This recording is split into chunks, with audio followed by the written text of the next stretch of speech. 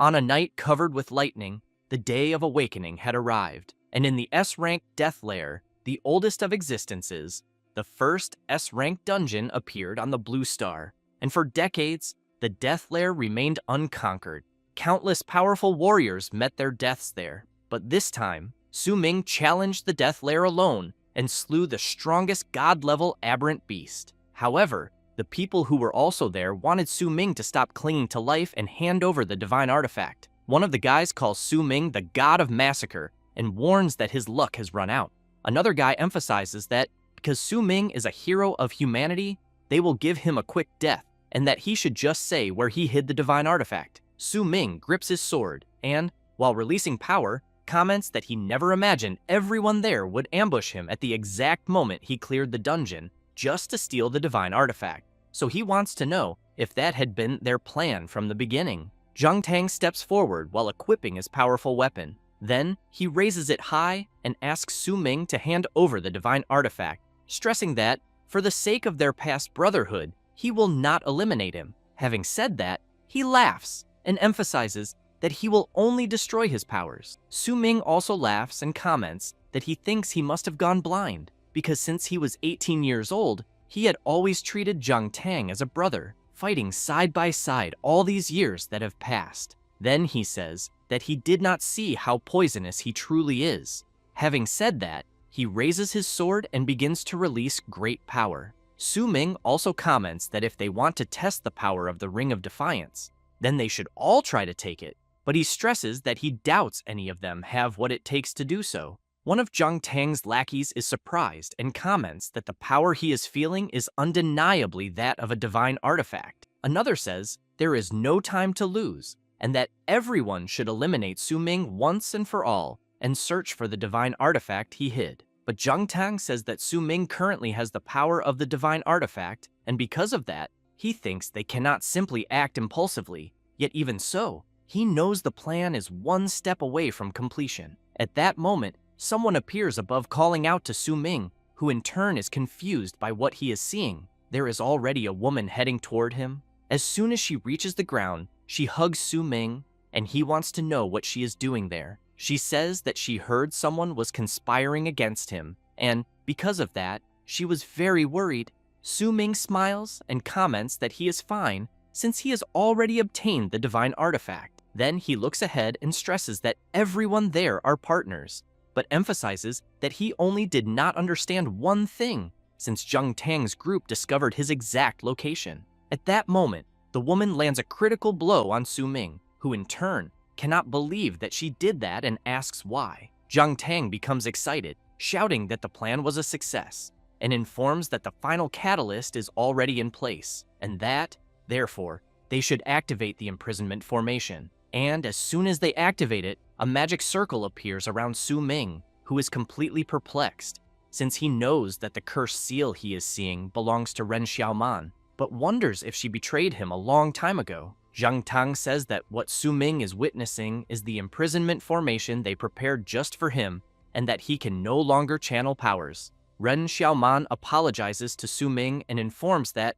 to be honest, she only stayed with him because of Zhang Tang. Then, while her ability continues to take effect, she says that when she saw that he awakened a 9-star talent, she knew she could simply use him to obtain the divine artifact. Su Ming becomes furious and starts shouting and trying to break the imprisonment formation. However, Zhang Tang tells his lackeys to attack the MC immediately until a skeletal arm emerges from the ground and another woman appears, conjuring her summons and blocking everyone's advance. Su Ming is surprised to see who it is and asks what she is doing there. Ji Yao turns around and asks Su Ming not to give up, saying that he cannot let despicable cowards obtain the divine artifact. Zhang Tang shouts that another one has appeared seeking to be eliminated, then informs that there are dozens of masters there and that not even an emperor descending from the heavens could save them. Having said that, everyone charges forward again. Zhang Tang advances with full force, saying that those who dare block his path will be eliminated.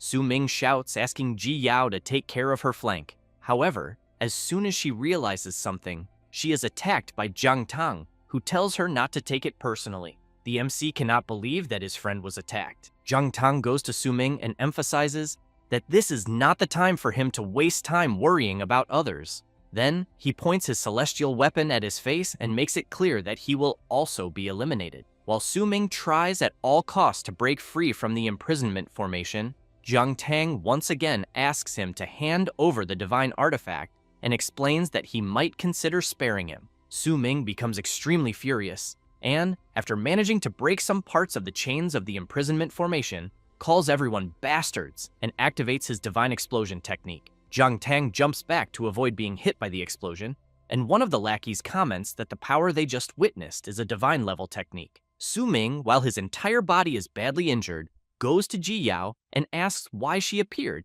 saying that he failed her so many times. Ji Yao places her hand on the MC's face and with great difficulty speaking, says that if they have to die, then she thinks they will die together. However, out of nowhere, a sword falls from the heavens, stabbing fiercely into the ground, and while everyone watches it, Su Ming picks up his friend in his arms and says that on that day, he, the god of massacre, swears completely that if he is reborn, he will hunt all of them to the ends of the world. Ren Xiaoman asks what the MC is trying to do.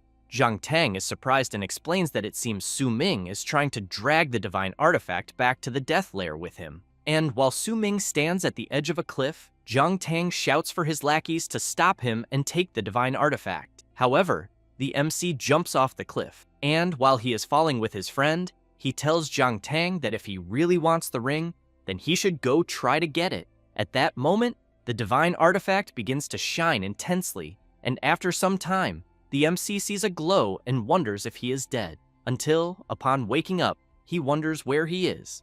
Amid many people, a guy is laughing and announcing that at the 127th awakening ceremony of the first Xuanzong Academy, the student Wang Qiang successfully changed professions, being a life-type enchanter profession with an innate 3-star attribute. The people around comment that most of the awakened at the ceremony are not combat professions. Su Ming is intrigued to learn that he is at the awakening ceremony. Then he thinks that he is feeling a familiar sensation. Next, as he looks around more carefully, he wonders if he has gone back in time to when he was 18 years old on the day of the awakening ceremony, for he clearly remembers that the student who just awakened, the chubby Wang Qiang, in his past life was also an enchanter.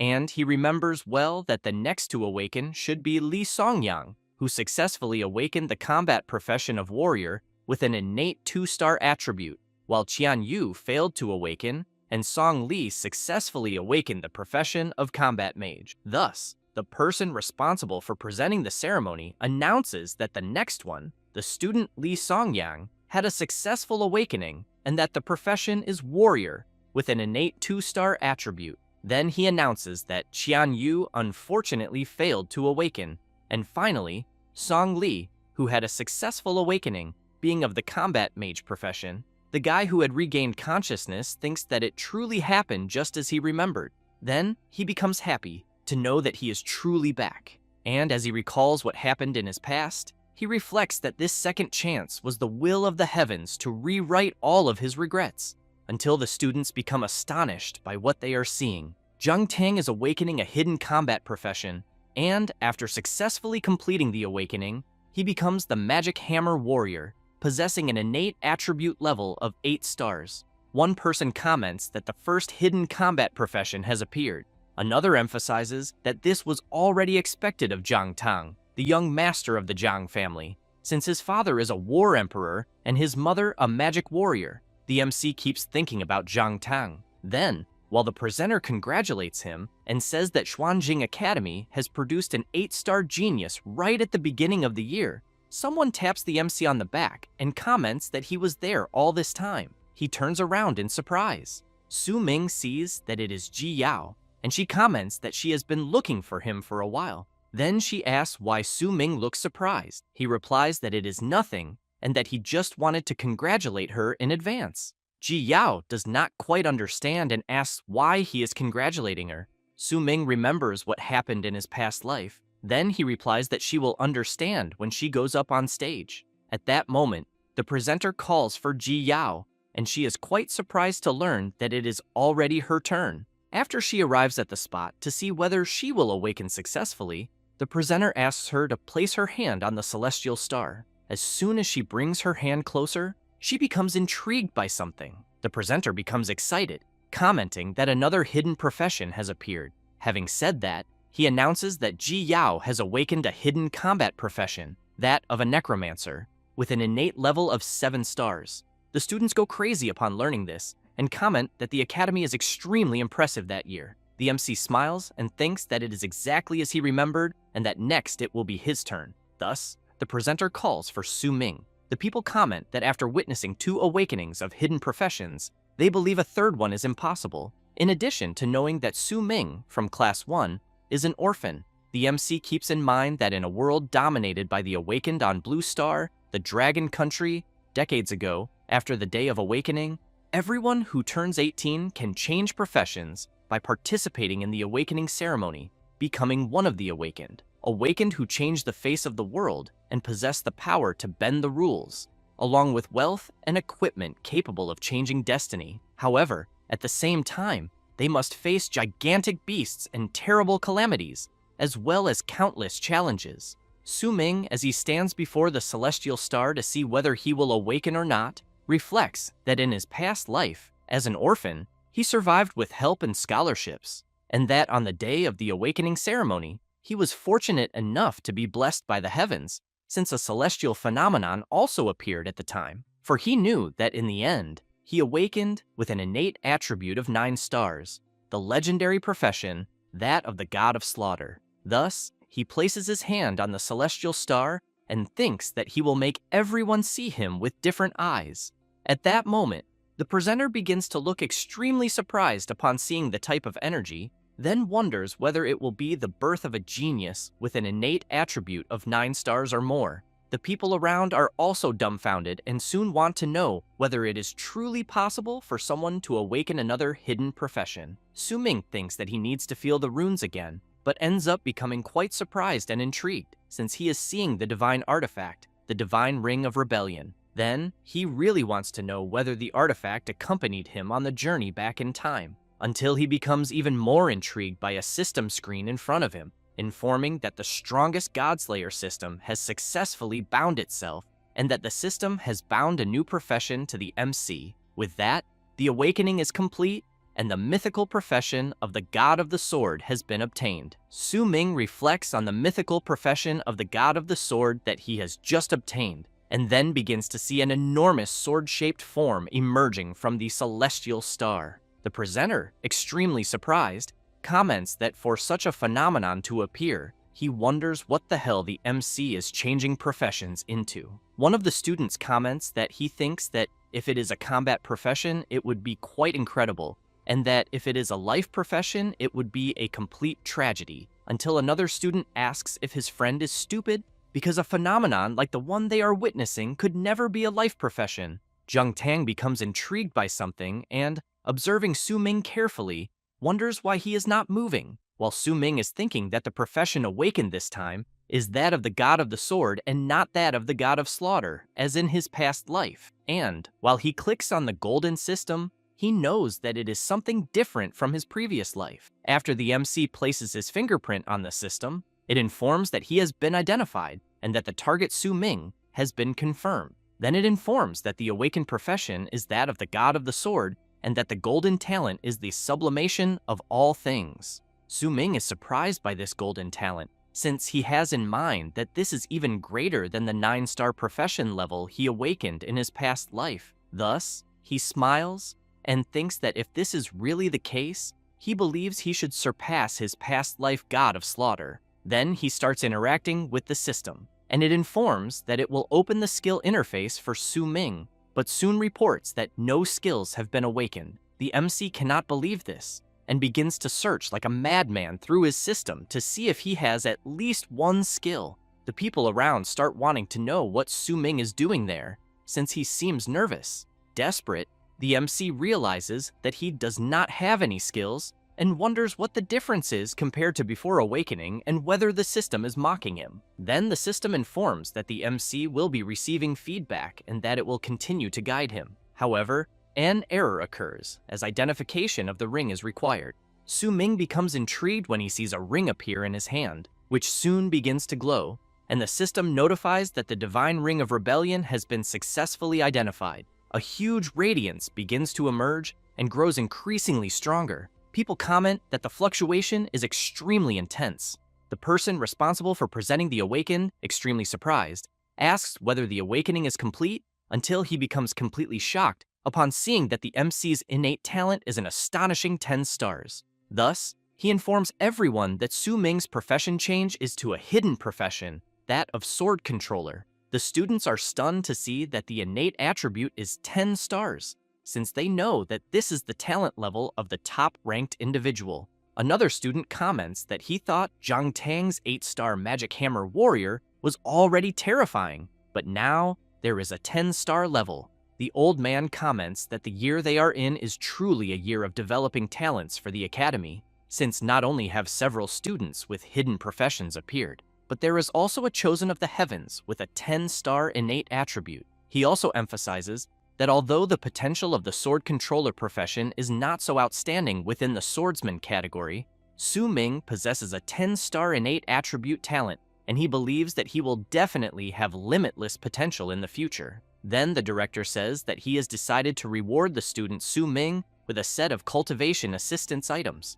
And as he walks among the students, Su Ming hears various things. One of them is that someone thinks the sword controller is a waste of innate talent, since the sword controller is considered the very bottom among the swordsman category. In addition, the swordsman category is inherently a close-range profession, while the sword controller can operate both at close and long range, needing to cultivate both physical and magical attacks. And that although it can use long-range attacks, this causes the original close-range cultivation resources of the swordsman to be divided, making combat power very mediocre, being a completely weak profession. Su Ming only thinks that, in their eyes, the sword controller is just trash, until Ji Yao runs over to her friend and offers her congratulations. The MC comments that he is also very happy for her and congratulates her. Ji Yao says that all the students are talking nonsense, since she thinks that being able to awaken a 10-star talent makes Su Ming truly amazing, and that although the sword controller profession is a bit weaker in the early stages, she believes that with her friend's talent it will definitely not be a problem. He thanks her and says that he did not take the other's words seriously. Then he says that their reaction is exactly what he wanted. At that moment, the director calls for Ren Xiaoman. Zhang Tang comments that he is sure she will succeed, just like many other students. Ji Yao comments that Xiaoman is very popular, since that was already expected of the school beauty. However, upon seeing the MC leave without saying anything, she says that the ceremony is not over yet. He replies that he is not the least bit interested in the result, since he has in mind that in his past life this woman used his talent and in the end did not hesitate to betray him. And while she goes to learn her awakening result, Su Ming thinks about the words he said before, in which he stated that he would take revenge for being betrayed. Upon arriving at the city center, he thinks that in this life everything about daily life seems unchanged except for his awakened profession. Then he sees in his system the total concealment skill, capable of hiding or rewriting one's own information, such as equipment, profession, and skills. Su Ming thinks about this skill, since he has in mind that this is one of the 4 skills he brought from his past life. Then, he remembers the ring and keeps observing it in his hand. Then the system informs that it will be loading the divine artifact Ring of Rebellion, and, after loading, informs that the MC has inherited part of the abilities of the God of Slaughter profession. Su Ming becomes confused about his new God of the Sword profession having abilities of a God of Slaughter. Then, he checks his status, currently having 10 points in strength, 10 in constitution, 10 in agility, 10 in spirit, and 10 in luck, being at level 1. His profession is God of the Sword, of legendary grade and unique in the world. His talent is the sublimation of all things, and his skills are God of Slaughter Strike, Total Concealment, Divine Shadow Step, and Eye of Perception. The MC reflects that a common man is innocent, but possessing a jade ring becomes a crime, and that to avoid being used by others again like in his past life, it is because his current strength is still insufficient. Thus, since the 10-star talent cannot be hidden, he concludes that he must hide the information about his God of the Sword profession, and that he will firmly seize this chance to be reborn. Then he thinks that according to his past life's experience, On the day after the awakening ceremony ends, the Novice Dungeon challenge will arrive. However, he knows that the Novice Dungeon is not a challenge, and that therefore, to level up faster and obtain better equipment, he must challenge the most difficult boss he has in mind. But before that, he needs to get his hands on a good weapon first. Meanwhile, in a luxury hotel, Jiang Tang and Ren Xiaoman are kissing. Then she comments that he is very bad since the awakening ceremony had barely ended and he was already taking her to a place like that. Jiang Tang asks her not to mention the awakening ceremony because Su Ming completely stole his spotlight. Ren Xiaoman asks him not to be angry, but comments that although that Su Ming is just a sword controller, the attributes he awakened are very high, and that he will definitely have great value of use in the future. Jiang Tang becomes confused and asks what she is trying to say. Ren Xiaoman takes out her phone and asks him to take a look. Jiang Tang becomes quite surprised by what he sees. She then comments that if they lure the MC a little, she thinks he will definitely bite the bait and be useful to them in the future. After a few hours in the city center, the MC arrives at a place where a woman welcomes him and informs that this is the weapon shopping area on the 12th floor and wishes the customers a pleasant shopping experience. As soon as he enters, Su Ming looks around and thinks that it seems the awakening ceremony of that year at the nearby schools has already ended, since the awakened students are all there preparing for the novice dungeon test the next day. Su Ming hears a student desperately wanting a weapon, but his friend tells him to forget it, since as newly awakened students, they would have no way to buy such an expensive weapon, and that they should just use their awakened abilities to work like dogs and earn money in the future. The MC then sees several people in front of a sword, saying that it is the Tyrant's Frost Sword, which was recently forged by a high-tier player. But even so, they still cannot believe that its market price is 1 million coins. Su Ming walks along and thinks that he knows this weapon is fake, because he remembers it from his past life, and that the gang of merchants who sold these counterfeits were all arrested, until he hears someone asking him to wait. A woman, accompanied by several bodyguards, wants to know if the MC is Su Ming. He becomes intrigued and immediately wants to know who she is. She takes out a card and says that she has not introduced herself yet, then says that her name is Jiang Lan and that she is the vice director of the Jiang'an conglomerate. Su Ming takes her business card and, after observing it for a bit, comments that he thinks he knows her from somewhere. Jiang Lan calls to the MC once again and says that on behalf of the Jiang'an conglomerate, she will cover all of his expenses there that day, but that she hopes he can do a favor. Su Ming, suspicious, wants to know what kind of favor it would be. She asks one of her bodyguards to take out a photograph,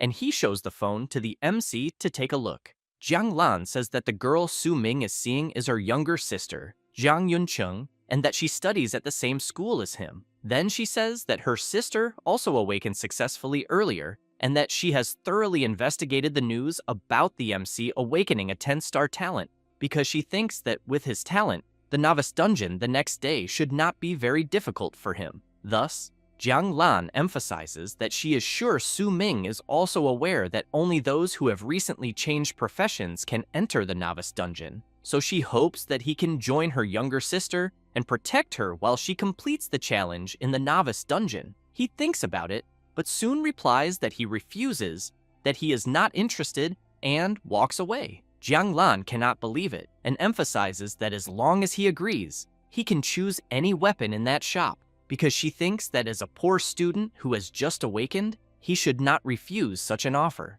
Thus, Su Ming points to a sword and says that he wants that one, then says that it is the Tyrant's Frost Sword, worth 1 million. Jiang Lan is completely stunned and comments that he is trying to make things difficult, then asks whether the MC really thinks it is worth 1 million with its current stats. Su Ming asks whether she was not the one who said he could choose whatever he wanted, because he thinks that if she is not willing, it is better to forget the deal. Then he comments that there are many things for which one cannot take shortcuts with mere financial power, so he asks Jiang Lan to have her sister do her utmost to prepare for the novice dungeon test the next day. While Jiang Lan stops the bodyguards from doing anything to the MC, she comments that this is quite interesting and that they will consider their offense against the MC this time. And after they leave and the crowd realizes that Su Ming messed with the Jiang'an conglomerate people, he becomes intrigued by something, since he is seeing a message from someone. Upon opening it,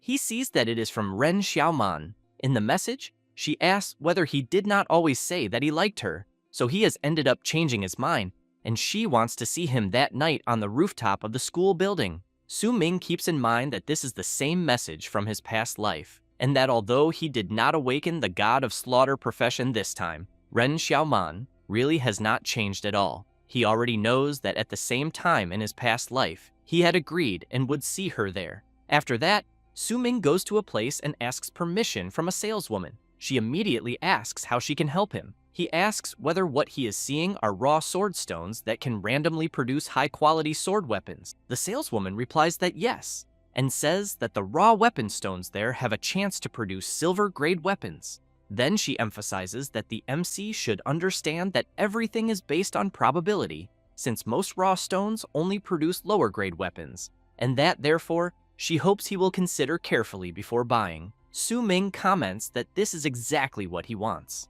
The saleswoman becomes a little confused upon hearing that. The MC approaches the raw stones and explains that compared to buying a silver-grade weapon at a high price that will soon become obsolete, betting on a stone there for a cheap price is the most suitable option. Su Ming reflects that instead of calling it a gamble, he thinks he should say that he can see the data inside the raw stones, since all of this is thanks to the second ability left to him by his god of slaughter from his past life, which is called Eye of Perception, because his eyes possess the true power of perception, capable of perceiving the fundamental information of all matter. Thus, after analyzing each of the stones, he picks one up in his hand and concludes that it will be that one, since compared to ordinary silver-grade weapons that sell for hundreds or thousands of advent coins, obtaining one at that moment for only 50 coins is an absolute bargain, especially since he knows this is perfectly suitable now that he has returned to being a poor student. At that moment, a guy appears at the door wanting to know if the MC is not the kid who just rejected the Jianggan conglomerate. Then, more people enter the room, and a guy wants to know if what the MC has in his hands is not one of those useless raw weapon stones used for gambling on weapons. The blonde guy comments that he thought the MC was some kind of big shot with a lot of confidence, but seeing him reject a favor from a conglomerate just to mess around with useless stones, he thinks that in the end, he is just another idiot. Su Ming takes a deep breath and thinks that he knows the blonde guy and that his name is Yang Ding, the spoiled brat who specialized in bullying freshmen in his past life. After reflecting on this, the MC calls out to them and asks whether they dare to bet 5,000 advent coins that he can obtain a silver-grade weapon. They look at each other for a brief moment and soon start laughing, saying that the MC really is a complete idiot. Yang Ding says that these types of raw weapon stones have a 99.99% chance of producing trash, and that he has never seen someone who likes giving away money so much. Su Ming comments that they will see who is giving money to whom. People passing by hear them making the bet, and it does not take long for many people to gather there to watch the MC open the raw stones. Yang Ding makes it clear that he will see whether a poor bastard like the MC can really come up with 5,000 coins. Su Ming activates his Eye of Perception and visualizes the sword inside the stone, then shouts for it to come out. Yang Ding and his friend are dumbfounded by what they are seeing, and as soon as the MC grabs the sword, the other people also become very surprised. The system informs that the acquired weapon is the Black Iron Crimson Edge Sword of silver level and low grade, but its special affix is Blood Drinker, since after the sword injures a monster, it can absorb the drained blood to heal the wielder's wounds. Su Ming holds it firmly and comments that the sword is very good. Then he thinks that it is perfect for the meeting that night. Yang Ding, still very surprised, comments that the MC was really lucky, and the MC in turn comments again that the sword is not bad, since it even has a lifesteal effect that will save him the trouble of needing a healer. Having said that, he points the tip of the sword at the blonde guy and emphasizes that a bet is a bet, and that therefore he will take Yang Ding's 5,000 advent coins.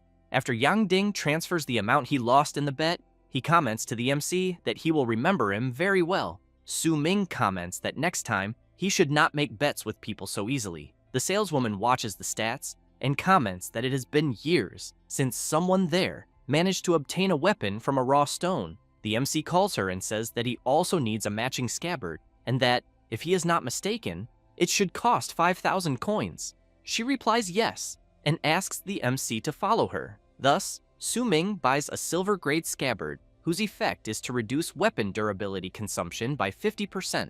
After placing the sword inside the scabbard, the MC thinks that now, with the scabbard, he can greatly reduce the weapon's durability consumption since he does not have sufficient funds to replace his sword at the moment. At that moment, the system asks whether the MC wants to open the hidden weapon materialization function. He replies that not yet and thinks that he will take the sword and raise it by one more grade. After a few hours, while walking through the park, Su-ming thinks that in this life, although he awakened as a god of the sword, he does not have a single usable class skill, but that in the class talent tree there is a very powerful original talent, sublimation of all things, since it can improve the quality of any loot, such as combat skills, equipment, scrolls, and others, and that any item can only be sublimated or indirectly sublimated once. Thus he knows that just by having this talent alone, it is truly worthy of the golden grade class that the god of the sword represents.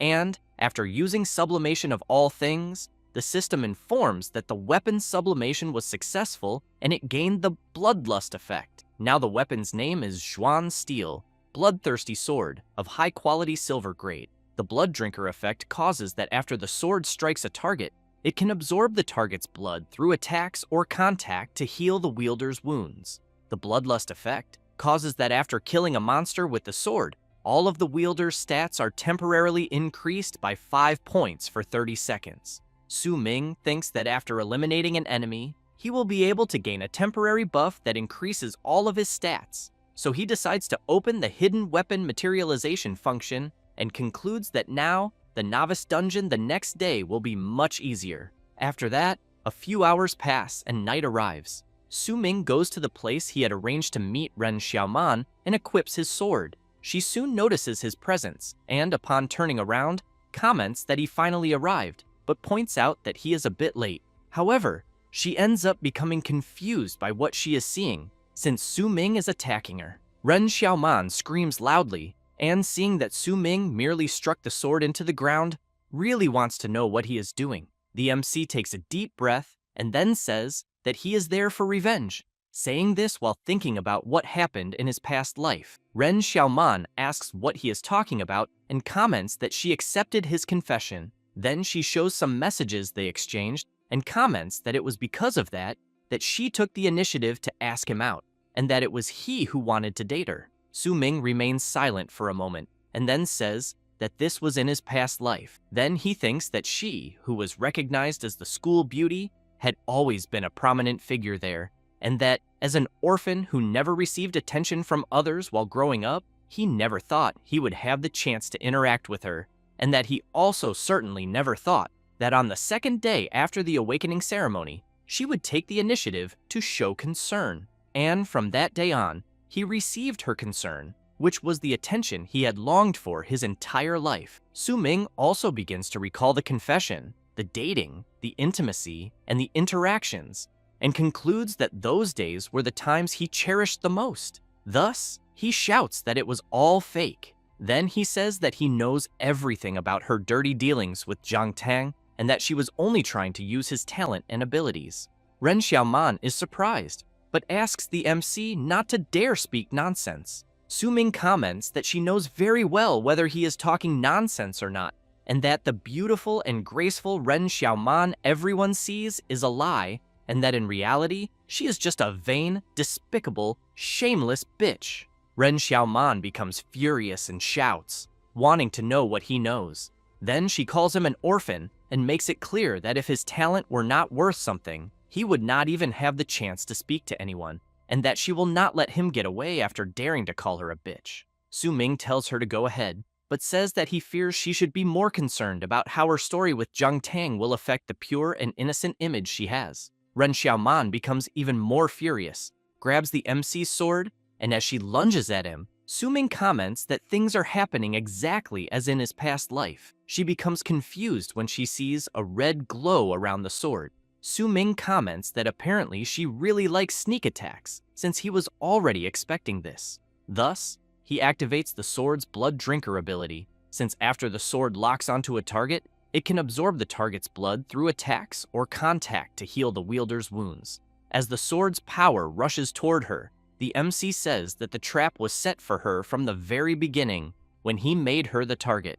Ren Xiaoman is struck squarely in the face, and she screams loudly in pain. Then she screams, saying that her beautiful face has been disfigured. Su Ming comments that she ended up doing that to herself. Then he makes it clear that at that moment, it is the time for his revenge, and that he will have Jiang Tang eliminate her. However, he begins to recall some moments with her in his past life. Because of that, he unequips his sword, and, as he leaves, and she trembles on the ground, asks Ren Xiaoman to go back and tell Jiang Tang that he is welcome to come settle accounts, and that she should consider the cut she received as something caused by him. Before leaving, Su Ming thinks that this cut also severed that concern he once cherished. At that same moment, the MC receives a message asking him to accept the gift. The gift in question is a marrow strengthening pill, a combat gear package, and 10,000 Advent coins. The gift was sent by Director Wang, who also left a message saying that the gift is a newbie package exclusively for the MC, since he possesses a 10-star talent, and that he hopes he can make good use of the gift and achieve excellent results in the novice dungeon. After that, on the next day at 6 in the morning, Su Ming is observing the marrow strengthening pill that the director gave him and thinks that the old man is quite generous.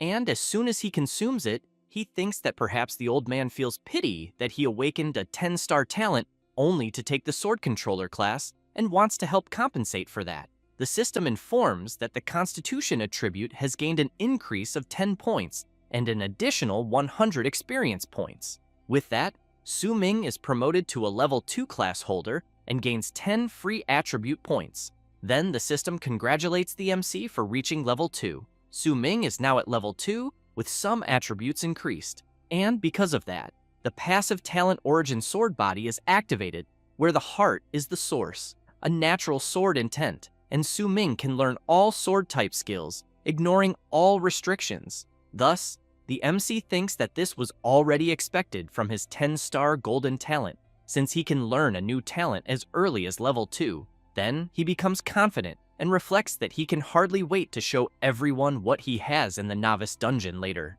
After that, in the novice dungeon area of the first Xuanzong Academy, some students begin to arrive, and the MC does not like this very much, since they are calling him to form a team. Su Ming wonders whether this bunch of people were not belittling his class the day before, then apologizes to everyone and says that he already has his team. Ji Yao hears this and immediately becomes anxious, wanting to know if he really already has a team. Then she says that she arrived early, hoping to be the first to form a team with him. Su Ming looks to the side and softly tells her that it is not true. Then he explains that what he is challenging is not for ordinary contribution rewards, and that if she formed a team with him, he would be worried that she might get hurt. Having said that, he emphasizes that he plans to challenge everything alone. She is surprised and comments that she understands. At that moment, a guy approaches asking for permission and wanting to know if the MC is the student Su Ming. Then he introduces himself, saying that his name is Yan Zi from Class 4,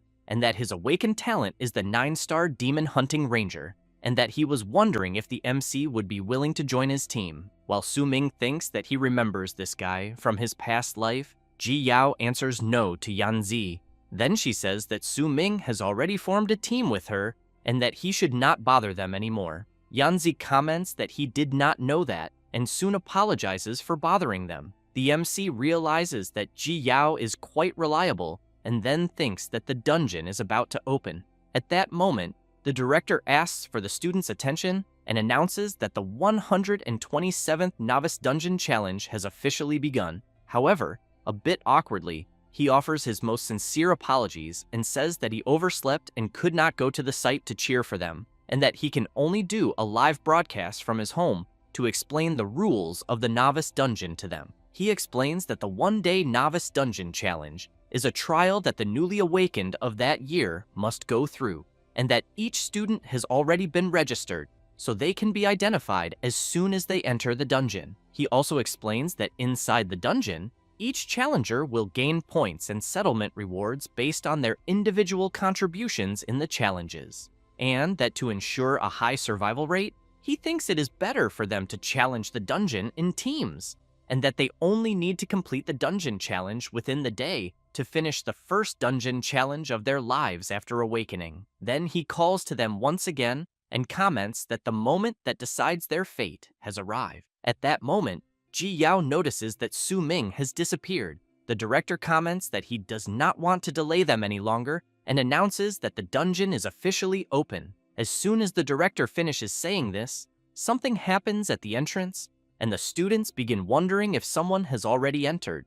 Others comment that they also saw someone entering and that it was the 10-star student, Su Ming. Already inside the dungeon, the MC thinks that this novice dungeon seems very familiar because it suddenly makes him nostalgic, since back then, he was both afraid and excited, recklessly running around just to gain more contribution points. At that moment, a voice announces to the new class holders of Blue Star that the multiversal massacre is about to begin, and that the place there is full of danger and opportunity. Then it informs them that to leave there and receive the rewards, in addition to obtaining sufficient contribution value by killing the regular boss.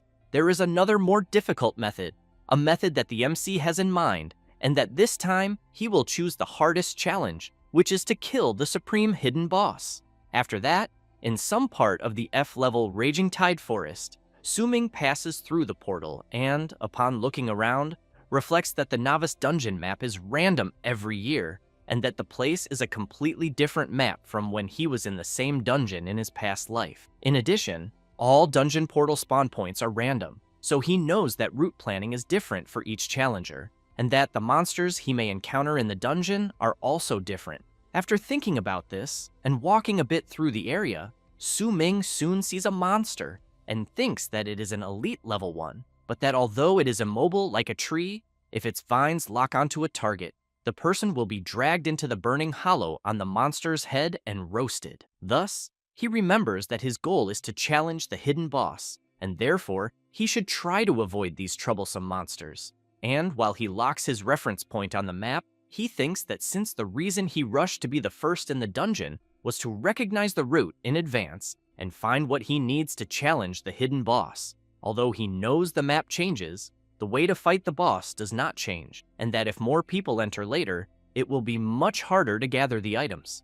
After thinking about this, he dashes at full speed from tree to tree toward his objective. As soon as it reaches 7:30 in the morning, a girl passes through the portal, and one of her team members comments that it does not seem like there are other challengers nearby, until they are surprised to hear a very loud sound. Soon they see someone running amid the dust. That person is desperate, screaming for help, and they become even more frightened since the guy is being chased by a giant frenzied blood rat, and the others shout for everyone to split up and run immediately. Outside the dungeon, the system reports the dungeon status in real time, and that at 7:31 in the morning, 3 challengers were gnawed to death by a frenzied blood rat, and that the strongest among them was a 6-star talent awakened, Li Dabiao. Ji Yao, very surprised, comments that she has not even formed a team yet, and challengers are already being eliminated inside the dungeon. Meanwhile, inside the dungeon, the girl from before is running desperately, and soon realizes that she ended up separating from her friends. Then she opens the map to see where she is, because she thinks she is completely lost, until she becomes very frightened upon hearing a very loud noise. And as soon as she turns to see what it is, she sees a shadow atop a tree of a very large creature, which, as it gets closer, she discovers is a monkey monster, which in turn lunges at the girl. She becomes desperate and screams for help. At that moment, a sword is raised and flies out, completely retaliating against the monkey monster, and Su Ming appears. Moments earlier, one of the competitors was quite frightened as he was about to be attacked by an elite-level grizzly bear, but he managed to run away screaming and wondering why he had run into an elite monster right at the beginning. However, his friend was not so lucky and was hit head-on. The bear continued eliminating competitors, and soon some swamp hunters appeared on the battlefield, followed by tracking dogs. One of the competitors shouted that he would make a channel call and reported that the transport point at the 9 o'clock position on the map was surrounded by monsters and requested immediate support, and while emphasizing that the 6 o'clock position also needed help, he failed to notice a draconized lizard approaching from behind. The members, while fighting various monsters, reported that the 11 o'clock position was also compromised, and that the monsters kept arriving without stopping. A girl, upon approaching a tree, saw one of her group friends defeated and immediately informed Central Command that her team of 5 urgently needed help. Afterward, she watched her friends all defeated on the ground and fell to her knees, and as her entire body trembled, she commented that she thought that if they had not been told to hide, things would be different, but at the same time, she knew that the dungeon had only started half an hour ago and the difficulty of the novice dungeon was already far too high. She then began to question whether newly awakened students could really challenge it and come out alive, until she became quite surprised, as she had just seen a student completely eliminate a huge creature so easily. As soon as Su Ming approached her, she commented that he seemed so strong. Then she remarked that he eliminated the monster in an instant and thanked him for saving her, but soon realized that the student in question was Su Ming of 10 stars. He looked back and said that he was just passing by and emphasized that he would not be able to save her a second time, since he believed that the monster that had just attacked was not yet completely eliminated. She became very frightened, wondering what he meant. However, she ran off desperately, shouting that she would go after reinforcements for him and hoping that he could hold on. Su Ming activated his Eye of Perception and saw that the monster was a level 3 mutant monkey king and that the creature's ability was Slap. Thus, he concluded that it was no wonder the creature could survive continuous attacks from his silver-grade weapon in the rank F dungeon there. The Monkey King, as soon as it recovered from the attacks, charged at the MC, who was forced to retreat and thought that the creature's speed was not bad at all, but considered it would be a great opportunity for a contest, and recalled the abilities he had inherited from his past life. He activated the 3rd inherited ability, Divine Shadow Step, an acceleration movement technique that increases speed by 50%, and at the moment it was activated, the MC became immune to all physical, magical, and spiritual attacks, and could not be targeted, but it consumed a large amount of stamina while active. After having his speed increased, Su Ming charged at high speed toward the Monkey King, which in turn tried to counterattack the MC, but he managed to jump at the last instant and soon appeared behind the enormous creature. The Monkey King immediately turned to try to land another blow, but Su Ming managed to dodge again. Now facing the creature, he commented that, apparently, there was no need for a contest. Having said that, he charged at the Monkey King, which could only watch the MC approaching at high speed. With little it could do, the creature was easily defeated, and Su Ming commented that he was already tired of playing around. Next, the MC saw in the system that he had successfully defeated the Mutant Monkey King and had obtained loot, which was a low-grade linear/skill scroll. Su Ming pondered the acquired skill and reflected that, even though it was only low-grade, it was not bad for a novice dungeon. He becomes surprised when he receives a First Blood notification. Then he sees the system message informing that the level 2 sword controller player completed the first kill of the Mutant Monkey King in the Furious Tide Forest, and the title granted was First Blood. At the same time, all competitors receive the dungeon achievement notification and are quite surprised, wondering if a player really eliminated a monster successfully and on top of that a mutant. The system also notifies that the dungeon title reward grants all players in the dungeon a small healing potion. A girl, while hiding from a monster, takes the potion she received and thinks she is safe, since she truly needed to replenish her health. Back where the MC is, he begins to hear various people throughout the forest wanting to know if the sword controller really earned a title and whether this so-called sword controller is the student Su Ming. Some people respond that it is Su Ming, that 10-star sword controller, but other competitors emphasize that it cannot be him, since there are several sword controllers that year when including neighboring cities. But that, in any case, someone completing the first kill proves that all newly awakened students have the strength to clear the dungeon. The MC does not like hearing any of this at all. Then he thinks that he forgot that the title system in the game would expose his strength, and because of that, he believes he will have to be more careful from now on and use his total concealment ability to hide as much as possible. But he did not expect that even after half an hour of dungeon time, no player had eliminated a monster yet. Thus, He runs from where he is, but ends up facing several level 3 hungry wolves. Su Ming thinks this is perfect, since he has in mind that the wolf is one of the 3 classic mobs for novice leveling, so he believes he can test his new sword attack skill that he bought, especially because he knows he used his talent ability All Things Sublimation before to improve the low-grade linear/skill scroll he obtained by eliminating the mutant monkey. His system soon informs him that the All Things Sublimation ability was activated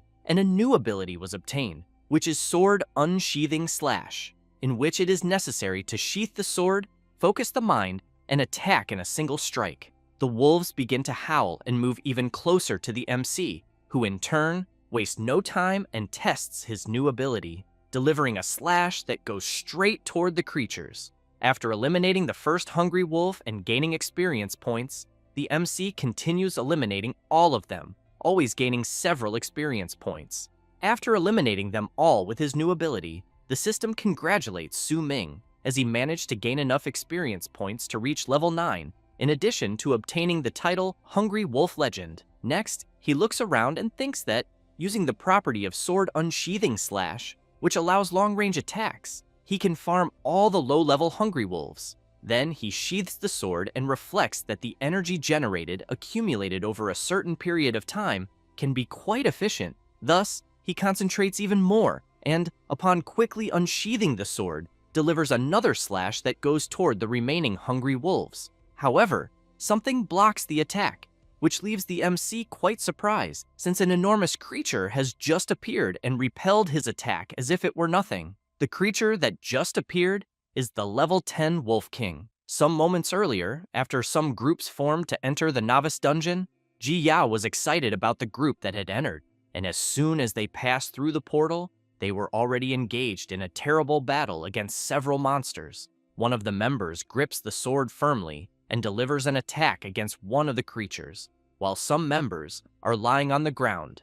After defeating the monster, the group members begin to receive shared experience, and soon the system informs them that they successfully defeated a mutant field rat, and everyone becomes excited, shouting that they finally eliminated a special monster, while one of them advanced to level 2. Another member of the group was surprised, as another notification had arrived about a player obtaining a first blood on a leader monster. However, upon realizing that the player was from the fisherman class, everyone became curious about what the hell that meant, especially being at level 9. 10 minutes earlier, while the MC was fighting the Wolf King, the creature was at half health. Su Ming launches another attack at the creature's back and prepares himself again. Then he leaps, saying that the creature should not think that just because it is a Wolf King, it is a big deal. Having said that, he prepares his attack and delivers it, striking the Wolf King head-on. The system congratulates Su Ming for eliminating the Silverback Wolf King and informs that he obtained 500 experience points, in addition to reaching level 10, gaining 145 points in Sword Unsheathing, Slash Proficiency, 100 points in Swift Thunder, Sword Art Proficiency, and the loot obtained was the Iron-Cutting Clawbone and the Wolf King's Heart. In another area of the dungeon, a blonde boy is trying to eliminate one of the creatures, until he comments that he spent a tremendous amount of effort and finally dealt with the pack of hungry wolves. One of his friends comments that, luckily, the attack boost scroll rewarded by the dungeon title arrived in time, so he thinks that if it were not for that, they probably would have been eliminated. Young Ding becomes irritated upon hearing about the level 9 fisherman and says that there must be some problem with the novice dungeon, as he wants to know how a life skill master could reach level 9 so quickly, since he thinks this is practically mocking them, the players. Having said that, he slams his sword hard onto the ground and then comments that the damage of his broken novice cleaver is very low, and that if he had not been tricked and lost money to the MC at the weapon shop that time, he could at least have obtained a silver-grade weapon. The shaved head guy laughs and says that Su Ming is way too lucky, which makes Yang Ding furious upon hearing it, and he soon shouts for his friends to shut up, especially since he was the one who tanked the damage the whole time and still shared experience with them. And after eliminating so many wolves, he only reached level 2. And as soon as he thinks about the MC, he comments that he is extremely angry, but that he does not know whether he has already entered the dungeon, because if he encounters him, He swears he will destroy him and vent all his anger. Yangding's friends ask him not to get angry, since everyone there reached level 2, and because of that, they think that if they continue farming hungry wolves, it will become even easier. Meanwhile, the MC is standing still observing his system, as it is informing him that a primary class change task is being triggered and that the content of the task is randomly selected based on the MC's real situation. Su Ming knows that in this life the first class change task is still triggered at level 10, and that the most important thing is that the opportunity has arrived, since in his past life, when he reached level 10, it was already after he had left the novice dungeon. Therefore, the first class change task, randomly updated, corresponded to an E-rank dungeon of higher difficulty that he was challenging at that time. But he knew that during that period, he could not complete a challenge of the same level no matter what, and even had to spend a good amount of time grinding up to level 15 before returning to complete the first class change task. And because of that, in the end, it greatly reduced the benefits of the rewards he received from the first class change task. However, he believes that this time it will be different because he leveled up to 10 while still inside the novice dungeon, and due to that, he believes things can be different. At that moment, the system congratulates the MC for triggering the first class change task, which is to eliminate the Guardian of the Red Rock Cave, a powerful elite monster. The Red Rock Cave is located within the Furious Tide Forest. Su Ming, upon seeing that the task is indeed within the novice dungeon, thinks that this makes everything much easier, since he knows that next he only needs to add all the points gained upon leveling up into agility, and thus concludes that this first class change task is already in the bag. As soon as he applies the agility points, the system congratulates him once again, but now for breaking the barrier of 100 points in the agility attribute. So he obtained the skill Sword Martial Master, which is a passive skill in which the MC can equip sword-type weapons of any level, ignoring all requirements. Meanwhile, in Xuanjing City, at the First Academy, and in the meeting room, the person in charge of IT is informing the director that the ranking list of novice dungeon data for those with strong talents in neighboring cities has been released. The director comments that, apparently, some are missing from the statistics, so he wants to know where Su Ming is, the one in whom he had great hopes. The director is informed that no one is missing, and that everything he is seeing is the data returned from the dungeon. Next, the person informing the director emphasizes that at 8 o'clock, the first blood title data from the dungeon showed that it was a sword controller, so he assumes it must be the student Su Ming, whom the director cares about. The director, in turn, begins to wonder whether it was really just the first blood title. Then he comments that, although the MC's class is sword controller, he was born with full 10-star attributes. And in addition, he was given a novice gift pack, and therefore, even if he lacks skills, he thinks he should be able to eliminate some monsters using brute force alone, so he wants to know how he cannot even be in the top 500. At that moment, someone forcefully opens the door of the meeting room, wanting to know what the situation is. It is the vice mayor of Xuanjing City, An Ranling, who comments that the director had said the school produced a very good seed that year, and therefore wants to know if it is the 10-star awakened named Su Ming, since her secretary already showed the novice dungeon data, and the student, Su Ming, whom the director recommended, is not even on the list. The old man asks the vice mayor not to get agitated and emphasizes that, although Su Ming has 10-star talent, his class is sword controller, so he thinks his combat power at the beginning of the game will be somewhat weaker. Ranling begins to shout that even if the MC is a sword controller, she thinks it is impossible for him not to even make it into the top 500, so she asks the director to stop trying to explain himself, because she thinks he simply lied about the student's strength to obtain more qualification tokens for the Celestial Tower Council that year. The director becomes terrified and tries to explain that he really did not lie, but the vice mayor continues saying that, based on the current data she has, the director's school only has Yan Zi with 9-star talent, hidden class Demon Hunting Ranger, currently in 2nd place on the leaderboard, so she thinks he is the best candidate to compete with the genius from the neighboring city that year. Ranling also comments that there is another one she knows, Zhang Tang, the legitimate son of the Zhang family, who has the hidden class Magic Hammer Warrior, 8 innate stars and currently ranked 4th, with great potential. Therefore, she makes it clear that at the moment, she can only give 2 qualification tokens to the director for the Celestial Tower Council. Wang asks whether all schools should not receive 3 tokens as in previous years.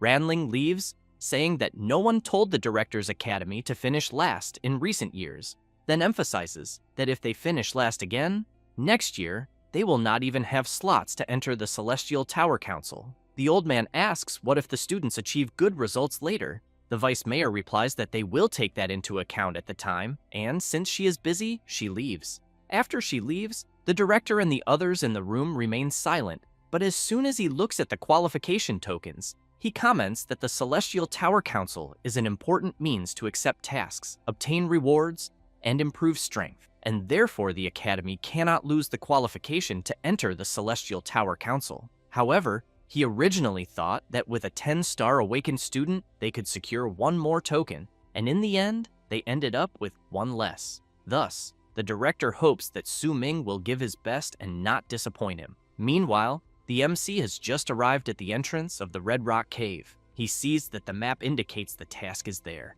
and that, fortunately, he did not encounter any troublesome, small monsters along the way. And after entering the cave, he knows that he did not visit the place he is in during his past life, so he does not know what monsters might appear, until he hears a loud noise. A gold-digging goblin appears and stares at the MC, who in turn wastes no time and promptly eliminates the creature with a single blow. Su Ming knows that he cannot let the creature alert the entire cave, but the system informs that the MC has triggered the Goblin Cave alert. He is completely confused, since he only eliminated the creature without making any noise at all. Quickly, several creatures begin to move, and Su Ming realizes that the first-class change task is not as simple as he imagined.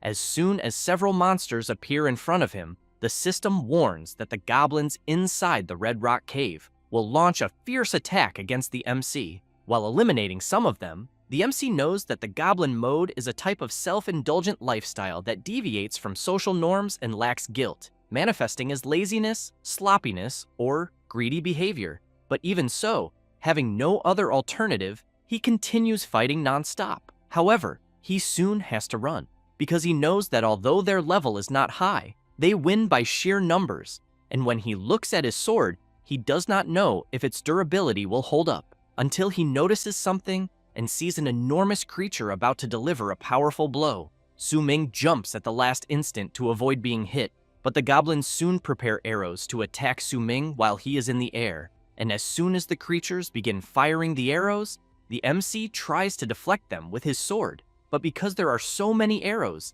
he ends up being hit by some of them. When Su Ming returns to the ground, he quickly retreats and thinks that the goblins are quite clever, since they even know that it is difficult for someone to make evasive adjustments while in the air. The creatures notice the MC distracted and charge at him with full force. Su Ming tries to block the attacks, but becomes worried and thinks that his mana, at the beginning of the game, is not sufficient to sustain using Divine Shadow Step for very long, and to make matters worse, he sees another group of elite goblins approaching. He then concludes that, since it is the early game, he is completely lacking in skills, and therefore thinks that it is indeed a bit difficult to eliminate them head-on. With that in mind, he leaps into the air and decides that for now, he just needs to be a bit more flexible and dodge attacks out of caution. Thus, he runs at high speed, and after creating distance and seeing that the goblins are still coming after him, while channeling his power, he smiles and asks the creatures to come at him with everything they have. The goblins become frightened as soon as they see a strong glow. After channeling his power, Su Ming activates the sword unsheathing slash skill and delivers his powerful attack. The goblins cannot even attempt to defend themselves and are completely defeated. Su Ming continues advancing, thinking that as long as he secures the advantage of height, he knows there will be no problems. As he delivers another linear slash, he thinks that he will be able to make maximum use of his sword unsheathing slash. After some time eliminating goblins, the MC stops in front of the elite grade goblin captain and comments that, apparently, only it is left. Meanwhile, outside the Red Rock Cave, one of Yang Ding's friends is hiding and, looking at the cave entrance, comments that when he was exploring the path, he heard sounds of fighting coming from inside the cave ahead. Yang Ding tells his friend not to be ridiculous, since the system description informs that the area ahead has monsters of level 7 and above, so he wants to know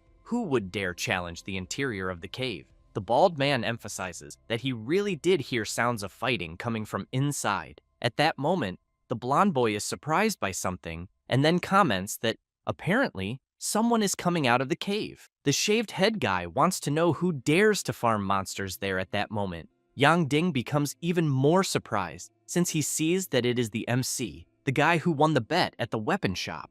Su Ming looks at his system and thinks that the first class change mission was quite interesting but also very dangerous, until he notices something. Yang Ding is charging at him with full force. Su Ming dodges the first attack, which leaves the blonde boy quite surprised, but he soon shouts for his friends to surround the MC and not let him escape. After being surrounded, Su Ming makes it clear that he was not planning to run away at all. Yang Ding comments that Su Ming caused him a huge loss a few days ago, and that the MC can only blame himself for having the bad luck of running into him there. The MC finds this strange and soon wants to know who they are. The blonde boy cannot believe this, and the shaved head guy comments that Su Ming completely forgot about them. Yang Ding becomes furious and shouts that the MC really forgot about winning 5,000 Advent coins.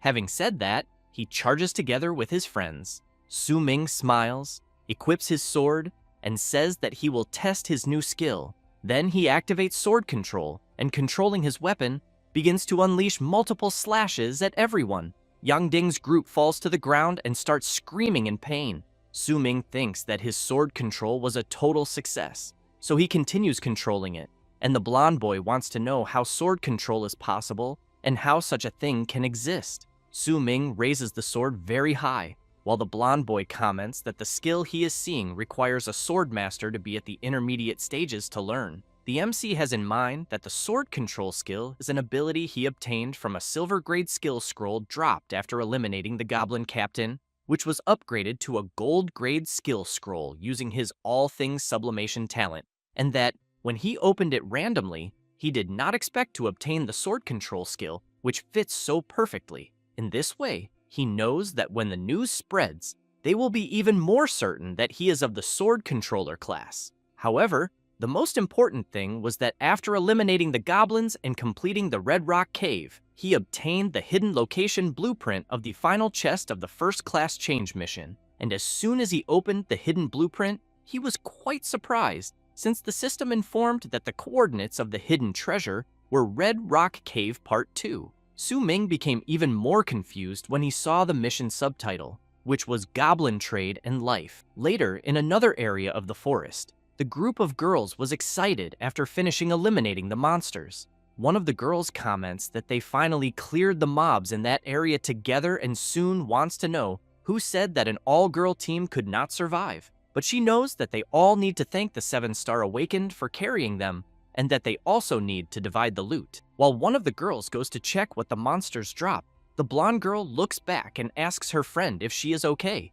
and if she is tired, and the girl replies that everything is fine. At that moment, the 7-Star Awakened becomes surprised and soon wants to know where the girl who went to check the drops is, until she becomes frightened upon hearing a scream. Then, she looks to one side, looks to the other, and desperately wants to know where the other girl went, since she had only said that she would check the drops so they could divide them. Then she decides to go to where the monsters were and sees that there is nothing on the ground. Extremely frightened, she wants to know how this is possible, until she lets out a loud scream that can be heard from very far away. Meanwhile, the MC is observing through the system the lifestyle of goblins, who usually inhabit dark and damp places such as caves, underground tunnels, deep forests, or ruins, and fearing strong light, these locations help them hide from natural enemies and facilitate ambushes and attacks.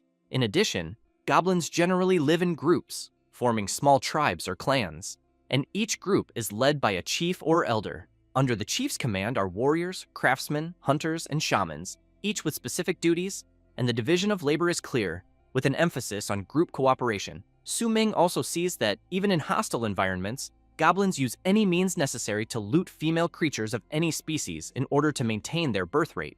In reproductive cycles, female goblins usually have a gestation period of only 1 to 3 months, far exceeding the reproductive efficiency of normal creatures. As for early sexual maturity, young goblins reach adulthood 1 to 2 years after birth and can participate in reproduction, forming a rapid cycle of reproducing, maturing, and reproducing again. The MC cannot believe the bizarre information about goblins until he sees the location of his mission on his map and wonders if it is really there, since he remembers that in the previous mission there was an entrance to a cave, but where he is now, there are only trees. He then looks around and questions whether the coordinates could be wrong until he hears a noise amid the mist, and, with the eye of perception activated, manages to see a small creature. Su Ming laughs and thinks that he now understands why it is called Red Rock Cave Part 2, because people naturally assumed it was also in a cave in the mountain, but in reality,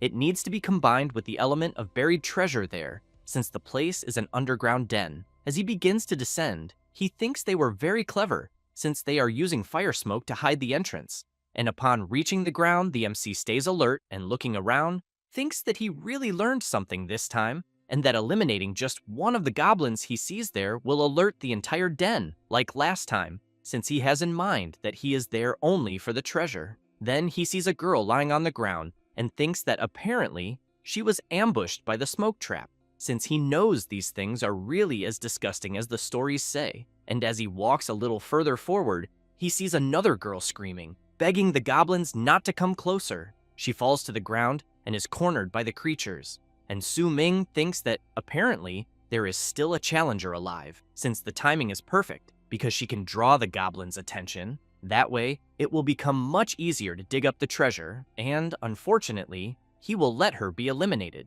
for he knows that she can only blame herself for not having the strength to challenge the beginner dungeon, until he is surprised to hear her shouting that she does not want to play anymore and that she needs to be saved because she will give a huge reward, in addition to saying that her sister is the vice director of the Jiang'an financial conglomerate. At that moment, the goblins rush toward the girl and she begins to scream desperately. Therefore, Su Ming controls his sword and makes it plunge forcefully into the ground, drawing the goblin's attention. Next, he leaps up and activates sword control. The sword begins to leave its sheath, releasing a strong light, and the MC activates the plundering slash, making the light even more intense, dazzling the goblins. As they run away, Su Ming thinks about the goblins' lifestyle and that he will exploit their weakness against light, because the energy released when the plundering slash is unsheathed comes with an intense glow, and as long as he does not eliminate a single goblin, he thinks he will be fine. At that moment, the girl falls to the ground and soon comments that she no longer has the strength to run. Su Ming stays alert, thinking that he cannot alert the other goblins in the den, and upon noticing that the creatures are no longer chasing them, concludes that it is exactly as he had thought. Jiang Yunqing thanks the MC for saving her and introduces herself. Su Ming thinks that she really is the girl from that photo that was shown when he was at the weapon shop. Therefore, he tells Yunqing not to thank him as he was just passing by. She asks him to wait a moment and says that when she logs out of the game, she will give him a huge reward. The MC starts to leave and tells her to talk about that if she manages to stay alive. Yunqing runs after him, asking him not to leave her behind. Su Ming tells her not to follow him and emphasizes that he has already saved her once more and that, judging by her strength, he thinks she will only get in his way. Then he is surprised by something that has just appeared in his system, as it is showing that the treasure is very close by. As he digs a little, he comments that apparently the goblins that were following him still have not appeared. Yunqing replies that they have not and emphasizes that she checked carefully. It does not take long for the MC to find the treasure, and he soon thinks that the biggest drop of that dungeon level is a random silver quality lottery chest, and that because of that, he will use his all things sublimation talent to improve the quality of the chest. As soon as he does this, Yunqing looks to the side when she sees a strong light and is completely impressed, since she is seeing in the MC's hand a low-grade gold lottery chest. Su Ming keeps in mind that, as the name itself indicates, lottery chests have a high probability of randomly drawing higher-tier items, skill books, or equipment, and as the chest begins to open, both of them become curious to know what will be drawn. It does not take long, and the system congratulates the MC and informs him that he obtained the Shadow Flow set and the Soul Healer skill scroll. Su Ming is stunned, commenting that he worked so hard on the first class change mission for that extra reward and only got this. He knows that the Shadow Flow set even seems decent, but he wants to know what the hell this platinum grade Soul Healer skill scroll is, which exceeded expectations since it does not match his class at all. A little embarrassed, Yuncheng asks if it is not because she is there, then says that her awakened class is a 7-star Soul Healer, which leaves the MC even more stunned. Right after that, he sees that Yunqing has joined his party and that he has become the party leader. Meanwhile, around 9 o'clock in the dungeon, a player is eliminating several others to complete his first class change mission. With only a few players remaining, he smiles and, amid several eliminated players around him, makes it clear that the weak have only one path, elimination, and soon calls for the next one. Ji Yao gets ready and summons her skeleton. After that, some time passes, and Ji Yao is trying to escape from the player who is following her. She starts climbing a rock and keeps hoping not to be found. The player gets very close to her but cannot find her until Ji Yao unintentionally makes noise by stepping on some stones, which soon draws the player's attention, and he leaps toward her. Ji Yao jumps backward to avoid being hit by the attack, but ends up suffering some cuts on her arm. The player comments that he never expected that she, a little chicken,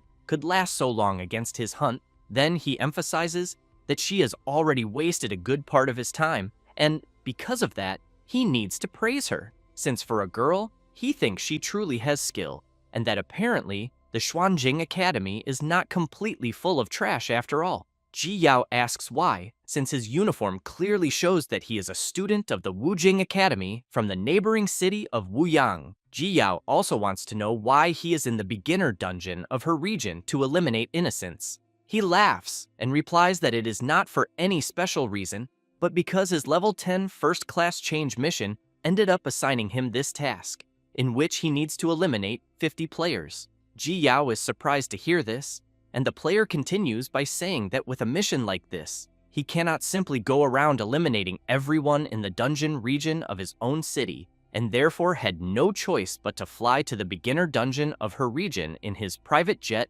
and eliminate everyone he finds. However, the player tells her to blame her academy for being the one with the most trash students among all the cities in the region. That said, as he charges at her, he shouts that if she is going to pick on someone, she had better choose the easiest target. Ji Yao uses her ability to summon an undead basic skeleton, and while the player fights against the skeleton, he says that her little toys are too basic and cannot withstand a single blow from him. Then, he makes it clear that this time she will not escape. Therefore, he activates the Piercing Blood Blades ability and launches the attack at her. Close to being hit, Ji Yao notices another attack coming, and this other attack manages to intercept the ability launched by the player from the other academy. At that moment, some people from Ji Yao's group appear, saying that they are there to provide cover for her. Ji Yao notices that they are those classmates from before, one of whom is Yan Zi. Meanwhile, the MC is receiving a system notice informing him that he will submit the treasure fragment, so he concludes that with this, the mission is complete. Thus, the system informs that the first class change mission has been completed, and because of that, the MC advanced to the first transition of the Sword God, gaining 10 points in all attributes. In addition, the Origin Sword body talent had its effect increased, the power of sword techniques increased by 2 times, the speed of sword techniques also increased by 2 times, and finally, with the proficiency gain of sword techniques increased by 3 times. Su Ming thinks that now he has even better chances to challenge the hidden boss of the dungeon he is in. Yunqing is impressed by something on her system, and the MC looks to the side to see what it is about.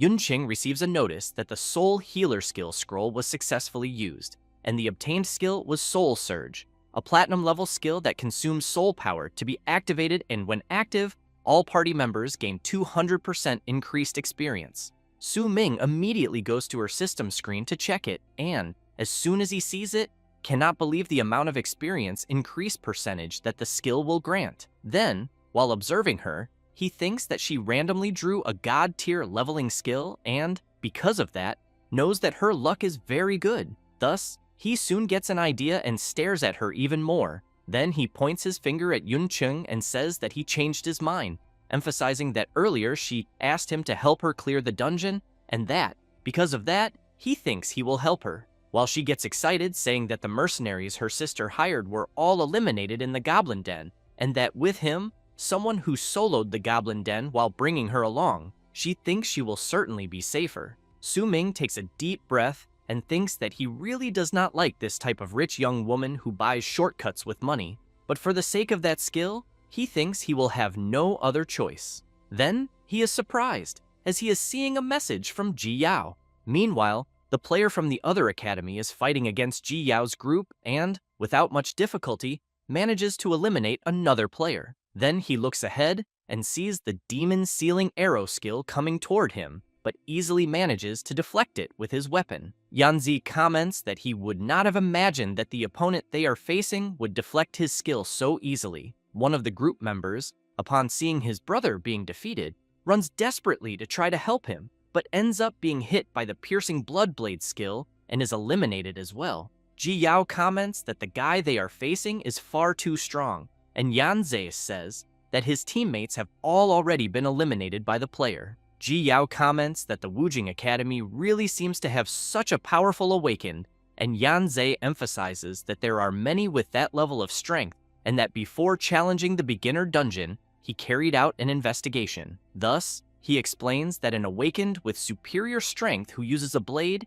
is the genius of the neighboring city of Wuyang, Li Chenguang, a 10-star innate talent with the hidden class blade maniac, who in turn comments that only the two of them are left there and that they really wasted a lot of his time, since the progress is still only at 35 out of 50. Yanze prepares himself and tells Ji Yao that as a long-range class, if he cannot create distance, he thinks he will not be able to deal with Chenguang. She emphasizes that her mana is already at rock bottom, and that, because of that, she can no longer summon undead to provide cover. Yanze becomes worried and asks whether they can still wait for reinforcements. Ji Yao thinks about the message sent to Su Ming, but replies that she does not think they will have reinforcements. Chenguang laughs and says that apparently the two of them there are completely isolated and without help. That said, he charges forward shouting that he will first defeat the annoying archer. Ji Yao steps in front and, while blocking her opponent's charge, shouts for Yanzi to just run away. But Chenguang lands a powerful blow on her and tells her to stop overestimating herself. He then makes it clear that a weakling like her has no right to save anyone. Ji Yao, with no way to defend herself, can only wait for the worst. However, at that moment, a sword begins to fly rapidly and blocks Chenguang's attack. She is surprised, thinking it can only be Su Ming. He appears on top of a hill, asking if she is all right. Then he makes it clear that she has full ability to save everyone. He then thinks about the message she sent, where she said that the 9 o'clock area was dangerous, and that one should not approach it under any circumstances. The MC also begins to remember his past life and how Ji Yao did not fear danger to save him.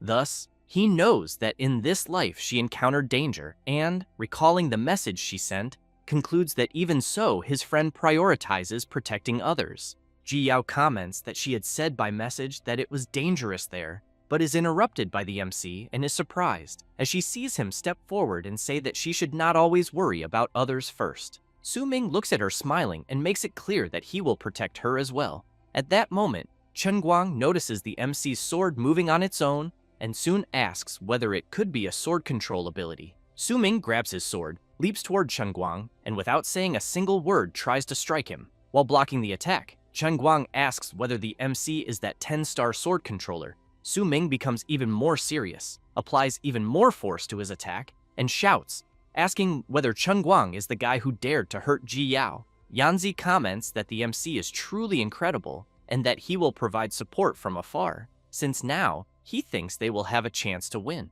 Then he becomes surprised and confused when he feels his HP being restored and quickly turns around to see who is healing the two of them. Yuncheng says that she is the MC's teammate and introduces herself, but as she is exhausted, she falls to the ground out of breath, still saying that she will help them with healing. Yanze goes over to her and says that it is always great to have a healer in the group. Yuncheng, with a very trembling voice, says that she is still not very familiar with her healing abilities and that she will need a bit more time. Ji Yao, feeling a little jealous, asks whether Su Ming had not said that he would not form a team and how he has a teammate at the moment. While being healed, Yanzi apologizes to Yun Qing for the trouble, but hopes that she can be quick, as it is dangerous for the MC to deal with Cheng Guang alone. The healer comments that he does not need to worry, which leaves him confused.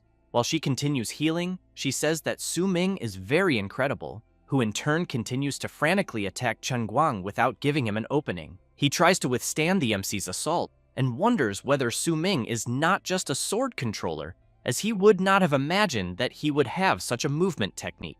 As soon as the MC stops advancing, both retreat a little. Chen Guang comments that this was already expected of a 10-star awakened as well, and that he has to admit that the MC's strength truly exceeded his expectations. Then, he prepares himself and says that they will see that day whether he, Li Chenguang, the 10-star Blade Maniac awakened of Wuyang City, is the strongest, or whether it will be Su Ming, the 10-star sword controller of Xuanjing Academy. The MC thinks about his opponent's name and reflects that he has heard of it before. He then knows that this guy was indeed someone important in his past life, but that he did not have the chance to meet him and did not expect to encounter him so early in this life. Thus, he smiles and, as he charges forward, says that he will see whether his sword is sharper or whether Chen Guang's blade is harder. With that said, he strikes, but is blocked by Chen Guang, who in turn counterattacks with the piercing blood blades ability. Su Ming wonders whether his opponent is really throwing flying knives at him so openly,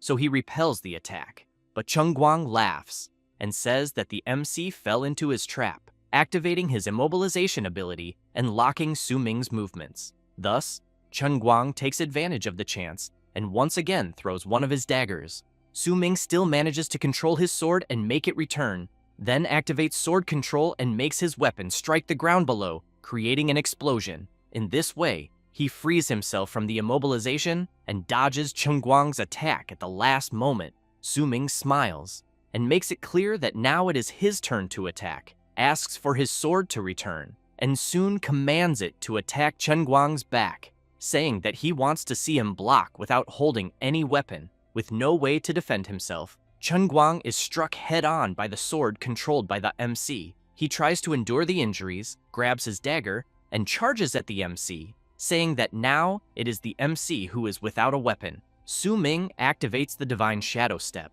and while Chen Guang unleashes his Chaotic Shadow 5 Blades ability, the MC manages to dodge all the attacks, which makes Chen Guang furious, wanting to know how his opponent suddenly increased his speed. Su Ming calls for his sword and, laughing, says that he is sorry and informs him that his sword has returned.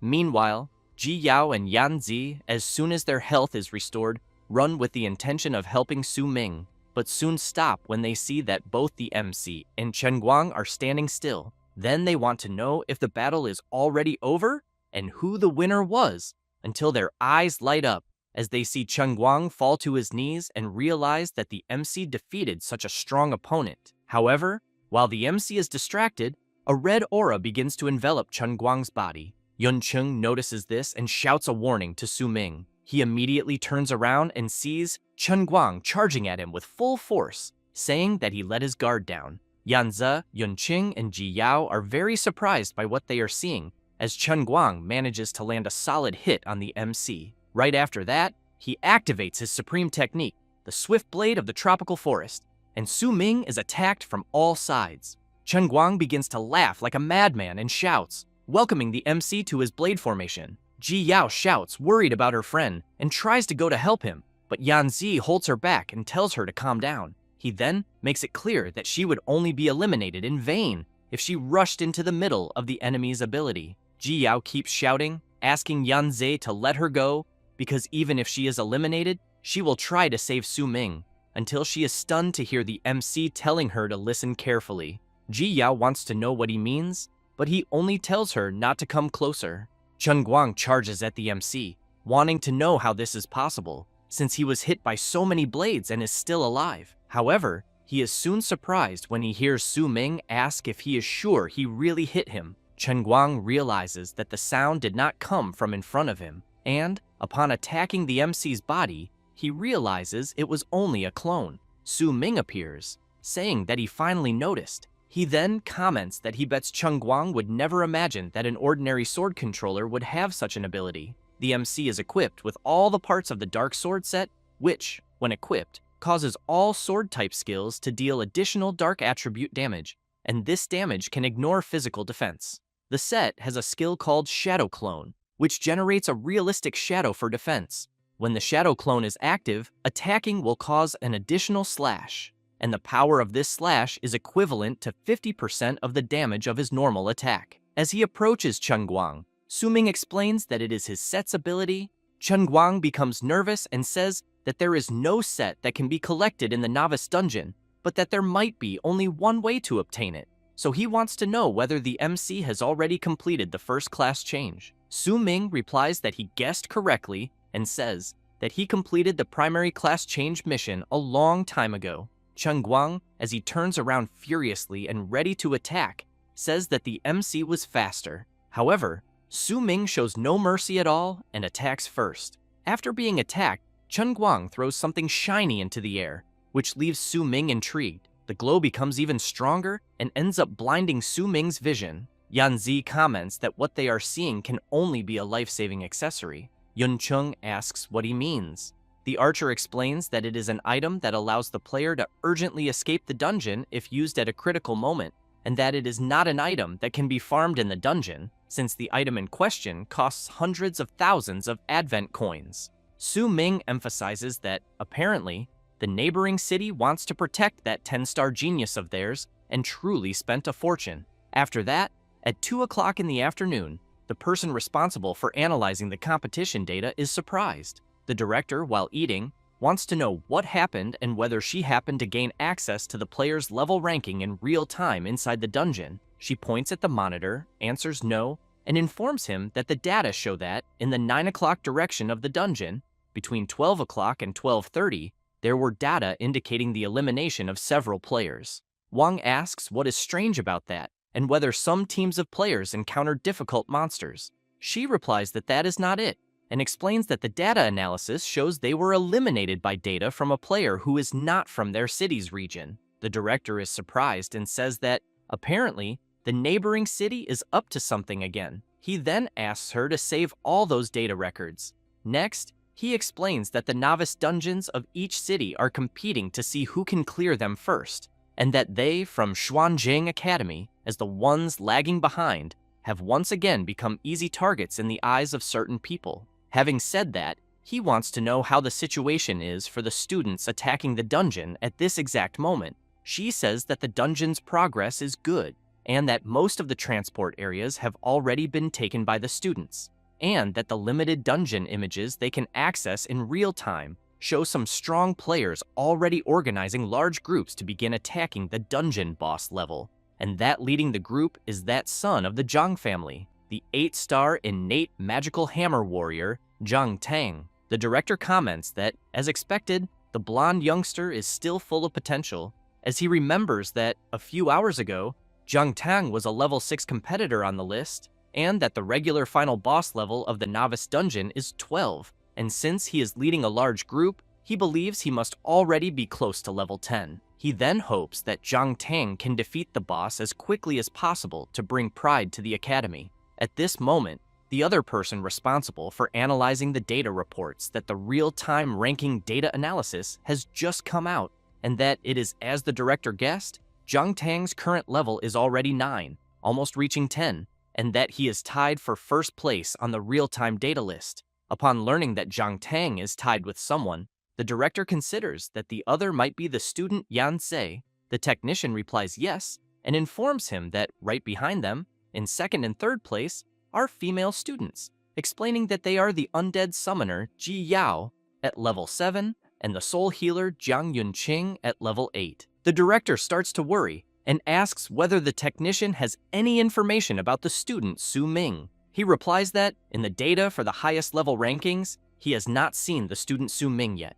The director asks him to look up what level the student Su Ming is at the moment. After a few minutes searching, the technician cannot believe what he is seeing and comments that the student Su Ming is at level 2. The director widens his eyes and asks how that can be. The technician explains that the data show that after Su Ming got the first blood, his level never increased again.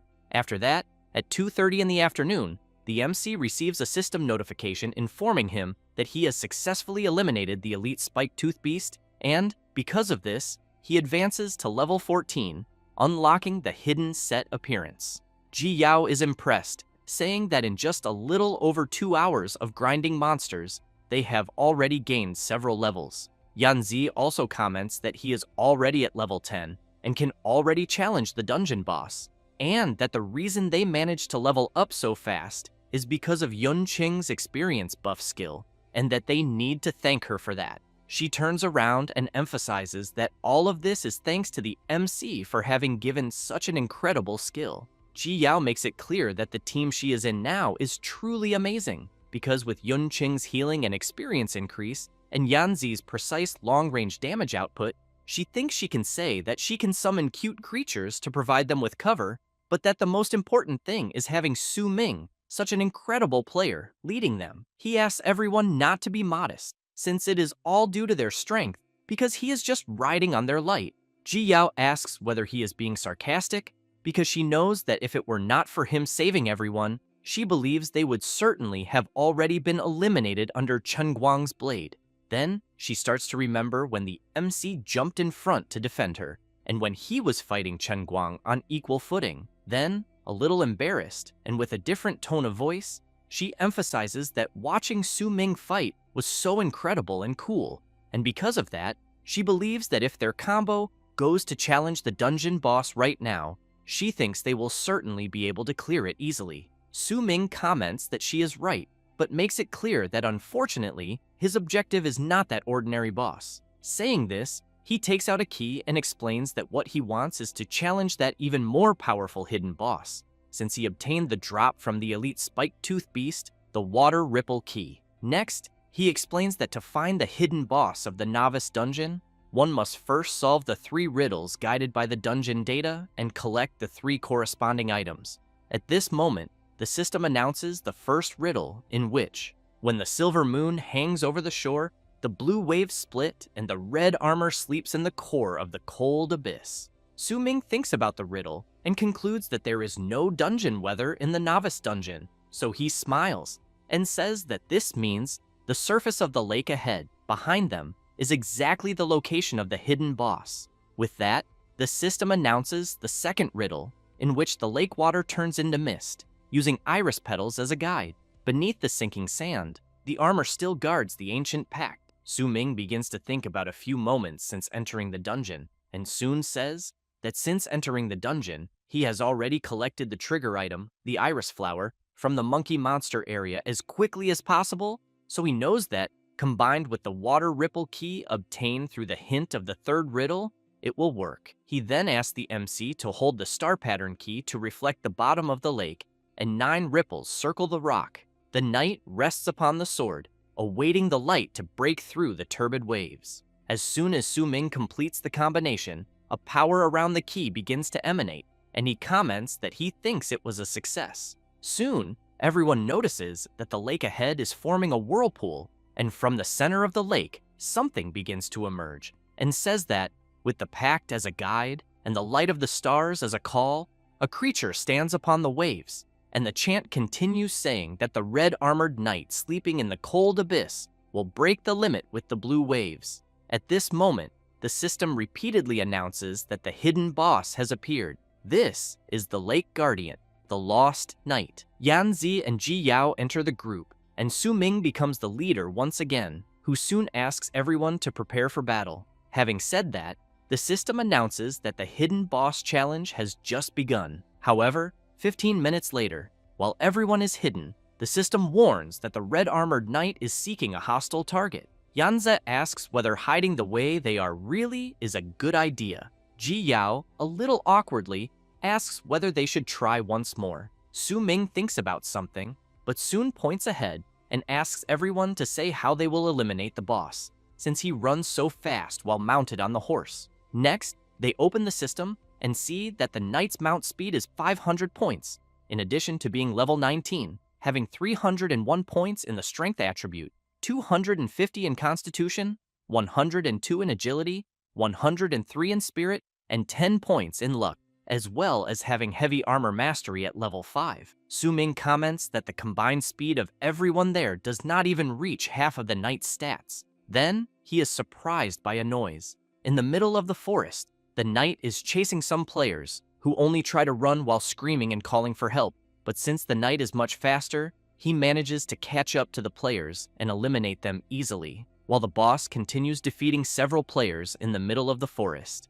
The MC's group leader hears the players' screams from afar. Yanzi comments that he thinks this is already the third wave of nearby players that have been wiped out by the knight. Yunqing comments that since they were responsible for summoning the hidden boss, they need to hurry up. At this moment, Ji Yao comes running back, saying that she did as the MC ordered. A little tired, she explains that they used all the group's mana potions and prepared that delaying trap. Su Ming comments that she did a good job and asks Yanzi and Yunqing to follow the planned action. The MC thinks that in his past life, he did not challenge the hidden boss of the novice dungeon, and that most awakened would not risk summoning a hidden boss in the novice dungeon right after awakening, in addition to the fact that the novice dungeon can only be challenged once in a lifetime. Therefore, he knows that there are not many people who know the true face of the hidden boss in the novice dungeon, since only in some vague records can one find the riddles of that solution method. But fortunately, he memorized them all. However, he did not expect that the hidden boss's equipment would include a mount with 500 speed, so he believes that to eliminate it, they will need to knock him off the horse. Thus, he gives the signal, and Yanzi soon prepares his multiple hunting shot skill and fires it toward the knight. The attack goes all out, but the boss easily manages to repel the attacks with a simple sword slash, which in turn activates heavy armor mastery. From the top of the cliff, Yanzi thinks that the knight has heavy armor mastery at level 5, and that, because of this, he believes his archery skills caused almost no damage to him. However, at that same moment, the Lake Guardian of Blood is locking the aggro target onto the archer, and as soon as he realizes this, Yanzi shouts for Yunqing and tells her that the aggro has shifted to him. She replies that she understands and soon begins to blow on the campfire she just made to spread a lot of smoke. Su Ming keeps in mind that the first step was for Yanzi to lure the boss back with his precise long-range skills.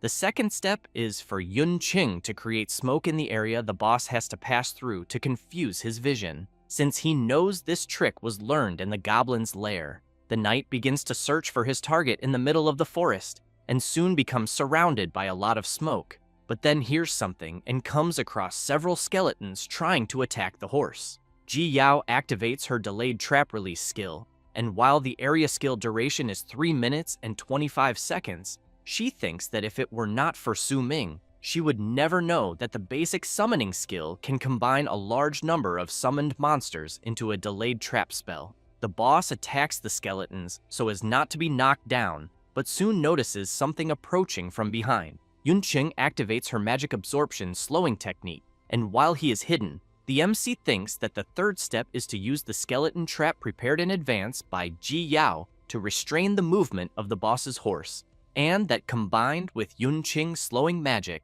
they would be able to lock the boss's movement at the same time. He knows he has to admit that if it were not for their cooperation, he might not really be able to solo the knight. Thus, he leaps toward the boss, grabs his arm, and upon seeing that he has a firm hold, kicks the horse. In this way, he manages to knock the knight to the ground. As soon as everyone sees the knight trying to get up, Yunqing comments that the plan to knock the boss off the horse was a success. But Ji Yao emphasizes that they still cannot lower their guard, because this is only the first part. 10 minutes earlier, after learning the plan, Ji Yao commented that she even thought it was a great plan, but that in this way, her and Yunqing's mana would be exhausted, because even if they managed to knock the boss off the horse, they would no longer be able to deal damage to the boss afterward. Su Ming had said that it would not be a problem, since that would already be enough, and that afterward, they could just leave it to him. Thus, now facing the knight, the MC asks everyone to leave the boss to him. Having said that, he gives a slight smile and soon charges at the knight. Both begin to exchange many blows, and after separating for a brief moment, soon cross swords again. a frenetic battle begins to unfold. Yanze comments that the battle is very intense, and that Su Ming is able to fight the hidden boss on equal footing alone, but he knows he cannot just keep watching. However, Ji Yao asks him to wait and emphasizes that the MC had asked to leave the boss to him, and, because of that, everyone there will need to trust him, since the rest have their own mission. At this moment, Su Ming appears behind the knight with his divine shadow step skill, and in the blink of an eye, unleashes several consecutive slashes. The MC continues to have his speed increased, and, because of that, he does not stop attacking the knight for even a second, and while doing so, he calls the boss slow and says that he would not have imagined that after losing the horse, he would be so weak, saying this as he looks at the knight's current stats, which now, without the horse, have only 55 points of speed. Next, Su Ming delivers another sword strike and ends up thinking that the hidden boss, in the end, is nothing special. Having said that, he channels power into his sword and shouts for the boss to disappear once and for all. Su Ming attacks once more, but ends up noticing that the boss's heavy armor is very resistant because it is not even affecting his HP yet, and the boss, in turn, delivers a powerful attack. But Su Ming manages to leap backward to avoid being hit. At this moment, the system warns that the durability of the MC's sword is at only 7%. Su Ming reflects that because of this, his weapon's damage has dropped drastically, and that the boss's heavy armor attribute is truly a problem. At this moment, the knight notices something and quickly advances toward a part of the forest. He looks around until he looks up and sees the MC on top of a tree, wondering whether the boss is trying to recover the horse, since he knows that mounted speed is his advantage for victory. Having said that, he smiles and makes it clear that it is a pity because the boss's horse has already been taken by his group companions. Meanwhile, in another location, the boss's horse is resisting as it is being pulled. Ji Yao shouts, asking the horse to stop trying to resist, because they will not let it escape. Yan Zi asks Yun Chung to continue using magic to reduce the horse's movement speed. Ji Yao laughs, and emphasizes that the mission to hold the horse is very important, since it was Su Ming who entrusted this to them. She then quickly remembers him asking everyone to remember that if the plan worked and they knocked the boss off the horse, they were to leave the knight to him, and that the others would have a crucial mission, which was to hold the boss's horse and not let him mount again. Back to where the MC is, he launches his draw slash skill, and an explosion occurs due to the impact of the strike. However, the knight activates the same skill and launches the attack. Su Ming jumps backward to avoid being hit and comments that his opponent also knows how to use skills. Then, as he turns around, he notices the boss about to deliver an attack, but quickly uses the sword control skill and blocks the knight's attack at the last instant. While he continues controlling the sword, the system informs that his weapon's durability has 3% remaining. Even so, Su Ming continues pressing forward, and this time lands a kick on the knight. The MC keeps in mind that he cannot waste any more durability on his weapon, and, upon observing the boss with his eye of perception, concludes that the creature's heavy armor is about to break. Thus, taking advantage of the boss being down on the ground, he controls his sword with the intention of delivering a final attack. However, the knight wanted exactly that, and, seeing the MC coming at him, anticipates his movement, counterattacks, and after getting the opening he wanted, grabs the MC by the neck, and with the other arm, delivers a powerful attack to Su Ming. However, the boss ends up confused when he sees his opponent's body disappear out of nowhere. Su Ming appears from within the forest, saying that this move is truly effective against both players and monsters, because it always works. Having said that, he activates his set and emphasizes that he likes it very much, and while the boss turns to charge at him, Su Ming uses sword control and lands a direct hit on the knight. Seeing that the heavy armor has finally been broken, he leaps toward him, but at that same moment, the system warns that the MC's weapon durability has been depleted and the sword breaks. However, Su Ming does not care at all, since he is using his other skill, execution. 1 hour later, at Xuanjing Academy, in the school administration communications room, it is announced that Director Wang has finally arrived. The old man comments that it seems the directors have already been talking in the communications room for quite some time. One of them replies that everyone else also did not arrive long ago, and that it was only Director Wang who arrived last.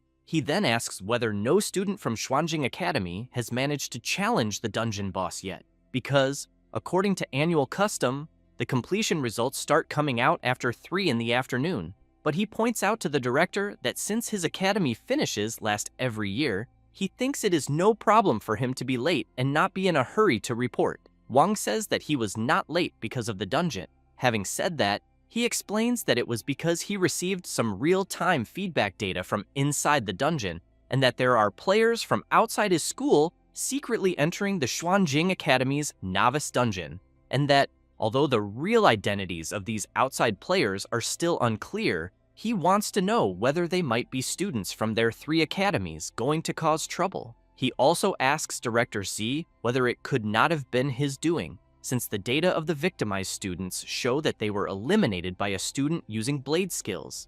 And he heard that the genius student of Wuyang Academy, Li Chenguang, is precisely a master of bladed weapons. Ji shouts, telling Wang not to speak nonsense without proof, and makes it clear that the student Chen Guang from their academy is, at this very moment, challenging the final boss of their novice dungeon as the main attacking force, and that he predicts he will clear the dungeon in less than half an hour. The director of Dongling Academy informs that they already have 3 groups of students with sufficient level challenging the boss. The director of Nangang Academy also says that they are already in the phase of intense battle against the boss, and that, if everything goes well, the news of completion will arrive soon. Director Wang, on the other hand, thinks that apparently the other academies are doing well in the boss challenge, and that, at the moment, it is just a race against time, because if his academy does not achieve the first completion that year, he believes they will only have 2 token slots for the Celestial Tower Council,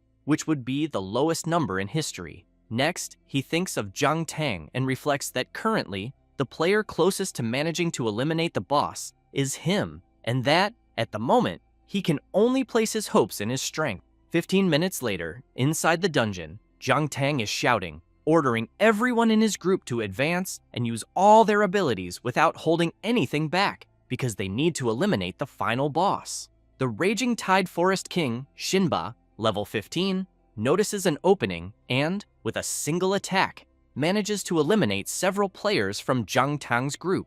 As the creature continues attacking the others, one of the group members shouts to warn Zhang Tang that he thinks they are no match for the boss, because everyone's level is still not enough to challenge him successfully. The blonde youngster facing the enormous creature thinks otherwise, because they have already made it that far. Then he reflects that the novice dungeon completion rewards must be his. Next, Zhang Tang remembers the messages he exchanged with Xiaoman, in which she was asking for help because the MC had hurt her and wanted the blonde guy to avenge her. So Zhang Tang thinks that he will take the final reward after defeating the boss and take revenge for Xiaoman, and, facing the enormous creature, he gets ready for battle, but soon becomes confused when he sees the boss disappearing right before his eyes. Then he wonders what is happening until a system message arrives for all the dungeon competitors, and he cannot believe what he is seeing, since the dungeon notification states that the hidden boss has been defeated, and that all players should soon prepare to return from the dungeon. A few minutes earlier, Su Ming was happy to see that he had defeated the knight, and at the same time, the group he had joined had just arrived at the location and were soon surprised because they saw that the MC managed to solo the hidden boss. After that, in the information room, the directors were commenting that the result had just come out, and each one soon began cheering for their university. But Director Wang, upon looking at the big screen, becomes very surprised because he sees that it was his university that won. The directors go crazy, saying that this is an exaggeration, because they did not know that there was a hidden boss in the novice dungeon. Meanwhile, inside the novice dungeon, Ji Yao is very excited with her friend, saying that he really is amazing. Su Ming comments that, with the defeat of the knight, everyone managed to level up 2 levels at once, and now he is level 16. Next, he calls everyone and asks them to take advantage of the fact that the dungeon exit portal has not opened yet to divide the rewards for eliminating the hidden boss. Yanzei makes it clear that he does not want a reward, because just leveling up already leaves him very satisfied. Yun Qing agrees with Yanzei and thanks the MC for saving her life. The archer laughs and emphasizes that, from being saved from Li Chenguang's blade, to uncovering the secret of the hidden boss and finally soloing the boss, he really did not have the strength to help with anything, so he thinks it would be very awkward to divide the spoils. However, he ends up being surprised when he sees a system message informing him that he obtained the putrid spirit suppression bow, but that it has a level restriction and can only be equipped upon reaching level 20, in addition to having the requirement of the ranger class with bow proficiency. The item has the spiritual suppression affix, which consumes spiritual power to cause all arrows fired by the bow to produce random enchantment effects. Yunqing also gains loot. She obtained the Heart Soul Necklace, which can increase the storage limit of soul power as well as absorption efficiency. Jiyao obtained the Blood Armor Undead Summoning Scroll, which has the effect that upon learning this skill, she can summon the hidden boss, the Blood Armor Undead Knight, and the attributes and level of the summon depend on the attributes and level of the summoner. Su Ming comments to everyone that, as they can see, the spoils left by the hidden boss are all related to exclusive rewards for their classes. Having said that, he thinks about what everyone did and explains that this means it is not only he who recognizes everyone as part of the success in eliminating the hidden boss, since apparently the novice dungeon also recognizes them, in addition to knowing that if it were not for them, he would never have completed the challenge. At that moment, a voice congratulates the challengers for clearing the Furious Tide Flowers Rank F dungeon and informs them that the time spent inside the dungeon was 8 hours and 20 minutes. Su Ming comments that it seems time is up and that it is time to leave, and soon a portal appears behind the MC's group. Su Ming, while walking straight toward the portal, comments that the contribution rewards of each player for the dungeon challenge will be settled in the real world after everyone leaves, and that an exit portal will appear beside each living player, so he emphasizes that everyone should be proud. Having said that, he looks back and emphasizes that, since everyone there is still alive, the challenge was a great success. At 4:30 in the afternoon, the system announces that it is confirmed that all players have exited the dungeon. Some cry for having lost friends, others for brothers, and even lovers. Some comment that 20 entered and only 5 returned. Yanze, seeing this, comments that he was the only one to return alive from his team, just like Jiyao and Yunqing. Su Ming makes it clear to everyone that since the Day of Awakening, the world has become like this. A world dominated by the awakened, following the law of the jungle, where the winner takes all. And while he comments that only by constantly challenging oneself to become stronger can one survive under the rules of the world they live in, several players cry and lament their losses. Su Ming continues by saying that some are sad for losing comrades, relatives, and lovers, while others are incredibly happy for gaining power and money as rewards. So he thinks this world is absurd and crazy. At that moment, Director Wang appears on the big screen and congratulates everyone who survived and successfully challenged the novice dungeon, saying that for them, this was the first challenge after awakening and stepping into the world of the awakened, and that it is also the last lesson the Academy will give them as graduates. Having said that, he asks everyone to remember that being awakened does not represent only power, money, and honor, but also represents responsibility, love, and peace, and that those who lost loved ones should remember this sadness and pain, and those who obtained victory should remember this responsibility and purpose.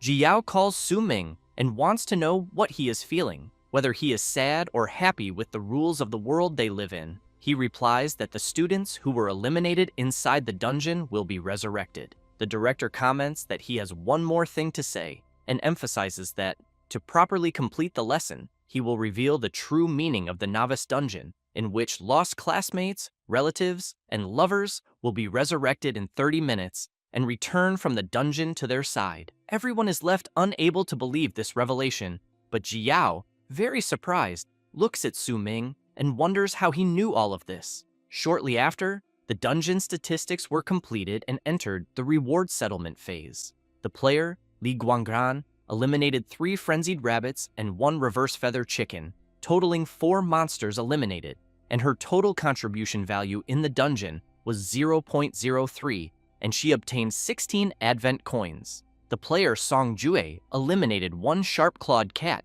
and had 0.06 total contribution value in the dungeon and obtained 22 Advent coins. And after settling the rewards of some players, it was now the MC's turn. He eliminated 113 gray-backed wolves, 1 mutant monkey, 24 minor goblins, 1 elite goblin, 87 spiny-toothed beasts, 13 elite spiny-toothed beasts, and 1 hidden boss. In addition to completing the primary class change, crossing the no-damage area of the Red Rock Cave, and obtaining the Dungeon First Blood title. Therefore, his final evaluation is rank S. He also obtained the Rookie King title, which has the effect of increasing all attributes by an additional 15 points and increasing skill proficiency gained by an additional 10%, totaling 91% contribution in the dungeon. In the information room, Director Wang is looking at the MC's settlement and comments to someone that he is late. It is Su Ming. The director comments that he is first place in the school and city rankings in the novice dungeon. The MC comments that he slept too much and ended up being late. Next, the system shows the level ranking of the Xuanjing City Novice Dungeon, in which first place is Su Ming at level 16, second are Zhang Tang and Yanzei at level 12, third place Yun Qing at level 11, and fourth, Ji Yao at level 10. Su Ming comments that since the novice dungeon is over, that means his school life has ended, but he thinks that he no longer needs to be discreet, since he believes he will have no problem modifying his information. After all, in the future, the difference between him and those classmates will be tens of thousands of kilometers, until he notices something strange, and, seeing the director with shining eyes hugging his leg, he wants to know how long the director is going to keep hugging him. The old man starts crying with happiness and thanks the MC, then comments that although he does not know what method he used, he finally helped Xuanjing Academy, which had been at the bottom for so many years, to vent its frustrations and regain its pride. Having said that, he comments that, as the MC knows, after the completion information came out, Old C from Wuyang Academy was left speechless, and that before, at every school meeting, he loved to mock others. So he really wants to see if he will dare to talk nonsense in the future. Su Ming wants to know what place that guy named Li Chenguang from Wuyang Academy ended up in. The director says that the manic blade genius that everyone bet on ended up only in third place in the ranking of all academies. Su Ming is pleased to hear this, but the old man continues saying that he heard around that it was because Li Chenguang suffered serious injuries in an accident in the middle of the dungeon, which delayed the time to eliminate the boss. However, he wants to know how Su Ming managed to eliminate the hidden boss, because even with a 10-star talent, he knows that Su Ming is just a sword controller, a class that is weak in the early stages, since from what he knows about him, Su Ming is not from an influential noble family and likely does not have enough money to buy divine equipment. Then he emphasizes that he has never seen a student as incredible in all his long years as a director, since he knows that it cannot be the merit of those extra items he gave him after awakening, because those things only serve to slightly increase combat power. The MC laughs and replies that it was just luck, because he was lucky and obtained many very useful skills and items. The director agrees and emphasizes that there are so many incredible treasures in the novice dungeon. Su Ming says that he also found a group of good teammates, and that without their help, he thinks he also would not have eliminated the hidden boss. But he thinks that he cannot tell the director that he reincarnated. Wang comments that it seems Su Ming is not only an exceptional awakened, since he also thinks that he is an incredible leader. However, he informs him that the other students came earlier to collect the top 5 rewards, and that the student, Ji Yao, would not stop praising him for teaming up with him and seeing how incredible he is. Su Ming comments that she sent a message earlier to go together, but he ended up refusing, since he had in mind that he knew that girl would praise him a lot, making him embarrassed, since she always liked to praise others like that. At that moment, the director throws the Heavenly Tower Council token to the MC and asks him to keep it. Su Ming looks at the token in his hand, and the director comments that thanks to his performance in taking first place, the vice mayor, who originally looked down on Xuanjing Academy, had to take tokens from other academies and give them to theirs, and that because of this, his academy this year obtained 5 token slots, which were given to him, Ji Yao, Yanzei, Yun Qing, and Zhang Tang. In addition, It is also time to explain the importance of the Heavenly Tower Council token. The MC calls the director and comments that he does not need to explain, because he knows very well what it is, since the Heavenly Tower Council is the place that many newly awakened dream of, and that generally, after a student challenges the novice dungeon, he graduates from the academy and officially enters the world of the awakened. Therefore, he knows that most people can only accept beginner-level dungeon training in the following days, challenging step by step and playing it safe, but the risk of improvement is high, and the speed is slower. However, having the qualification of the Heavenly Tower Council is something different, since those who possess the Heavenly Tower Council token have a much faster training channel, and although the challenges inside are varied, the enhancement rewards are many bane and fast. Su-Ming knows that in his past life, it was because he did not obtain this Heavenly Tower Council qualification early on, and this prevented him from gaining an advantage over the majority of players from the start, and the resources obtained after being divided were not sufficient.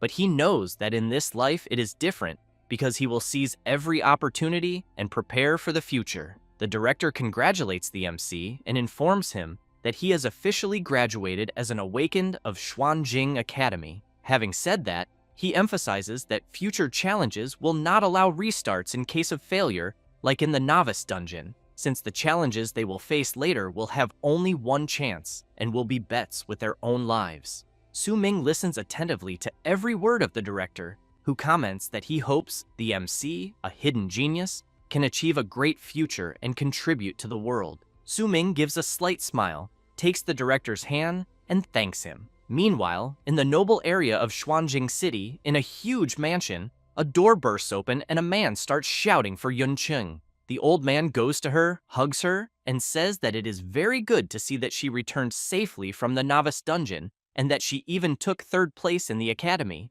and that, judging by it, the helpers Jiang Lan arranged were quite capable. She says that unfortunately the credit this time was not theirs, since it was an awakened student named Su-Ming who helped Yunqing. The old man is surprised and immediately wants to know more. Yunqing tells her father that the mercenaries her sister hired fell into a monster trap due to some accidents, and that she also almost failed in the dungeon. However, she emphasizes that fortunately the student Su-Ming appeared and saved her, and that he not only saved her, but also gave excellent skill books and equipment, in addition to taking her to level up and clear the dungeon. Jiang Lan explains that she looked for Su-Ming right at the beginning to take Yunqing, but there was a conflict at the time and he refused, even when offered a lot of money, and as she recalls that day, she emphasizes that she did not expect her sister and him to have such a strong fate that they would meet in the dungeon, and because of that, she thinks they really need to thank him this time. Yunqing's father comments that his daughters seem to approve greatly of this Su-Ming, and that, judging by it, they will need to find time to properly thank him, and that, as they said, being such an incredible awakened, he also wants to meet him, so he asks Jiang Lan to check his contact. Next, he makes it clear that to celebrate Yunqing's successful completion of the dungeon, he decided to hire the best famous chef to cook for everyone that night until he hears his phone ringing, and upon answering it, informs that he is very busy at the moment and that it does not matter whether the meeting is urgent or not. However, he becomes very surprised by what he just heard, and as he goes to a more private place, asks the person to clearly repeat what he just said. The man informs the president that they discovered that over the last 2 days someone sent assassins and eliminated many of them, and the old man wants to know if he knows who is behind it. The man says it is the Zhang family, which immediately leaves the old man perplexed upon hearing it.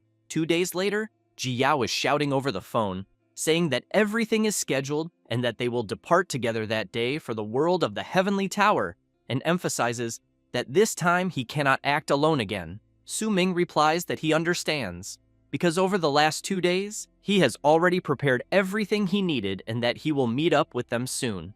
After hanging up the call, the MC starts thinking about the Heavenly Tower Council, and soon remembers Director Wang saying that to go to the Heavenly Tower Council, he would only need to use the token, which serves to summon the portal to open the destination, and that this portal can only be accessed by those who obtain the qualification of the Heavenly Tower Council token. Therefore, the MC takes the token in his hand and raises it to activate it, and the system announces that the qualified individual has been identified. Then, an intense glow begins to appear, and a portal opens before the MC, who becomes excited, thinking that he will dive headfirst into the new challenge of the Heavenly Tower Council. Already at the Heavenly Tower Council tower, Su-Ming slowly passes through the portal, and, as soon as he fully passes through it, he finds himself before the enormous 100-story tower, the territory of the Heavenly Tower Council. Su-Ming looks at her and thinks that, in his past life, he only had the chance to come there much later, purely by coincidence. And as he looks around, he reflects that apparently many challengers from all over the country who obtained the tokens are still being continuously teleported there. So he concludes that being able to challenge that place once again will be quite exciting. After that, he arrives at a door and raises his token to scan it, and it does not take long before he is successfully identified and a door opens in front of him. He is soon surprised since he sees many people there and a system notice asking the challengers to wait for the start of the ceremony in the first floor hall. Su-Ming actually wants to know why the lobby there is different from his past life, and after taking a good look around, he concludes that in this life the place is much larger than before. At that moment, Ji Yao and the others arrive calling Su-Ming and saying that he finally arrived. The MC laughs and says that apparently they arrived much earlier. Ji Yao gets nervous and makes it clear that they have been there for a long time, so she wants to know why he never likes to act in a group. Su-Ming asks whether he had not asked if all of them agreed to go there together, and comments that they have already become friends. Ji Yao replies that after going through the hardships of the novice dungeon, they are all good friends and battle companions. Having said that, she explains that from Xuanjing Academy, only they managed to qualify to go to the Celestial Tower Council, and therefore, they do not know what may happen from then on, and that acting together always ensures they take care of each other. Suddenly, a man appears shouting and charging straight at the MC. It is Zhang Tang who tries to throw a punch, but Su-Ming easily dodges, and the blonde wants to know if they forgot that he is also part of this. The people around immediately start commenting that apparently someone is fighting. Ji Yao immediately shouts, asking what Zhang Tang's problem is. Furious, he replies that it is because of what the MC did to Xiaoman, and that at that moment he will settle the score with him, since during the novice dungeon, Su-Ming hid very well, and he could not find him. He then comments that he really did not expect him to have also obtained the qualification for the Celestial Tower Council. Ji Yao, intrigued by the blonde mentioning the matter involving Xiaoman, asks what happened. Su-Ming asks her to stay calm, and, to Zhang Tang, asks him to stop these troubles with Xiaoman, and emphasizes that they will not be able to resolve this matter there that day, because battles are not permitted where they are. Having said that, a voice announces that a conflict incident has been detected, and as a powerful lightning bolt strikes Zhang Tang, the voice makes it clear that no behavior that disrupts the order of the Celestial Tower Council is allowed. The blonde falls to the ground and tells the MC not to think that he will be able to escape. Su-Ming laughs and emphasizes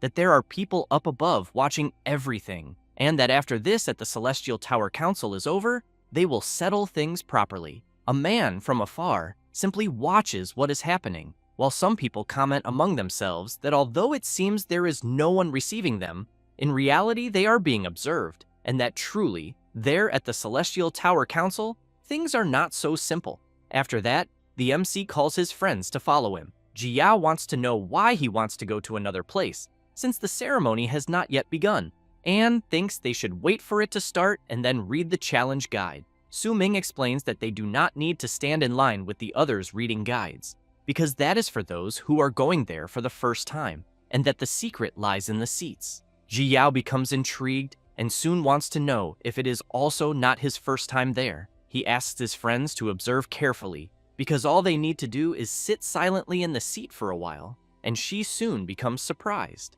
The MC explains that the Celestial Tower Council's selection system will appear as soon as they sit down. The system welcomes the new challengers to the initiation challenge of the Sky Tower Association, the 100-layer tower challenge. Immediately, everyone sits down to also receive the system notification. Su-Ming says that he is still climbing the tower and completing the stages, and that completing the 100-level tower challenge will be linked to the evaluation of his ranking after entering the game. Ji Yao wants to know if it will be a tower climbing competition. The MC replies that it is exactly that, and emphasizes that the higher the level challenged, the higher the final ranking obtained, but makes it clear that if everyone challenges the same floor, the ranking will be determined by the time the challenger took to climb the tower and by the difficulty of the challenge. Jiao comments that, in the end, the climbing time is also a factor to be considered. Su Ming comments that she is right and that they might be one step ahead of the others,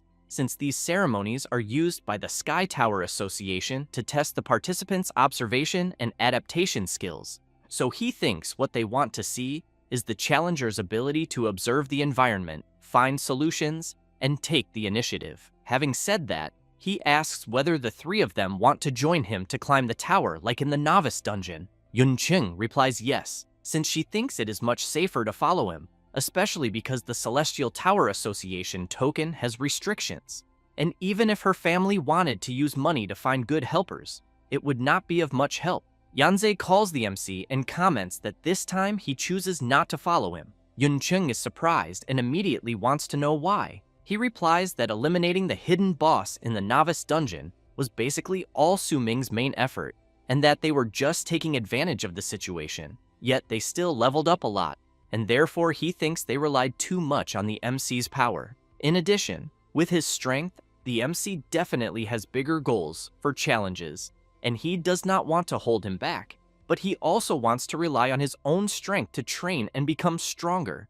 Jiao emphasizes that Yanzei is right and that, in fact, they also need a real test, because to ensure the success rate of the challenge, the three of them will team up alone, excluding Su Ming, so she wants to know if Yunqing agrees. She feels a little reluctant about it because she wanted to go together with the MC, but soon fills herself with confidence and agrees with Jiao, emphasizing that she is very motivated because she also wants to learn to become stronger by relying on her own abilities. Thus, after everything is settled, Su Ming chooses to challenge the tower climb alone, and Yanzei, Jiao, and Yunqing challenge the tower climb as a team of 3 people. While they continue talking, the man from before keeps only paying attention to what is around. The man in question is Li Chenguang, who, when thinking about what happened in the novice dungeon, swears that his duel with the MC has not yet been decided.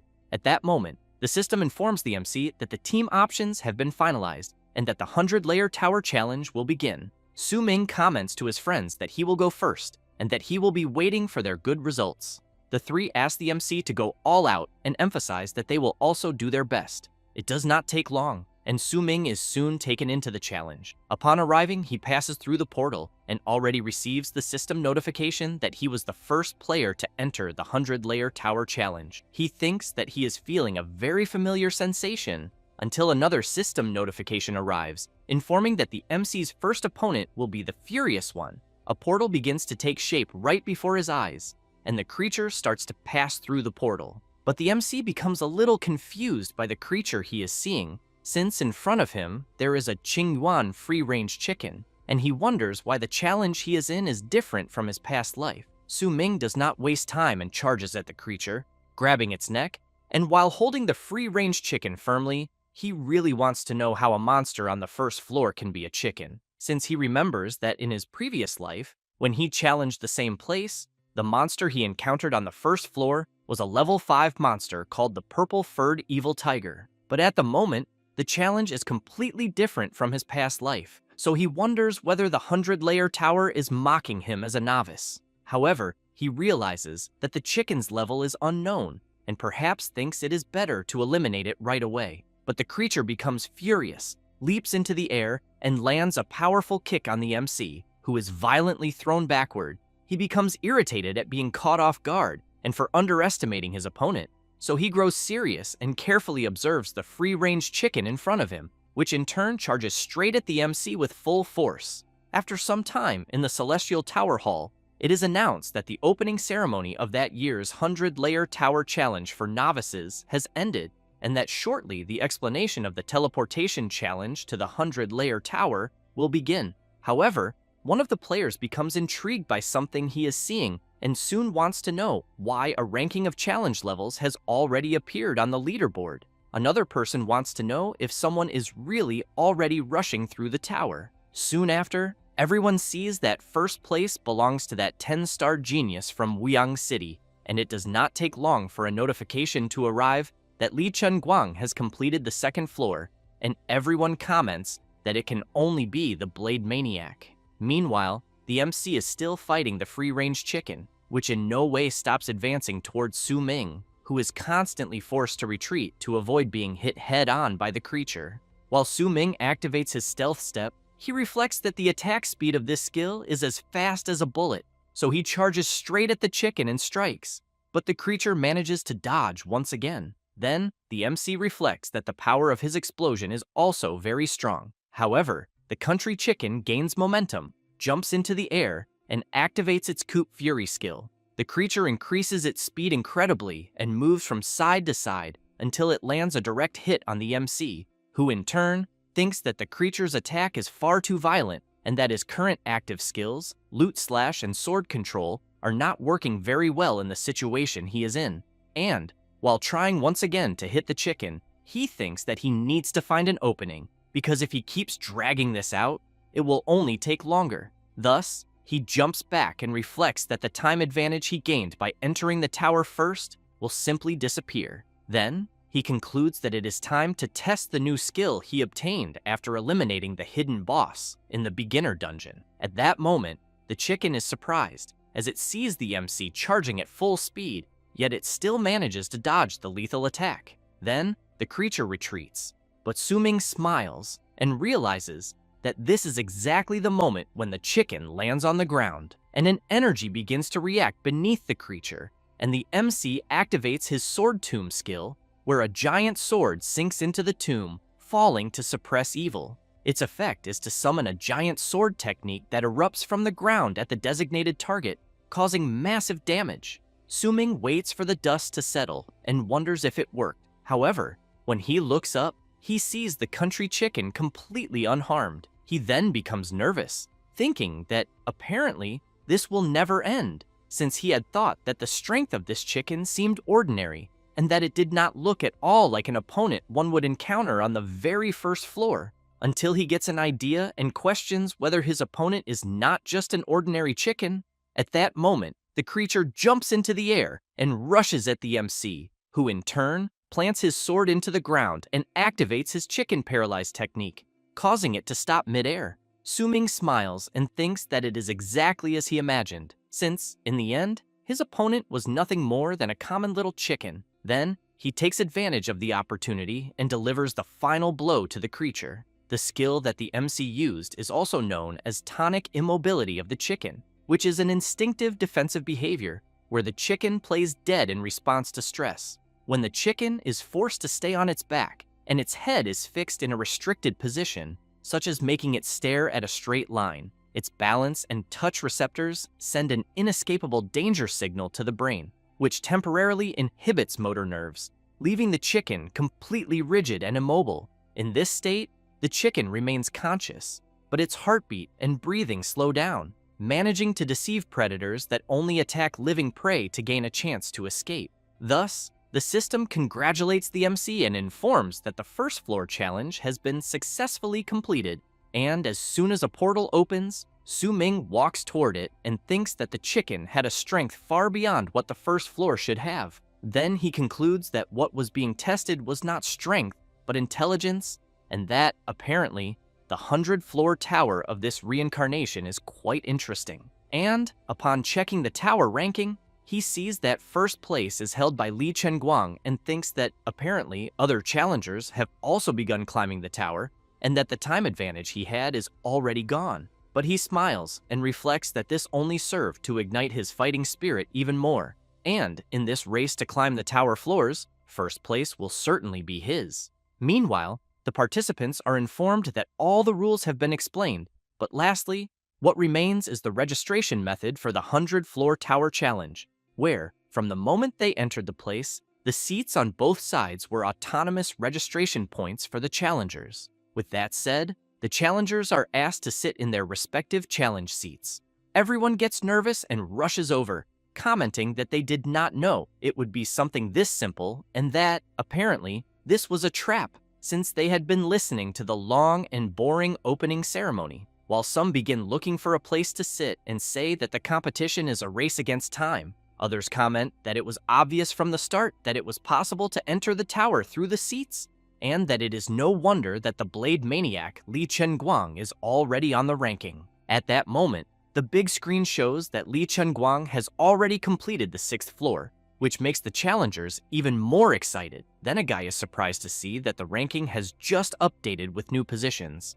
In 3rd place, the team led by Ji Yao has just completed the 4th floor. However, he becomes even more surprised with another update on the board, as another person is also in 3rd place, with the name God of Massacre, but with the ID of being the first to enter the tower. A few moments earlier, Su Ming was receiving a notification about his reward for successfully completing the 1st floor, where the reward was a customized title. And upon passing through the portal to the 2nd floor, he wondered what the purpose of this title he received as a reward was, since he clearly remembered that, in his past life, after eliminating the guardian monster of the 1st floor, the reward he received was a small wooden chest, and inside was an almost useless healing potion, and not any title. The system asked the MC to input the desired title, and he thought that many things had changed in his regression, and wondered if it was because he had been reborn, and, as he had no other alternative, the only option was to accept and move forward.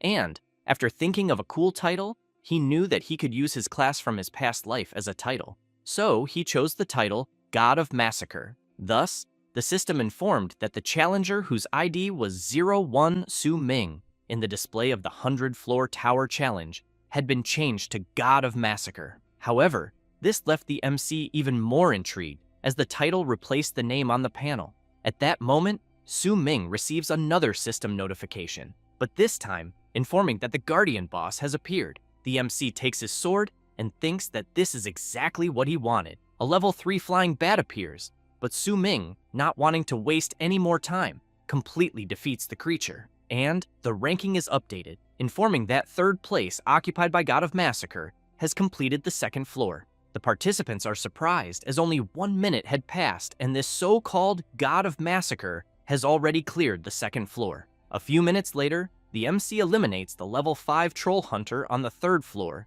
and the system informs that he has successfully completed the 3rd floor. Then, once again, without much difficulty, Su Ming eliminates the level 6 three-eyed herbivorous monster on the 4th floor. The people who are still outside the tower challenge cannot believe the incredible speed at which the guy named God of Massacre is climbing the tower floors, as in less than 10 minutes he climbed 2 floors at once and is catching up to 2nd place. However, they know that even so, Li Chenguang, who is in 1st place, does not want to fall behind, as he has already reached the 8th floor. Meanwhile, the MC, upon passing through the portal, sees that the Blade Maniac has already cleared the 8th floor. Then, he gets excited, thinking that this race is becoming more interesting than he had imagined. And, thinking about the time he lost on the 1st floor, he believes that Li Chenguang must consider that as an advantage he gave him, but that now he will advance with full force. At that moment, the level 7 three-headed dog of the 5th floor begins to appear, and without wanting much talk, Su Ming charges straight at the creature, saying that he will not even wait for it to come out of the portal. A few minutes later, Ji Yao's group has just eliminated another creature. She comments that it was close, but they still cleared another floor, and that, with her summons on the front line, Yansei can focus on total damage, and Yun Qing takes care of control and healing. With that said, she emphasizes that the team's coordination is getting better and better until she hears Yun Qing shouting, calling them to see something. She says that it is Su Ming, since in a very short time he climbed the tower ranking, but that the surprising part is not that, but rather that he has already reached 2nd place after completing the 7th floor. Meanwhile, Li Chenguang is eliminating another creature and successfully completes the 9th floor. He smiles and thinks that the monsters on the 9th floor have started to be a bit more troublesome,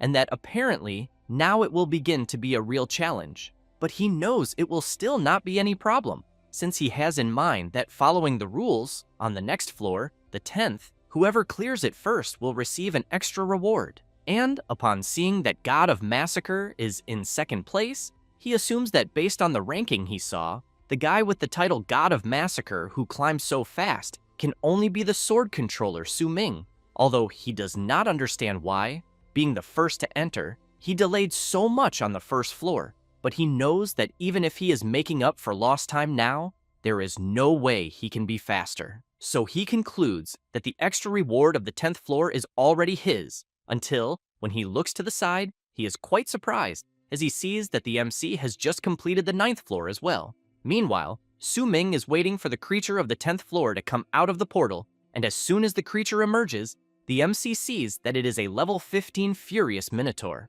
Outside the tower, some people are wondering why more and more people are watching the ranking and whether they should not also be climbing the tower. Others comment that, for now, it does not matter to climb later, since, in any case, they will not be able to match the speed of the top-ranked challengers. Back where the MC is, he is toying with the creature and, after landing another blow, asks what is going on and whether the Furious Minotaur can no longer endure. The huge creature drops to its knees with low HP, and the MC comments that his opponent only lasted 30 seconds. With that said, he grabs his sword and, while channeling his power into it, comments that the Minotaur's weakness also helped in his climb through the tower, and that it was a great contribution. Thus, he activates his sword strike skill and eliminates the creature once and for all. And soon, the system informs that the MC has successfully completed the 10th floor, and that, as he was the first challenger to complete the 10th floor of the Celestial Tower Council in this edition, he will receive an extra reward. Meanwhile, someone is slowly opening their eyes and hearing someone say that the pulse is normal. The nurse is surprised to see that the patient has finally woken up. Zhang Tang is startled when he realizes that he is in the infirmary, and the nurse explains that he fainted after being electrocuted for causing trouble in the 100th-floor tower. The blonde guy feels embarrassed when he sees that the nurse is very beautiful, but he knows he cannot think that because his heart belongs only to Xiao Man. But as soon as he thinks of her, he immediately remembers the MC. A few minutes later, after going to the ceremony hall and thinking that he will take revenge, he realizes that there is no one left in the hall, and that, apparently, all the challengers obtained the Celestial Tower Council tokens and have already begun climbing the tower. Then he becomes desperate, thinking that he has been completely left behind, in addition to knowing that his level will certainly no longer catch up to that damn Su Ming. Then he shouts, saying that he ended up being too impulsive and that he should not have been so reckless. And, remembering what happened before, he thinks that it is all the MC's fault, since he believes that he must have already known the rules there and that it was a trap he set up. But even so, he knows that he needs to find a way, since he is the young master of the Zhang family, until he thinks of something and, while grabbing his phone, thinks that even if his level does not reach that of the other challengers, it does not matter. But he cannot let the MC go unpunished, even if he has to use his family's power. Thus, he sends a message to a certain person. In the message, he is asking them to use his family's connections to eliminate someone. Zhang Tang laughs and thinks that it is the only way, and that he did not want to go this far, but it was Su Ming who forced him to do this. And, as he walks toward the seats, he thinks that the nurses had said that the tower system should start as soon as one sits in the seat. Then, he thinks that he wants to see how the ranking is, but that, for some reason, he cannot see Su Ming's position. However, second place has already cleared the 16th floor, but since it is Li Chenguang from Wuyang Academy, he knows that is not surprising, until he becomes confused by something he is seeing and soon wonders who the guy with the name God of Massacre in first place is, since that person has just completed the 18th floor. A few minutes later, inside the tower, the MC is fighting another creature. He strikes with his sword and retreats to avoid being caught by the creature's claws, which quickly advances toward the MC. Su Ming begins to feel concerned and thinks that climbing the tower up to this point really requires some effort with his current level, as he is on the 19th floor facing a level 20 amethyst crystal beast.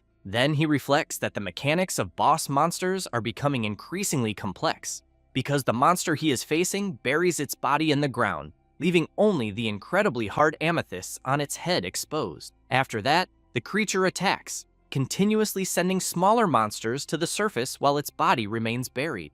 In addition, these annoying little monsters also have defense as hard as amethysts, and, while eliminating some of the small creatures, he knows that it will be impossible to pierce their defense easily with only the previous silver rank weapons. However, he thinks that things will not become difficult yet, since he has in mind that after defeating the furious Minotaur on the 10th floor, as a reward for having the best completion time, he obtained a gold rank weapon chest, and he immediately activated his all things sublimation skill and evolved the gold weapon chest into platinum. In this way, he managed to obtain the twin blades of the Blackstone Rift, which require level 18 to be used, and he also knows that originally it was a long sword, but it broke into 2 parts during a battle. Later, a blacksmith used a precious dragon scale as the core to forge and reunite it, bringing the sword back to its peak. The sword is incredibly sharp and capable of withstanding a powerful killing intent. The split blade was once a complete longsword, therefore, it can be classified as a sword-type weapon. However, when divided, it becomes a broken blade, being classified as a short sword or dagger. Its affixes include fire scale, since the center of the broken blade is embedded with a fire dragon scale, which provides a 200% fire attribute damage bonus to the dagger. Su-Ming has in mind that in long sword mode, it greatly increases the bonus cutting attack damage, but also sacrifices some attack speed, and, as the boss's small creatures approach, he concludes that it is not very practical for dealing with a large number of enemies. Thus, he activates the split blade attribute, where the blade divides into 2, transforming into dual long swords wielded in both hands, gaining a 50% increase in attack speed, but having cutting damage reduced by 30%.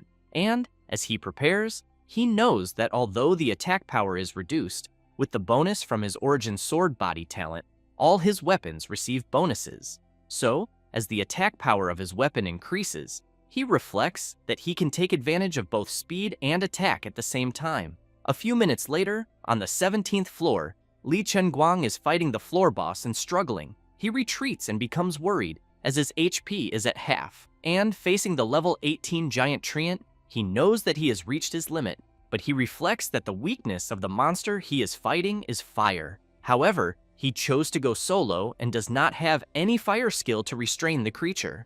At that moment, the giant treant launches its attack and sends Li Chenguang flying. While being thrown, he thinks that the worst part is that he did not receive any useful reward to improve his attributes when clearing the floors. Then he remembers when he was congratulated for completing the 10th floor, but the reward he obtained was a silver chest. Next, he thinks that this is due to the fact that he lost the tower race to the MC and had to settle for a common silver reward. But to make matters worse, the reward he received from the 10th floor was an accessory for a magic class, which has nothing to do with his own, until, while distracted in thought, he is directly hit by the boss of the 17th floor. Li Chenguang jumps back and thinks that he can no longer push himself, since, with his HP extremely low, he knows that if he continues like this, he will truly be eliminated there. Thus, he opens the system panel and is informed that the challenger with ID 02 has chosen to give up the 17th floor challenge, just like several others. Meanwhile, the MC continues fighting the small creatures of the Amethyst Crystal Beast. Su-Ming laughs, and facing the Crystal Beast, comments that he finally managed to get close to it. Saying this, he activates his Sword Tomb skill, and as the creature is struck, he jumps up, commenting that the true body underground has finally been pierced and brought out. And, as soon as he finishes the boss, the system informs that the 19th floor has been successfully completed. A few minutes later, Su-Ming observes in the tower competition notifications that several teams and challengers have given up on floors below his. Then, he realizes that the blade maniac Li Chenguang has apparently also given up, but he thinks that this was already expected, especially because the difficulty of the 100-floor tower gradually increases after the 10th floor.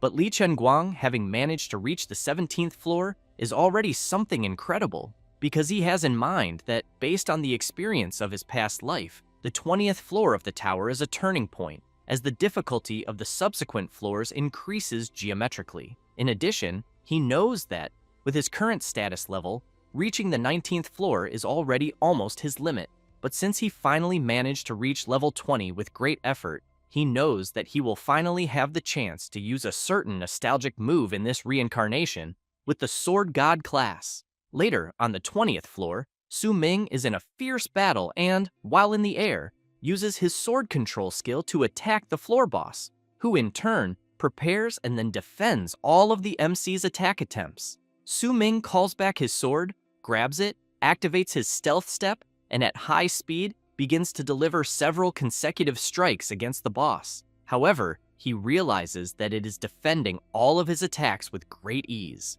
And, upon observing it more closely, he thinks that this was already expected from a level 25 Seal Knight, who in turn notices the MC distracted and quickly channels power into his sword and then throws it. Su Ming is directly hit by the attack, and while trying to endure it, thinks that the power of the knight's skill is far too strong. And, because of that, he cannot withstand the attack and is thrown far away. When he falls to the ground, he becomes worried, thinking that, with his current equipment and status attributes, it is impossible to block the knight's skill attack, since he has in mind that, on average, if he takes one hit, he loses a third of his HP, and because of that, he thinks he can only endure one more blow. And, upon observing him, he reflects that it is as he had imagined. Even having been reborn, he cannot overcome such a large level gap in the 100-floor tower of the Celestial Tower Council. However, he knows that this was already within his expectations. Thus, he stands up and activates the Shadow Sword set. Then he concludes that the reason he chose to continue climbing the tower was precisely to test that ability of his that could only be used at level 20, which, in his past life, was the ability he was most proud of. Su Ming channels his power and then unleashes his single slash of the God of Massacre, which rushes straight toward the Seal Knight. Meanwhile, Li Chengguang exits through the portal and hears several people commenting about the guy with the title God of Massacre and that he is still climbing the tower. Li Chengguang also hears people commenting that the God of Massacre is challenging the boss of the 20th floor on his very first time climbing the tower. The Blade Maniac thinks that for someone to truly be capable of challenging the 20th floor, it can only be the sword controller. Then someone approaches saying that Chengguang seems to have lost to this so-called God of Massacre, and that this is the first time, since childhood, that he has seen him lose to someone. Li Chengguang does not like hearing this at all. Meanwhile, in the fight of the MC against the Seal Knight, the skill he had cast was completely dissipated, and facing the boss with more than half of its health remaining, he knows he has no choice but to admit defeat, since not even the single strike of the God of Massacre managed to injure the knight. Therefore, he opens the system panel and decides to give up on the challenge of the 20th floor. Su Ming reflects that he accepts defeat, but soon becomes quite surprised upon hearing the knight say that he did not lose. That said, he emphasizes that the current level of the MC and his attributes are completely insufficient and that, because of this, he cannot unleash the true power of his skill. Su Ming watches the Seal Knight and questions whether he is really hearing him speak, who in turn comments that he will await his return to challenge him in the future. After that, the MC returns and thinks that the place must be the resting area after challenging the 100-floor tower. And, while walking around the place, several people comment that the ranking table has updated again and that, apparently, the so-called God of Massacre also failed the challenge, but that just reaching the 19th floor is already incredible, since the Blade Maniac, Li Chengguang, only managed to reach the 16th floor. Some people go to where the portals are opening to find out who this guy is with the title of God of Massacre. The MC does not care about the others and thinks that having this title as a reward on the first floor was not bad at all, since his total concealment skill can only modify his information in the dungeon and does not work well in the 100-floor tower. And since no one knows his score, he will not attract much attention, since avoiding trouble is always very good. Then, he sees on the ranking table that Ji Yao and the others are still challenging the 14th floor, and that, apparently, their teamwork coordination has improved a lot, because he has in mind that by playing safely and consistently, they can still challenge higher levels. Therefore, he reflects that, since that is the case, he will move first to challenge the next stage, since with his level 20, his second attribute increase mission for class change has already appeared, and, for convenience, he will choose to complete a subjugation mission located near the destination of the second class change mission. But he ends up intrigued when he sees that, at his current level, there are only rank F, E, and D subjugation missions to choose from. And after checking the locations, he realizes he can only choose one region. Thus, the system informs him that he has selected the subjugation mission of Area D17, in which he will need to hunt a Python King in the wild forest of the Nanli district. The reward will be 10,000 Adventi coins and a random platinum-level skill scroll. Next, the MC passes his Sky Tower assembly token through the machine and is informed that he has received permission to enter and leave the 100-floor tower area at any time, and that he now also has permission to enter the Illusory Realm area. Su Ming wastes no time and immediately enters the Illusory Realm area, and as soon as he looks around, he thinks that it is precisely an illusory area that can connect to the Sky Tower assembly area, but that it has a different appearance from the real world. In addition, he knows that before the Day of Awakening arrived, the real world was originally a place where humanity lived. But with the approach of the Day of Awakening, several inexplicable anomalies, dungeons, demons, and monsters appeared one after another in the original real world, and humanity began to merge and enter the world of awakened professions. Therefore, through the sacrifices and efforts of their predecessors, order was restored in the chaotic real world that had been destroyed after the arrival of the Day of Awakening, and thus the Illusory Realm area was born, isolated from the real world where humans mainly live and designated as a habitable space for demons and aberrant beasts. And this achieved the relatively peaceful global atmosphere that everyone knows nowadays. So, Su Ming knows that the trials of the 100-floor tower are exactly the threshold that opens the Illusory Realm area for novice challengers to venture into. In addition, he has heard that the peak of the 100-floor tower buries all the truths of the day the world descended, and because of that, he thinks it is a pity that he was not able to accomplish this in his past life, but that this time, he was lucky enough to start over to achieve the goals he failed to reach before. At that moment, a system notification arrives for the MC informing him that a portal has been opened for him, but that he needs to select the destination area within the Illusory Realm area. Su Ming refuses and thinks that he first needs to make a trip back to the real world. Thus, the system informs that it has received the instructions and will open a portal to the real world. Next, the MC receives 10,000 Advent coins for having challenged the 20th floor, then thinks that it is enough to complete the order he pre-ordered 2 days ago. While passing through the portal, he thinks that in this life, belonging to his profession as the god of the sword, he needs the order for his first advanced weapon. After passing through the portal, he arrives in the real world at the weapon trading center and soon thinks that he will be there more than once. Then, he remembers the times he had been there and the silver weapons he previously obtained by opening stones, and that the bloodthirsty Zhuan steel sword is already insufficient to deal with the difficulty of the subsequent challenge. But he knows that its attached weapon effects provide great support, and because of that, he thinks he does not want to give it up easily, since the red blood effect, after locking onto a target, allows the sword to absorb the target's blood through attacks or contact, healing the wielder's injuries, and that bloodthirst, after eliminating a monster with the sword, can briefly increase the wielder's overall attributes by 5 points for a duration of 30 seconds. Then, he remembers that 2 days ago he was talking with Jiao, and she was saying that she had scheduled a meeting with Yanzi and Yunqing, and that they would use the rewards obtained in the novice dungeon to buy equipment for the next challenge of the 100-floor tower, so she wanted to know if he was willing to accompany them. Su Ming thanked his friend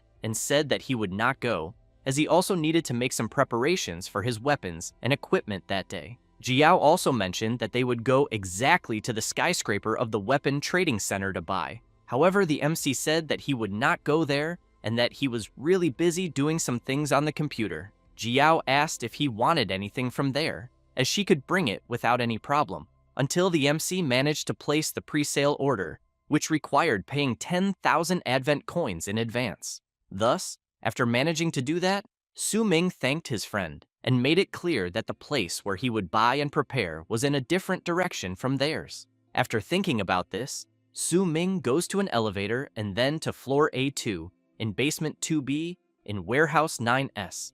A woman, upon seeing the MC, comments that he is late. Then, she wants to know if he has already gathered the remaining balance. Su Ming remembers the 10,000 he earned on the 20th floor of the tower challenge, and that he received a system notification informing that he obtained the weapon replication enhancement device. Then he thinks that his talent of sublimation of all things can only be used on an item once, in addition to the fact that the enhancement result is still random. Thus, he takes the weapon replication enhancement device and thinks that if he wants to maintain the effects of the bloodthirsty Zhuan steel sword and still be able to enhance the weapon, he can only use the device. Then he sees that the usage effect increases the item's level and replicates it, maintaining the skill attributes of the original item, and that the base skill attributes will increase randomly as the item is enhanced. Su Ming decides to use the device, and the system informs that the bloodthirsty Zhuan steel sword has been successfully upgraded to the bloodthirsty Zhuan blade sword.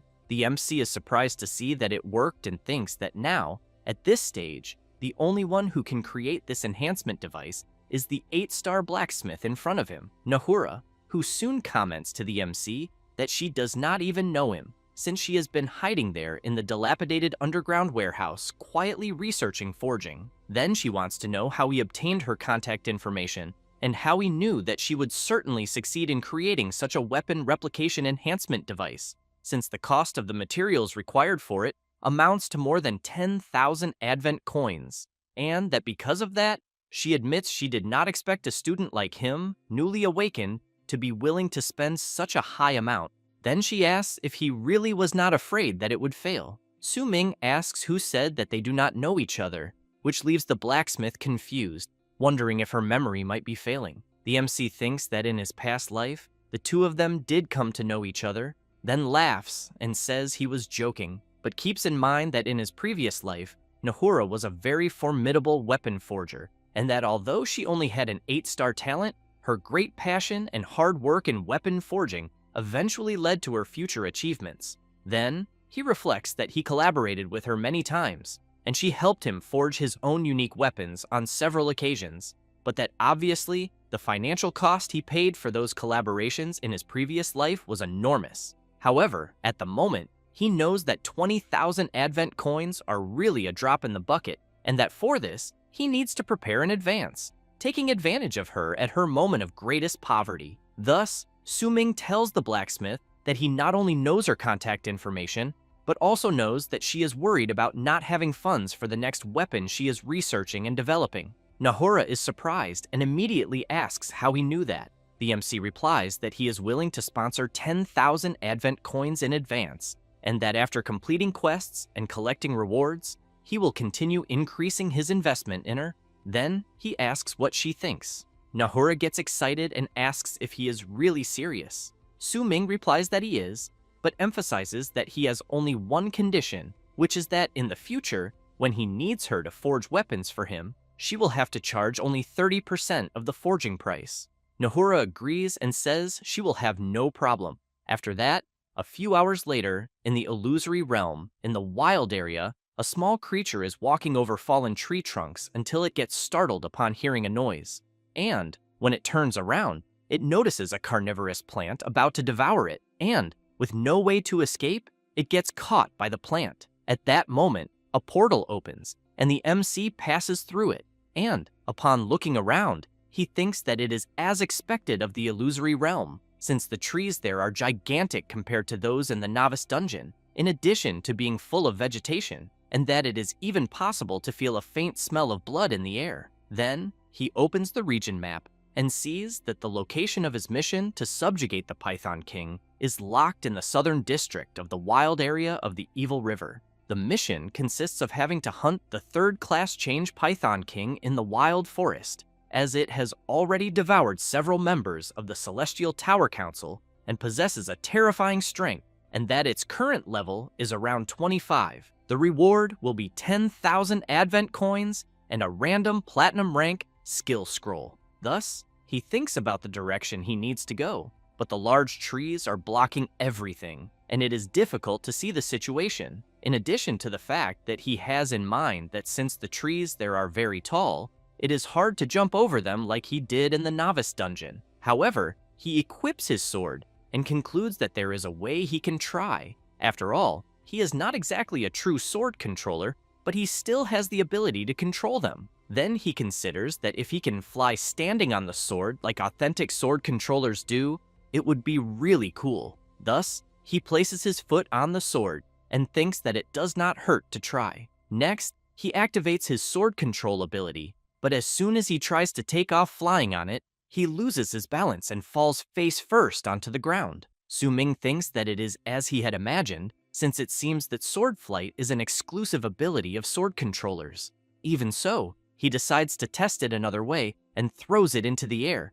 and while holding onto it, he starts flying, being pulled by it. Then he reflects that he has understood it, since although he cannot fly by standing on the sword, if he holds it and uses sword control aiming at a target and activates the ability several times in succession, it might work. The MC activates sword control and starts being pulled from tree to tree by his sword. Thus, he gets excited and thinks that he can simply fly this way, and while throwing the sword very high and being pulled by it, he manages to see the entire area from above. Su Ming smiles and reflects that the view from up there is very beautiful. Then, he controls the sword to head south to go straight to his mission. A few minutes later, in another area of the forest in the illusory realm, a portal opens and some people pass through it. One of them asks where they are. The Mohawk man says that this is the area of subjugation quest D17, and, while interacting with the system panel, says that most subjugation quests are done in teams, but that a certain guy took the quest without joining a group, and because of that, it was very easy to find the MC's name by searching for players without a group in the quest panel. The woman comments that he has the courage to take a subjugation quest alone. Another guy emphasizes that the MC is just a novice who does not know what death is, as he thinks they will not even need to hunt him, since sooner or later the MC will end up being eliminated in the subjugation quest. The Mohawk man comments that then they need to hurry so that does not happen, so they do not miss the chance to receive the reward for his head. Meanwhile, in the 100th-floor tower, Zhang Tang chooses to voluntarily give up on the challenge of the 13th floor, and, upon returning through the portal, he takes a deep breath and thinks that he had to stop, since from the beginning of the tower challenge, he fell behind many challengers, and at that moment could not find anyone to form a team and climb the tower, which led him to have a terrible result in his first climb, and that he has certainly already fallen behind in the evaluation of the 100th-floor tower.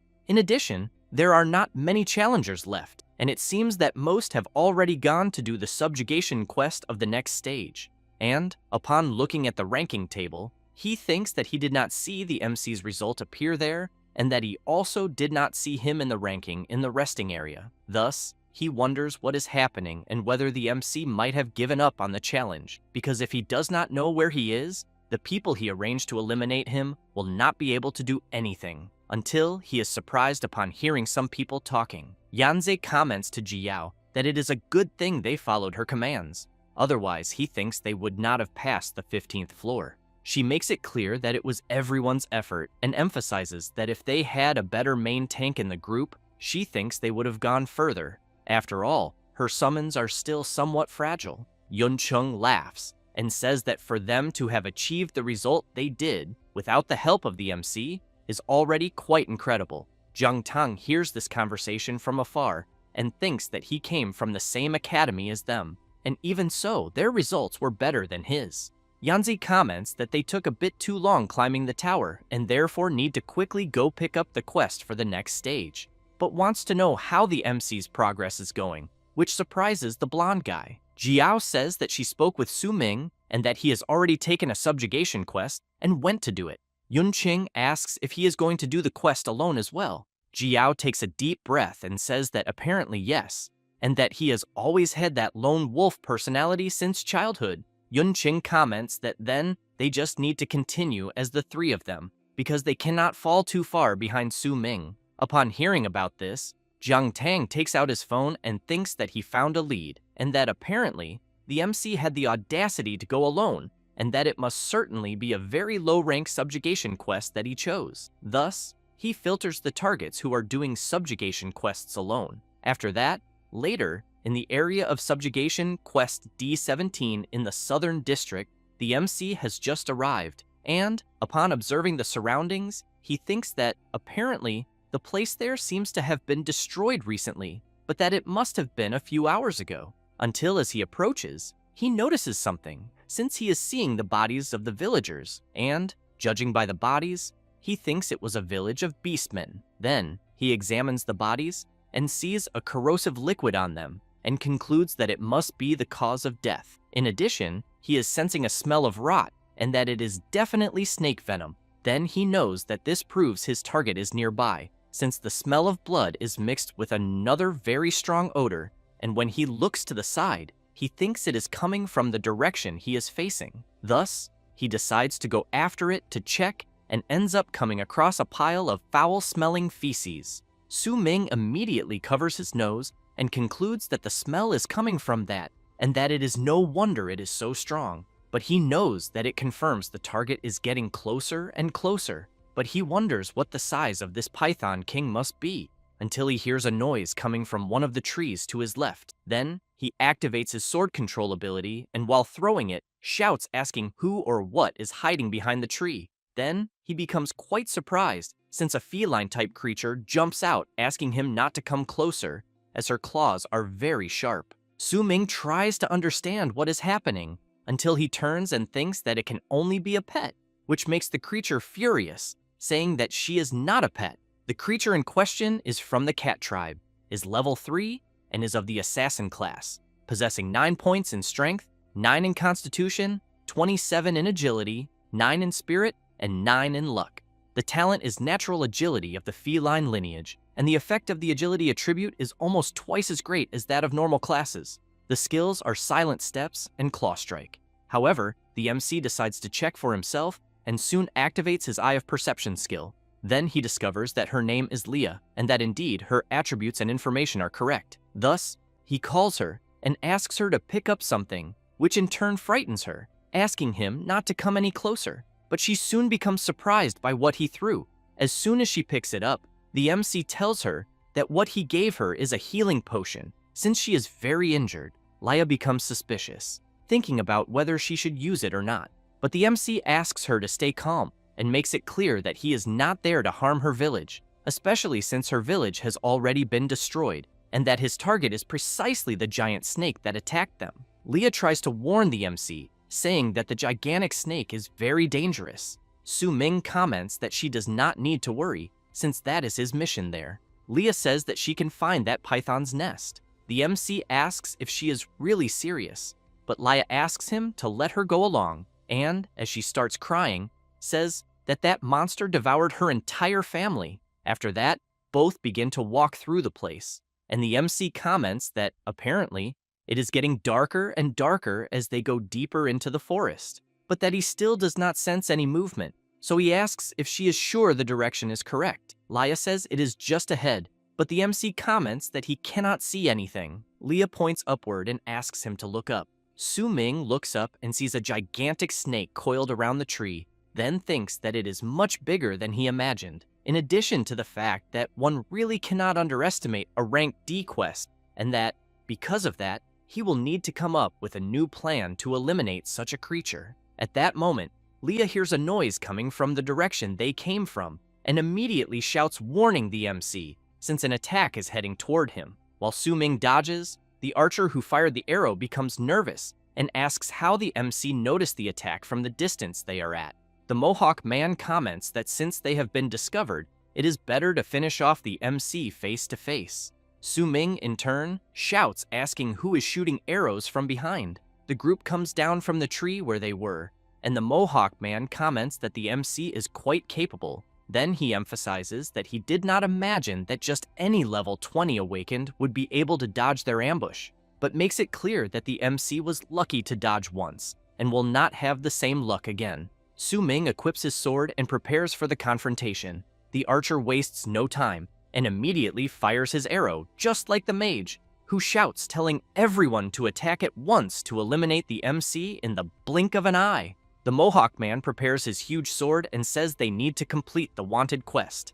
And while the arrow and the fireball head toward the MC, the Mohawk man prepares his sword to attack. Su-Ming dodges the arrows first, but the mage asks if he will also be able to dodge her magic. The MC waits for the fireball to get closer, and then, with his sword, tries to withstand the attack and ends up taking some damage, until he notices the warrior rushing toward him, and, when trying to block the attack, he is violently thrown into one of the trees.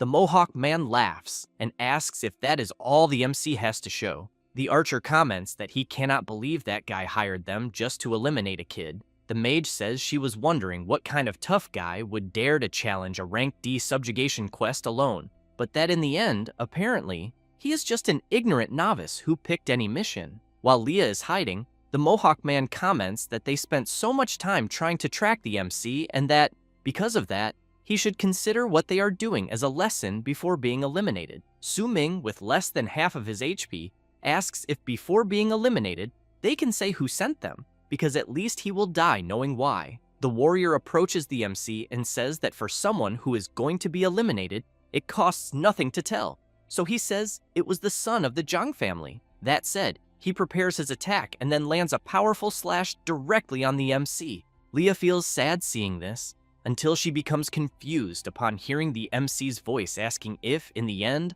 all of this was Zhang Tang's doing. And from the top of a tree, he makes it clear that it was exactly as he imagined, since the only one who would be this cruel could only be him. Everyone, upon seeing the MC unharmed, without any damage, at the top of the tree, starts wondering what the hell is going on, because he was supposed to be in pieces. Su Ming activates the Eye of Perception and says that what they eliminated was just a clone from his set skill. And while everyone wonders what kind of ability this is, and whether they were really fooled by such a cheap trick, the MC manages to see that the archer is level 23, the mage is level 25, and the warrior is level 27. Thus, he thinks that in the awakened world where the law of the jungle prevails, hunting one another is normal, but to protect the basic balance of survival of the awakened, laws and regulations were also created, since in fights between awakened, the difference cannot exceed 10 levels, and that if they break the rules, whoever violates them will be hunted worldwide.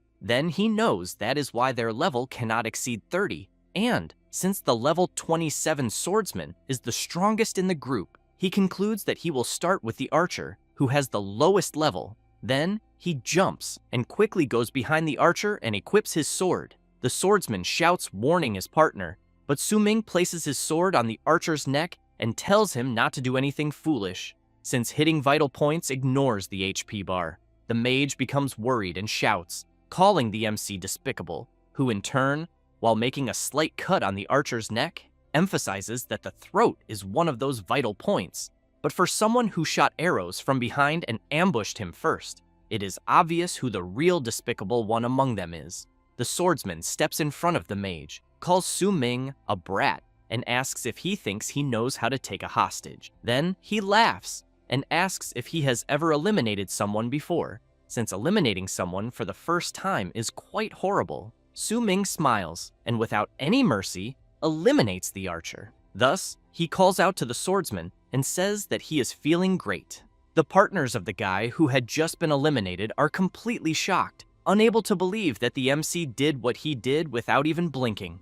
Su Ming walks up to them and comments that for them to be sent to eliminate him, their level also must not be above 30, since, in the awakened world, that level of theirs is not much different from a bunch of newly awakened rookies. Then, he wants to know if they really thought that taking a few bounty missions would turn them into professional assassins. After that, the MC gives a sinister laugh and says he has terrible news for them. The souls that died under his blade in his past life are countless. Leah, hearing this from afar, even gets a little worried, but the MC does not care at all and soon unleashes a terrifying attack on one of the assassins. The woman loses a lot of her health points and screams, feeling intense pain. While the Mohawk guy tries to take advantage of the MC being distracted, he comments that hands are not vital points, and that, because of that, it only reduced her HP a little, since, as a mage, even if her level is higher than his, her speed was not enough to dodge his attack. Having said that, he jumps back to dodge the heavy strike skill from the circular blade. Then he thinks that even though the swordsman is focused on strength, he is 7 levels above him, and his agility and speed attributes are already almost equal to his own. With that, Su Ming increases his speed with stealth step and moves behind the swordsman, then lands a direct hit on him. But he wants to know if the MC is only scratching his back with the attack he just made. Then, he tries to hit him once again with circular slash. While dodging the attacks, Su Ming thinks that the status difference caused by the level disadvantage drastically reduces the damage of his attack against the swordsman, since he has in mind that the rules of the awakened world are that life and death battles between awakened ones do not use the same mechanics as battles against monsters, and that, although they fundamentally depend on base HP, this is limited to the HP calculation used when ordinary body parts are hit. In addition, many years ago, when the Awakened appeared, they discovered that another method to quickly eliminate an opponent is to strike a vital point, where hitting an enemy's vital point grants a damage bonus. So, he knows there is a high probability of ignoring the HP calculation and achieving a one-hit kill. But when facing a higher level opponent, the probability of landing a one-hit kill on a vital point also decreases drastically. The Mohawk guy's partner keeps screaming in pain, and he tells her to stop screaming because after they claim the quest reward, he will find a high-level healer to fix her hand. Then, he wants to know if she can still fight. She answers that she cannot, because it hurts too much, and asks him to finish off the MC quickly. He, in turn, reflects that this is also the importance of level stats in the Awakened world, since, right now, with a lower level, he is facing higher-level opponents. So, he knows that if this drags on, it will turn into a war of attrition, until he is surprised after getting an idea in which he thinks he can try a way to eliminate them using the other's weapons. With that, he runs off. And the Mohawk guy gets nervous because he is from a heavy combat class and his speed cannot catch up to the MC's. Then, he wants to know if his partner can lock onto him with magic. She answers that she can, and makes it clear that even without one of her hands, she will not take her eyes off him. Having said that, she activates her target locking skill and then launches the Deep Fate Ice Arrow toward the MC. He, in turn, activates sword control, launches the sword into a tree, and is pulled by it. With that, he manages to dodge the attack that was heading toward him. This leaves the girl unable to believe what she just saw. The Mohawk guy comments that the MC is a sword controller, so he wants to know what is strange about him being able to fly on a sword. In addition, he tells his partner to use a few more skills to try to stop him. Meanwhile, Leah is watching Su Ming move through the air with his sword and thinks that this is, in fact, quite incredible, until the MC stops at the top of a tree, looks back, and wonders if they are still following him. But, upon noticing another attack coming in his direction, he concludes that they really are chasing him. Then, he looks up and thinks that this is the perfect place to be. After that, he activates his Eye of Perception and sees a creature that is also there. A huge explosion happens, and the Mohawk guy wants to know if his partner hit the attack. She asks him to relax and says that her skill is guided magic. But, when they hear a very loud and strange noise, they want to know what the hell is happening. The Mohawk guy gets very scared when he sees what is falling from the top of the tree, because what is falling and heading toward them is the Python King, the target of the subjugation quest. The huge serpent falls to the ground, and because of the impact, sends the assassins flying away. This is the giant venomous python, the boss of the wild area. The creature is level 26, has 401 strength, 350 constitution, 157 agility, 10 spirit, and 10 luck. And it does not take long for the venomous python to lock onto the aggro target, which leaves the mage very worried, and she soon has to run away, since the creature is launching a corrosive venom attack. As for the MC, from afar, he thinks that his plan worked, because the mage's skill attacked and woke up the boss first. And, because of that, the python went after her. Besides, he is pleased because a single ultimate attack from the mage managed to take away 1/5 of the boss's life. At that moment, the Mohawk guy charges at the serpent with his heavy strike. Then, he unleashes Mighty Blade Fall, which makes the boss scream loudly. The swordsman does not stop attacking with his heavy slash, and then activates his sure kill and shouts, telling the snake to die already. Having said that, he also attacks with his suppression heavy strike. Su Ming continues just watching from afar and thinking that, as expected of a heavy weapon warrior who prioritizes strength, the power of a full force attack is truly absurd. Besides, the swordsman is one level above the giant snake, so he concludes that using this method to wear down both sides at the same time was not a bad idea, since now he only needs to finish the job. The mage tries to freeze the serpent and comments that, from the looks of it, she is safe for the moment, but she turns around in fear when she hears the MC telling her not to celebrate too early. With that, Su Ming unleashes several attacks on the mage and makes it clear that she forgot he was still there. The Mohawk guy gets worried when he realizes that the MC, in the end, ended up ambushing them, but as soon as he lets his guard down for a brief moment, the python takes advantage of the chance and catches the swordsman in its mouth. Su Ming comments that he thinks by now the Mohawk guy should have realized it. He, in turn, while trying not to be eaten, curses the MC. Su Ming emphasizes that it is horrible to be attacked from behind. Having said that, he equips his new sword and points out that launching a surprise attack is something extremely distressing. But he emphasizes that, thanks to the swordsman's help, the giant snake's HP is already down to 1/3. Besides, its scales were also broken by his heavy strike moments earlier. So, because of that, the snake's resistance to attacks dropped quite a lot, and he did not need to lift a single finger. The swordsman gets nervous when he hears this, but ends up being attacked from behind by the MC's sword control, while the MC, in turn, takes advantage of the same attack and lands a direct hit in the middle of the python's mouth. After the dust settles, Leah, still hidden, is very surprised since she is seeing the huge snake completely defeated in front of Su Ming. He looks at the system and thinks that, from the looks of it, the rewards are not bad at all. Leah starts crying and thinking that the MC really avenged her. At that moment, a guy appears at the top of a tree, commenting that this D-rank subjugation quest must have some pretty good rewards. Su Ming turns around, wanting to know who the person who just appeared is.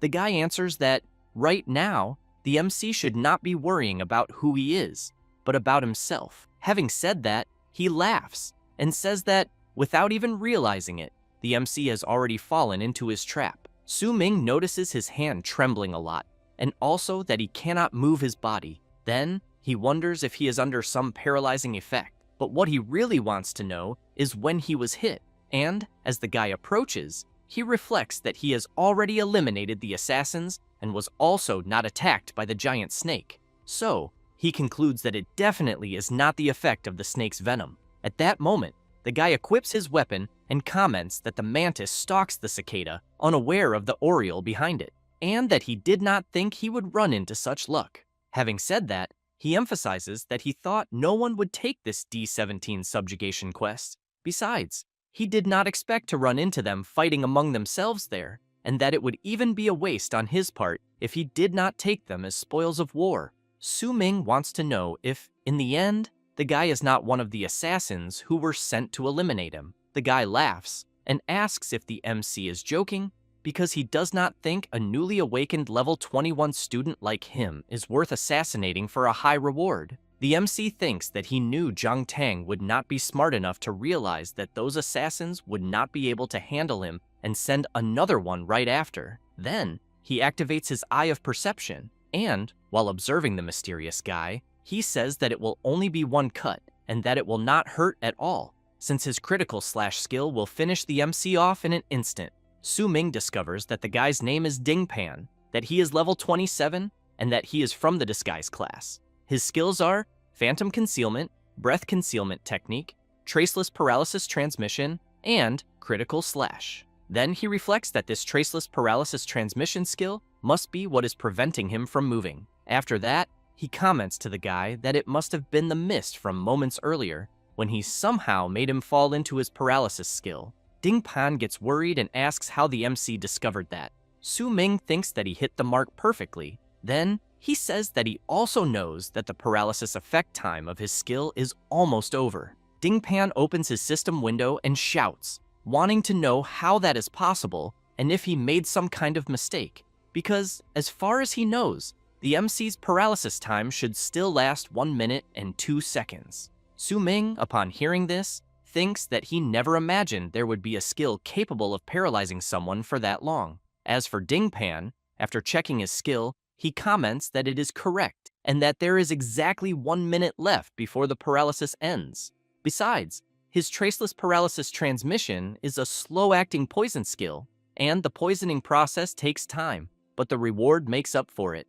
The MC smiles and thinks that, although he managed to trick this idiot into revealing the effect of his skill, He knows that a paralysis lasting 2 minutes is far too long, until Ding Pan realizes it and asks if the MC was trying to trick him. Then, he makes it clear that he had no idea how long his skill lasted. However, Su Ming remembers something and reflects that he still has a chance to survive. With that, he starts listing all the skills he discovered and says that he never imagined a level 27 big shot like Ding Pan would not have a single active direct damage skill, and that, because of that, it is actually pathetic. The guy is surprised and asks how the MC knows about his skills. He comments that Ding Pan must be very nervous right now because he knows that as soon as his paralysis wears off, he will not have the slightest chance. Meanwhile, Ding Pan thinks that all of this is just the MC's nonsense, because even if he does not have active skills, his stats are more than enough to deal with a newly awakened level 21 like him. Su Ming comments that then, in the end, they will have a fair fight once his paralysis ends. Ding Pan wants to know why he should listen to him. Su Ming comments that, from the looks of it, the shoe fits, and that he is even afraid of a newly awakened one. Ding Pan gets nervous and tells the MC to shut up. He, in turn, makes it clear that talking is easy because they will settle everything once his paralysis wears off. But Ding Pan, distracted by the MC's conversation, ends up being hit from behind by Leah's illusory colors claw strike. While she makes it clear that the MC avenged her village and that she will not let Ding Pan hurt him, the blonde guy lands a blow on her and immediately wants to know what kind of creature just appeared. Then, he wants to know how there can be a helper there, since all the awakened ones in that area should have been poisoned and paralyzed by his skill, until he realizes that the one who attacked him is a beast woman from the realm of illusions. Then, he charges at her, wanting to know how a useless level 3 beast dares to help an awakened one, and, as soon as he corners Leah, he makes it clear that she is asking to be eliminated. However, at that moment, the MC's paralysis ends, and he immediately controls his sword and says that the one who will be eliminated there will be Ding Pan. He looks back, frightened, and sees the MC with a very terrifying look. A few minutes later, after eliminating the awakened one, Su Ming says that the guy's strength was so pathetic, and he did not expect his spoils of war to be so abundant. Then, he asks Leah not to be afraid, because the other awakened one has already fainted and he will not hurt them, since he never eliminates women. Leah keeps watching the mage on the ground, until the MC comments that he has already finished looting all the backpacks. Then, he is going to take the opportunity to complete his second class change quest, which is nearby. Leah wants to know if she can go with him. After all, she no longer has a home, and since he helped her take revenge, she thinks he is a good person. Su Ming answers no. Leah is very disappointed, but he emphasizes that she saved his life. Having said that, he throws a disguise skill scroll to her, which contains the skill Blood Wave Impulse, which, when used, increases the critical hit rate after hitting the enemy and causes continuous bleeding. The wound will be difficult to stop, and the damage is extremely high. Su Ming makes it clear that Leah is very weak at the moment, and that taking her along will only slow him down. So, he wants her to train hard in the environment she already knows, and the skill scroll he gave her will help her. Then, they will meet again in the near future. And, because of that, he hopes that by then, she will already have become a formidable assassin of the realm of illusions. Leah, with eyes full of tears, looks at the skill scroll she received and comments that she understands. Then, she shouts that she will not disappoint him. Su Ming thinks that he will be waiting for the day they meet again. A few minutes later, the MC receives a system notification informing him that he consumed the 1,000-year purple vein.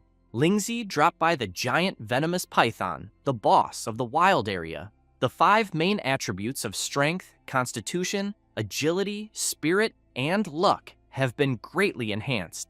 Then, the system notifies him that the MC has completed the 3rd class change quest. Now, he has been promoted to the 3rd class change level of the God of Slaughter, and all stats have increased by 10%. In addition, he obtained a reward item, the Awakened Ding Pan's Diary, and the item can be handed in at the nearest quest hall. Meanwhile, in the realm of illusions, at Southwest Point number 63, in the quest hall, a guy wants to know why his partner is simply leaving the group. He answers that teaming up with a noob like him almost cost him his life even in an M-rank subjugation quest. Su Ming arrives at the place and soon hears someone commenting that they should have chosen a higher difficulty subjugation quest from the beginning because the difficulty of a K-rank subjugation quest is too low, and the rewards are pocket change and a complete waste of time. The MC thinks that, from the looks of it, many people have already finished the subjugation quest and returned, until the awakened ones are surprised to see Miss Mo-Mei there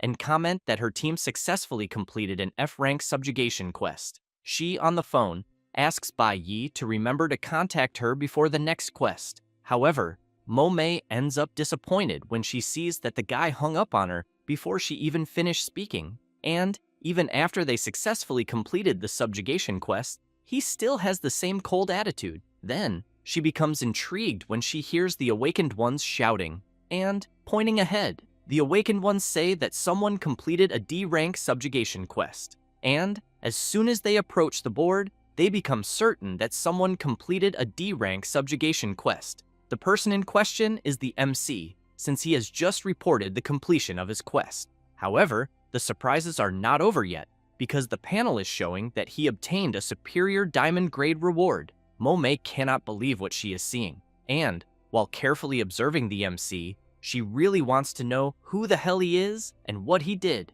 Su Ming is looking at Ding Pan's traceless paralysis transmission skill, where, by constantly using environmental mediums such as rainwater, mist, sandstorms, and others, it corrodes and conducts energy that paralyzes the enemy. The conduction time is determined by the range of the environment, varying from half an hour to 2 hours. When an enemy is exposed to the paralyzing medium in the space for long enough, they will enter a state of paralysis for almost 2 minutes, unable to move. Su Ming reflects that, although it requires an extremely long preparation time, a paralysis effect that lasts 2 minutes is truly insane. Besides, it is no wonder that that guy's attack skills are so weak, but even so, he managed to successfully eliminate so many challengers, since he is looking at the list in his diary. And, as a result, this also made Ding Pan a C-rank bounty hunter, until he discovers that, in fact, the guy is a diamond grade hunter, and, since he eliminated him, he received a diamond grade quest reward, which is higher than the platinum grade reward from the D-rank subjugation quest. However, he knows that the most troublesome part is that this attracted a crowd, so he knows that this is exactly what he hates the most, and is feeling completely uncomfortable. Mo-Mei hears some of the awakened ones accusing the MC of cheating and even using some kind of cheat. Others comment that the Heavenly Tower Hunters Association was created by the authorities of the Dragon Country and that their supervision is extremely strict and even supreme rules are involved. So, there would be no way for the MC to do anything to cheat. Su Ming asks everyone to listen carefully and makes it clear that he did not use any cheat, but the awakened ones want him to tell them how he managed to get a diamond evaluation. The MC gets worried and thinks that if he says he was lucky enough to run into a C-rank bounty hunter and eliminated him to get the diamond reward, the awakened ones would not believe him either. Then he says that he only exploited a loophole,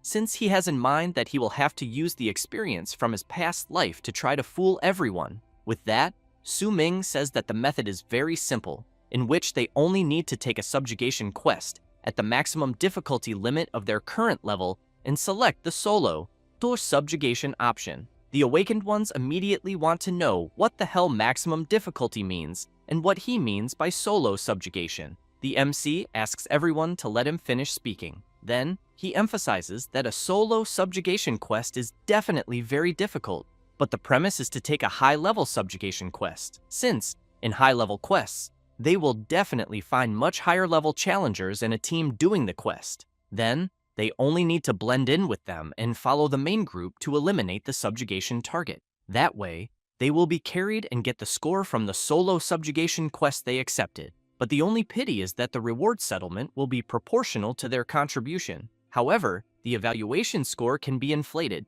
just like he did. The awakened ones want to know if this really works, and how many people the MC leached from in the subjugation quest. He raises his finger and says it was 100 people, which leaves the awakened ones very surprised. But they soon start laughing a lot at the MC and comment that, in the end, he is just a coward who was carried by a team of 100 people. Besides, they think his reward probably was not much different from getting nothing at all. Su Ming leaves, saying that by using the same method, going solo to be carried in high-level players' bounty quests, and slowly accumulating points, it will be possible to get a diamond evaluation. The awakened ones keep laughing and commenting that they thought the MC was super incredible. He, in turn, thinks that as long as they are all happy, everything will be fine, since he does not want them to cause a commotion or confusion. But before the MC leaves, the awakened ones ask him to tell them which team of experts he latched onto,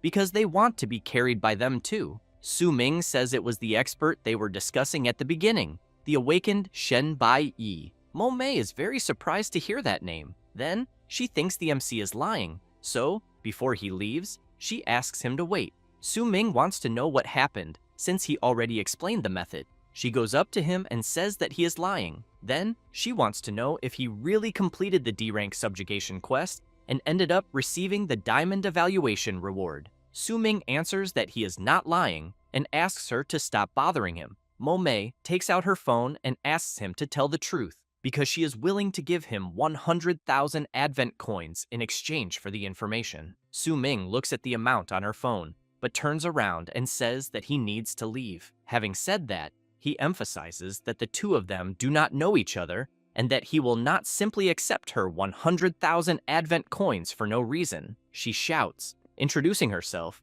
and then asks if he can at least tell her his name. Su Ming leaves without saying anything. Mo Mei thinks that she never imagined there would be an expert willing to hide his strength the way the MC just did, because his personality is even a little similar to Bai Yi's, and that the awakened students of that year are really very interesting. After that, already in the real world, the MC arrives at his house and thinks that eliminating some of Zhang Tang's assassins may have already attracted attention, so he needs to pay attention to his safety lately, since most of the awakened students in his class have already moved out of the campus dormitories, and that the most dangerous place may be the safest place.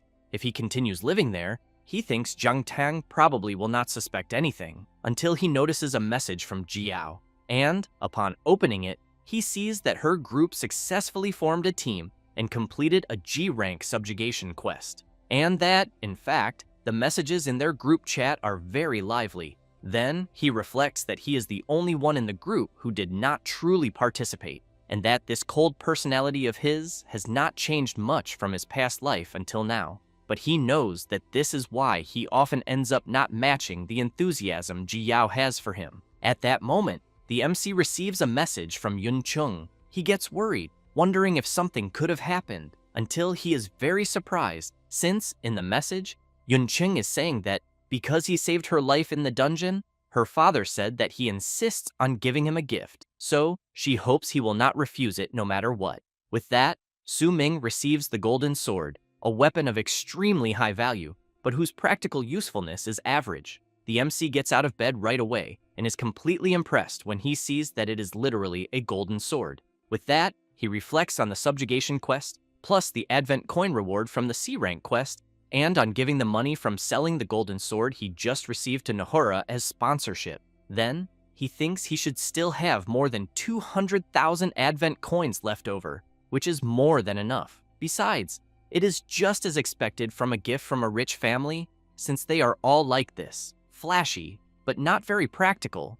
However, the MC is intrigued by the name Jiang Yongli. Then, he realizes that he remembers that name, since, in his past life, the news of his death caused a lot of discussion. He does not remember the cause of death, but if his memory is not failing him, it was a few months after he awakened. Besides, Yun Qing from his past life must have suffered a lot at that time. But for someone like him, who has been an orphan since childhood, this kind of feeling is really very difficult to understand and empathize with. Meanwhile, at the Department of Affairs of the Dragon Country, someone knocks on the door, and some people inside ask the other person to come in. It is the deputy mayor of Xuanjing City, wanting to know what the director wants. He informs her that the assessment results of the novice dungeon for all the newly awakened students in the country have come out. So, he wants to know if she is responsible for the assessment in Xuanjing City. She answers yes, but asks him to be clearer.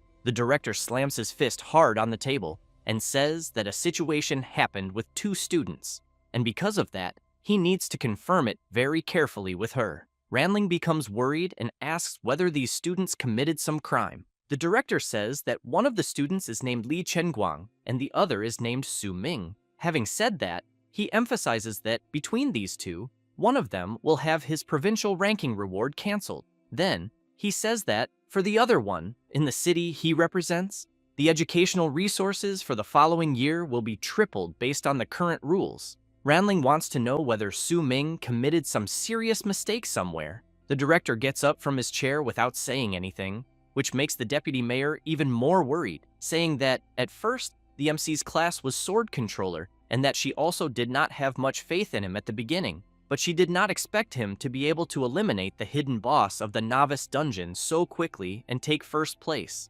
So, she thinks this is something the province had not seen in many years. Because of that, she made an exception and gave a few more spots to the Heavenly Tower Council. Besides, as deputy mayor, she also needs to boost the distribution of resources in her city. After all, Xuanjing ranks last every year, but she emphasizes that she was not abusing her power because she would never have imagined that the MC would commit a future mistake capable of bothering even the director. This is Wen Tianlei, director of the Special Abilities Security Agency, who shouts at the deputy mayor, saying that she guessed everything wrong. Ranling wants to know if the one whose reward qualification was cancelled was the blade maniac Li Chenguang and why. The director says that this is where her negligence comes in, because, as the deputy mayor of Xuanjing City, she did not even know that Li Chenguang invaded the novice dungeon of Xuanjing Academy that year, and many students were eliminated by that guy. And, even though the novice dungeon test can resurrect the challengers at the end, Li Chenguang is only a young man, but he already eliminates people as if they were flies, massacring his compatriots as if they were wild beasts. And this kind of behavior from an awakened one is absolutely despicable. The deputy mayor agrees with him, but becomes intrigued by one thing and asks how he found out. Tianlei says it is because he is friends with the director of Xuanjing Academy, and he greatly admires the awakened student, Su Ming. So, because of his friendship with the director, he always wanted to help Xuanjing City, which ranks at the bottom every year. But, due to his position, he could not show favoritism, so he was left with his hands tied. But after learning about this incident, he had the perfect opportunity, and, as he just said, the educational resources of Xuanjing City will be tripled the following year. The deputy mayor is surprised and thanks the director, but he tells her not to thank him, because if she has to thank someone, she should be thankful that they have such an exceptional awakened student as Su Ming that year. At that moment, a guy calls the director and informs him that they have an emergency situation. As soon as Tianlei looks at his phone, he is surprised and says that a large group of high-level awakened ones from Tianqi country secretly infiltrated their borders. After that, on the next day, the awakened ones are excited to learn that the results have come out for the overall performance ranking of the novice dungeon for all newly awakened students in the province that year. And the one in first place is Xuanjing Academy. But they soon become intrigued when they see that the highest ranked person is the sword controller. Meanwhile, at the MC's house, his phone is ringing a lot. And after falling out of bed to answer the phone, he wants to know why there are so many message notifications all of a sudden. Then, he is surprised, because all the messages are guild recruitment invitations. As he looks at some of them, he wonders what is going on, because even though he got a diamond grade evaluation, he thinks there should not be so many people wanting to invite him to guilds, since the guild system in the awakened world is basically the place where they gather to increase their strength and support each other. And, for a novice who has just awakened, joining a guild right at the beginning is truly a great choice. Since, in the end, not everyone has the chance to reach the upper levels of the Heavenly Tower Council. Then, if the person joins a strong guild, the veterans will provide mentorship, tips, and the person will gain many rewards. Besides, some guilds even distribute skill scrolls, equipment, and other items for free. So, he knows this drastically reduces the chances of newly awakened ones being eliminated at the beginning of their journeys. But he knows it is a pity that this ideal situation only existed in the beginning, when order in the awakened world was being established. And, with the ever-increasing number of awakened ones, predatory competition also began to appear in order to maintain the strength and status of their respective guilds.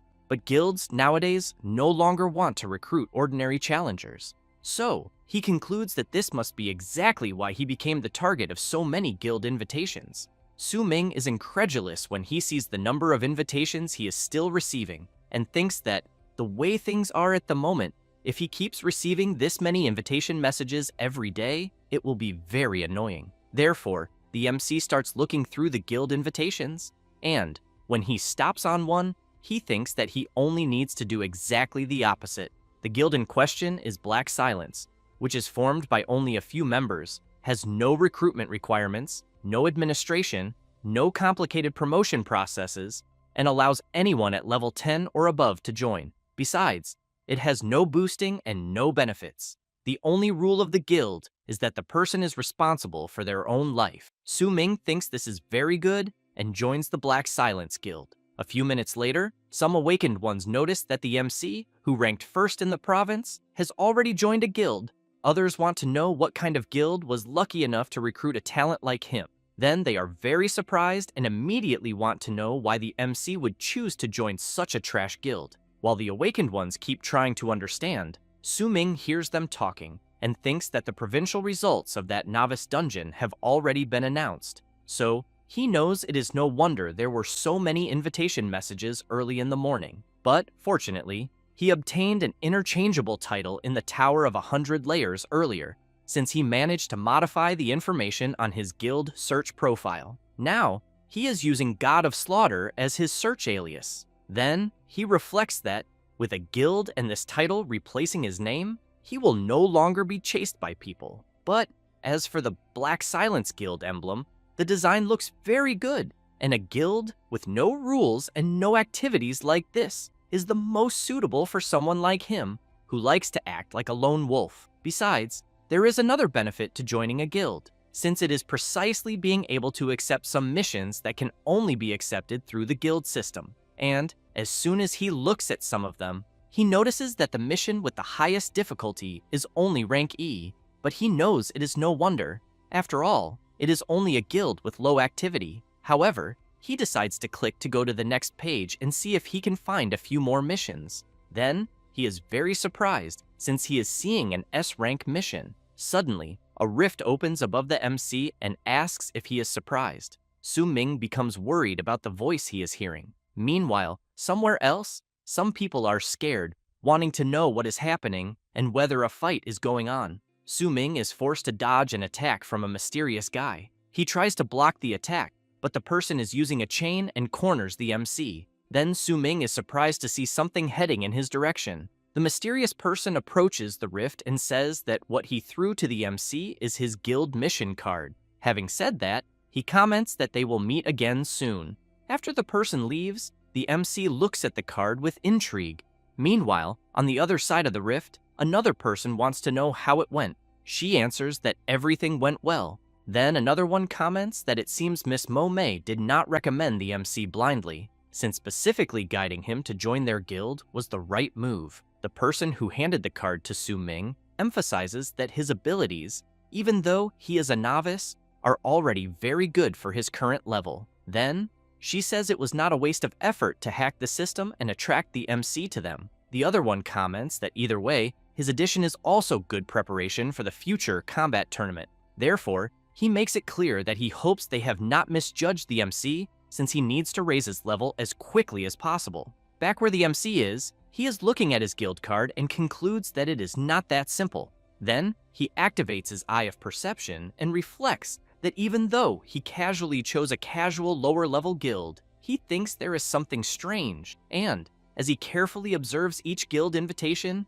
he tries to look for something wrong, until he reaches the Black Silence Guild invitation and sees a trace of an unidentified ability from the recognized challenger. Therefore, Su Ming concludes that someone used the power of an awakened one to guide him into joining the guild he joined. Then, the MC wonders whether these people are trying to kidnap him. Su Ming thinks about leaving the guild, but soon remembers how the mysterious person appeared out of nowhere and the way she fought. Then, he smiles and cancels his departure from the guild. At that moment, the people around comment that they called the police and report that there was a fight there a few minutes ago, since casual fights in the real world are not allowed. However, it seems the attackers have already fled. While running through the city, Su-ming thinks that he will stay in this guild because he wants to see what these people are planning. And as soon as he uses his guild mission card, he sees several purchasable guild mission challenges, until he decides to select the D-rank dungeon, the Corpse Sea Ice Nest. But he is warned that since this dungeon has not been purchased and unlocked by the Black Silence Guild, the MC does not have general access permission, so it asks whether he wants to buy it. Su-ming does not think twice and buys the mission. With that, he is informed about the Corpse Sea Ice Nest, which is a terrifying ice valley. The monsters there do not die and need to be eliminated repeatedly. Inside the nest, at the bottom of the valley, the most terrifying challenge is hidden. The MC wastes no time and goes straight to the dungeon. He sees that the place is covered in ice and snow, and as soon as he reaches the ground, he feels a tremendous cold. His nose soon starts running, and then the MC is taken over by several sneezes. Su-ming starts looking for something in his inventory, since he remembers that something dropped when he was eliminating monsters for his second class change mission. Then, he finds a crystal hot water bag, which can help him maintain his body temperature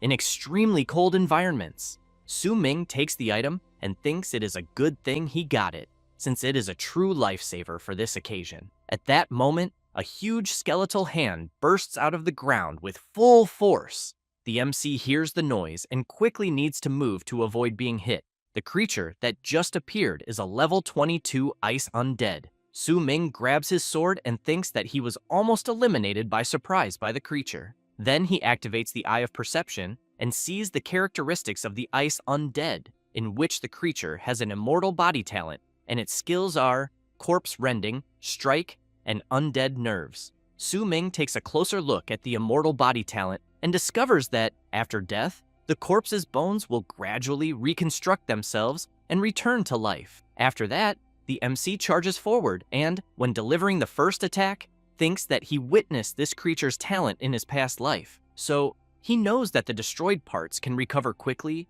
but only as long as it is before the monster has fully recovered. Therefore, he delivers a powerful attack to the ice undead's back and shouts, saying that he has a way to completely annihilate it. Having said that, he applies his Sword Tomb Sorrow technique and lands a direct hit on the creature. Su-ming comments that, this way, the ice undead's immortal body talent will not be able to activate. However, he becomes intrigued by something he is seeing in the system, since a message from his guild has just arrived. The message was sent by an anonymous person, wanting to know if the MC is sure he wants to challenge a D-rank dungeon alone. Su-ming does not like that kind of question and replies by message, telling the anonymous person to mind their own business. The anonymous person replies that it is fine, and that, if the MC wants to throw his life away, no one will stop him. But, as someone from the same guild, the warning is to be careful with challengers from other guilds who also chose the same dungeon, who are much more terrifying than the monsters. Su-ming laughs and thinks, as if he needed an anonymous person like her to remind him. Then he wonders whether the anonymous person really thinks he is a novice, because in the rules of guild mission dungeons, the same dungeon is a public area for challenges from several guilds. Therefore, open conflicts and hidden fights frequently occur between guilds in the same dungeon. Situations that end up leading to casual confrontations are everywhere. Thus, to reduce encounters with rival guilds for their own members, they usually find out which other guilds are challenging the same dungeon at the same time when selecting a dungeon, in which basically everyone communicates.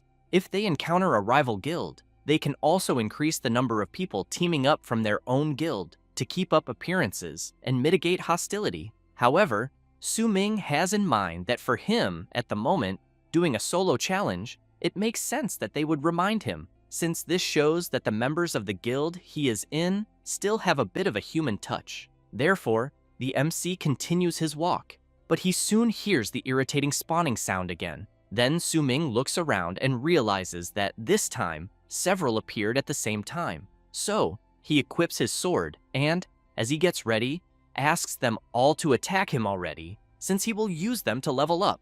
A few hours later, a guy is telling another not to be afraid, since joining the lawless guild is the smartest choice he could make, and that on that day, a team of level 30 or higher players will take him to complete the D-rank dungeon, and there definitely will not be any risks. The novice thanks the squad leader for being willing to guide a novice. However, they all end up surprised, since they are seeing several bodies of ice undead piled on top of each other. Besides, they think that, judging by the number of monster corpses in the pile, the team that did this must be huge. Meanwhile, Su Ming is reflecting on the guild's D-ranked dungeon, because, as the name suggests, it is a dungeon environment in the ice fields, completely permeated by undead creatures.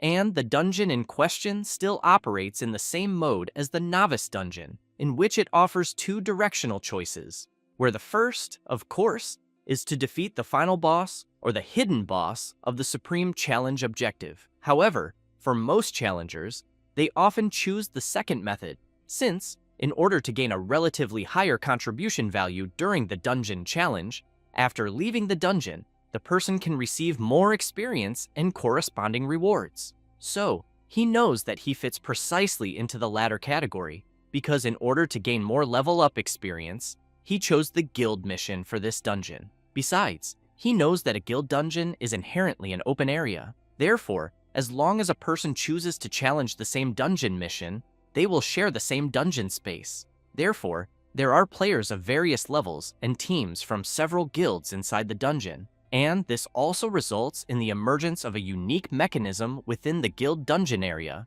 which is different from the outside world, the so-called elastic level mechanism, where challengers of a certain level will trigger the appearance of monsters whose level difference does not exceed 3 levels, and, in the case of a multiplayer team, the monsters will appear based on the average level of the highest level challengers in the squad. And, because of this mechanism, the monsters that appeared when he encountered them are in the level 20 to 22 range. The elastic mechanism ensures fair competition between challengers of different levels from several guilds in this public area. At that moment, while the MC walks through the place, something catches his attention, since he is seeing several awakened ones below where he is. A guy comments that it should already be enough, because, having eliminated each monster twice, the creature's immortal body attribute will no longer be effective. And, since they have this talent, clearing this dungeon is truly exhausting. Then, he wants to know how things are, because according to the clues from that treasure map icon, the location of the puzzle should be very close. So, he wants his partners to hurry and confirm whether people from other guilds have also arrived there, because it will turn into a fight to the death. A guy says that the deciphered coordinates should be a short distance ahead. Su Ming thinks that these guys he is seeing have probably already grinded the skeleton's treasure map, since he has in mind that he also got it while farming the monsters. And from the looks of it, it seems that the item's drop rate is not low at all. Then, he activates the Eye of Perception and reflects that directly facing a team composed of members above level 30 is impossible. But, since they have already deciphered the treasure's location, there is no harm in following them and looking for an opportunity. A few minutes later, the awakened ones end up finding the place where the treasure chest is. However, they become intrigued, wanting to know how they are going to open it. Then something begins to react in the treasure, and they receive a warning informing them that they will unravel the secret of the ice fields. But they need to choose between the illuminated place or the secret place. Everyone becomes confused, trying to understand what this means. Then their leader asks the others to wait, because he will think of something. Meanwhile, the MC opens the system and sees information about the skeleton's treasure map, which asks to call upon the light, and the secrets of the ice fields will be hidden in the resting place. Su Ming is surprised to understand, and thinks that this puzzle is very simple. So, the obvious choice would be for them to choose the light. However, the squad leader shouts, saying that they will choose the secret place. And, as soon as he makes that choice, the place begins to shake and collapse. Then the awakened ones want to know what is happening to the sky and why the snow has also turned black. After that, the ice undead begin to appear, but this time, they have a completely different aura. The squad leader becomes frightened and shouts, saying that the mechanism did not close, and wonders whether he chose the wrong option, and whether the secret place is not where the treasure is hidden. One of the guild members comments that the map's instructions said to call upon the light, and the secrets of the ice fields would be hidden in the resting place. So, He thinks the squad leader should have chosen to call upon the light, since choosing the secret place means going to the resting place. The leader becomes nervous, thinking all of this is a lie, but wants to know why he did not warn him earlier. The guy replies that it is because the squad leader chose too quickly. Then another member comments that it is not the time for discussion, because there is a noise coming from the direction they came from. The squad leader becomes frightened and comments that in that direction, it is where the monsters were just annihilated by them. And he soon becomes very scared, wanting to know what the hell he is seeing ahead. The creature, in turn, does not stay still and launches an attack. While one of the guild members is hit, the squad leader tries to protect himself and comments that, from the looks of it, melee weapons will not be able to handle this bizarre creature. The guy who was attacked tries to ask for help but cannot and is eliminated. Therefore, the squad leader tells the other members that if they are hit by the creature, they will be frozen instantly. However, as soon as he finishes saying that, he becomes completely terrified because the creature is right behind them. One of the team members shouts that the thing attacking them is way too fast and that there is no way to dodge it. The squad leader, desperate, looks back and shouts for Zhuo Hong to use her magic to pull the creature's aggro. She wants to know what the captain is talking about because in a situation like this, there is no way a mere mage can help a warrior pull aggro, but he keeps shouting, saying that if they continue like this, everyone will be eliminated. At that moment, the creature launches its attack and hits the squad leader directly. Zhuo Hong shouts, worried about her partner. Then, she falls sitting on the ground, starts trembling, and thinks they have no way out, until she is surprised to hear someone telling her to pull herself together. Su Ming appears using his sword control skill and tries to draw the monster's attention. Then, he lands an attack on one part of the creature and, while using his eye of perception, realizes that the true form of the beast in front of him is exactly a fusion of those skeletons they defeated earlier. So, he tells Zhuo Hong that it was their group that opened that trap treasure mechanism incorrectly and gave the dead skeletons a new dungeon environment buff. Having said that, the MC tells her to pick up her weapon and explains that what is happening is an ability of the immortal body of fusion dissemination, which causes the talent of the slain undead to activate again, fusing them to form a new undead body. So while trying to hold back the creature's advance, Su Ming calls Zhuo Hong once again and asks her to help him as quickly as possible with her strongest fire magic. Without thinking twice, Zhuo Hong casts her fire tornado skill and hits the creature directly, which slowly begins to melt. Su Ming comments that his analysis was not wrong, since the beast in front of them is indeed made of a bunch of ice skeletons, until a huge explosion happens near where they are, and the MC immediately wants to know if there are more creatures. However, he ends up intrigued by something and, very frightened, wonders if the noise he heard did not come from the direction he came from. Then, he remembers the number of skeletons he defeated in that direction, and seeing an even larger creature approaching, wonders if the huge beast was formed from the pile of skeletons he farmed earlier. 10 minutes ago, the Hongxing Guild and the Dongxing Guild were arriving at the dungeon, and as soon as both guilds crossed paths, one of the Hongxing members commented that the world was really small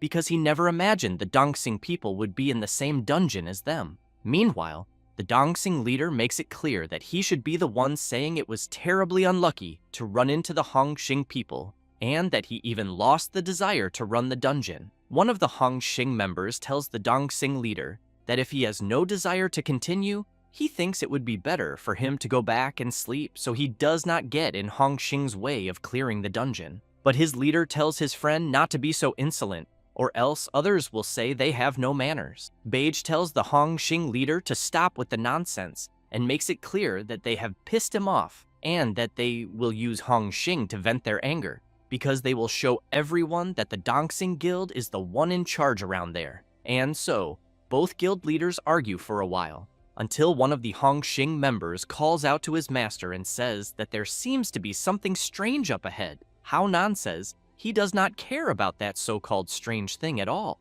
However, when he looks to the side, he is completely shocked since he sees the enormous creature made up of several undead skeletons. Back in the present, the MC and Zhuo Hong climb a very tall tree, and seeing the enormous creature attacking the people from both guilds, the girl wants to know how they will deal with such a phenomenon. Su-ming comments that he never imagined the mobs he farmed earlier would cause this situation. Zhuo-hong comments that he is only level 24, and yet he still had the courage to challenge a guild dungeon alone and even managed to solo several mobs. So, she thinks he really is a tough guy. At that moment, the guild members are brutally attacked and instantly eliminated by the enormous creature. Seeing this, Zhuo-hong comments that she will take advantage of the fact that she has not entered combat yet and leave the dungeon because there is no way to face such a giant monster. And even if the reward is absurd, there is no way they can defeat it.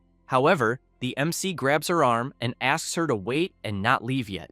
Zhuo-hong tells him not to hold her because she does not want to be eliminated there like her teammates. But the MC emphasizes that she is a mage and that she is good at fire magic. So since she is level 32, he thinks she has enough damage because he will serve as bait and she will use her strongest fire magic to see if they can finish off the monster. And since he saved her moments earlier, she should see this as repayment. Zhuo-hong looks at the MC and asks what is wrong with him and why he wants to try when the risk is so high, or if the dungeon rewards are really that important to him. Su-ming replies that it is not a matter of rewards, because he only wants to finish some things he did not finish in his past life, since, in the face of all the challenges of this awakened world, he wants to find the truth. Zhuo-hong wants to know if he is not afraid of being eliminated. The MC laughs and replies that maybe he has already died once.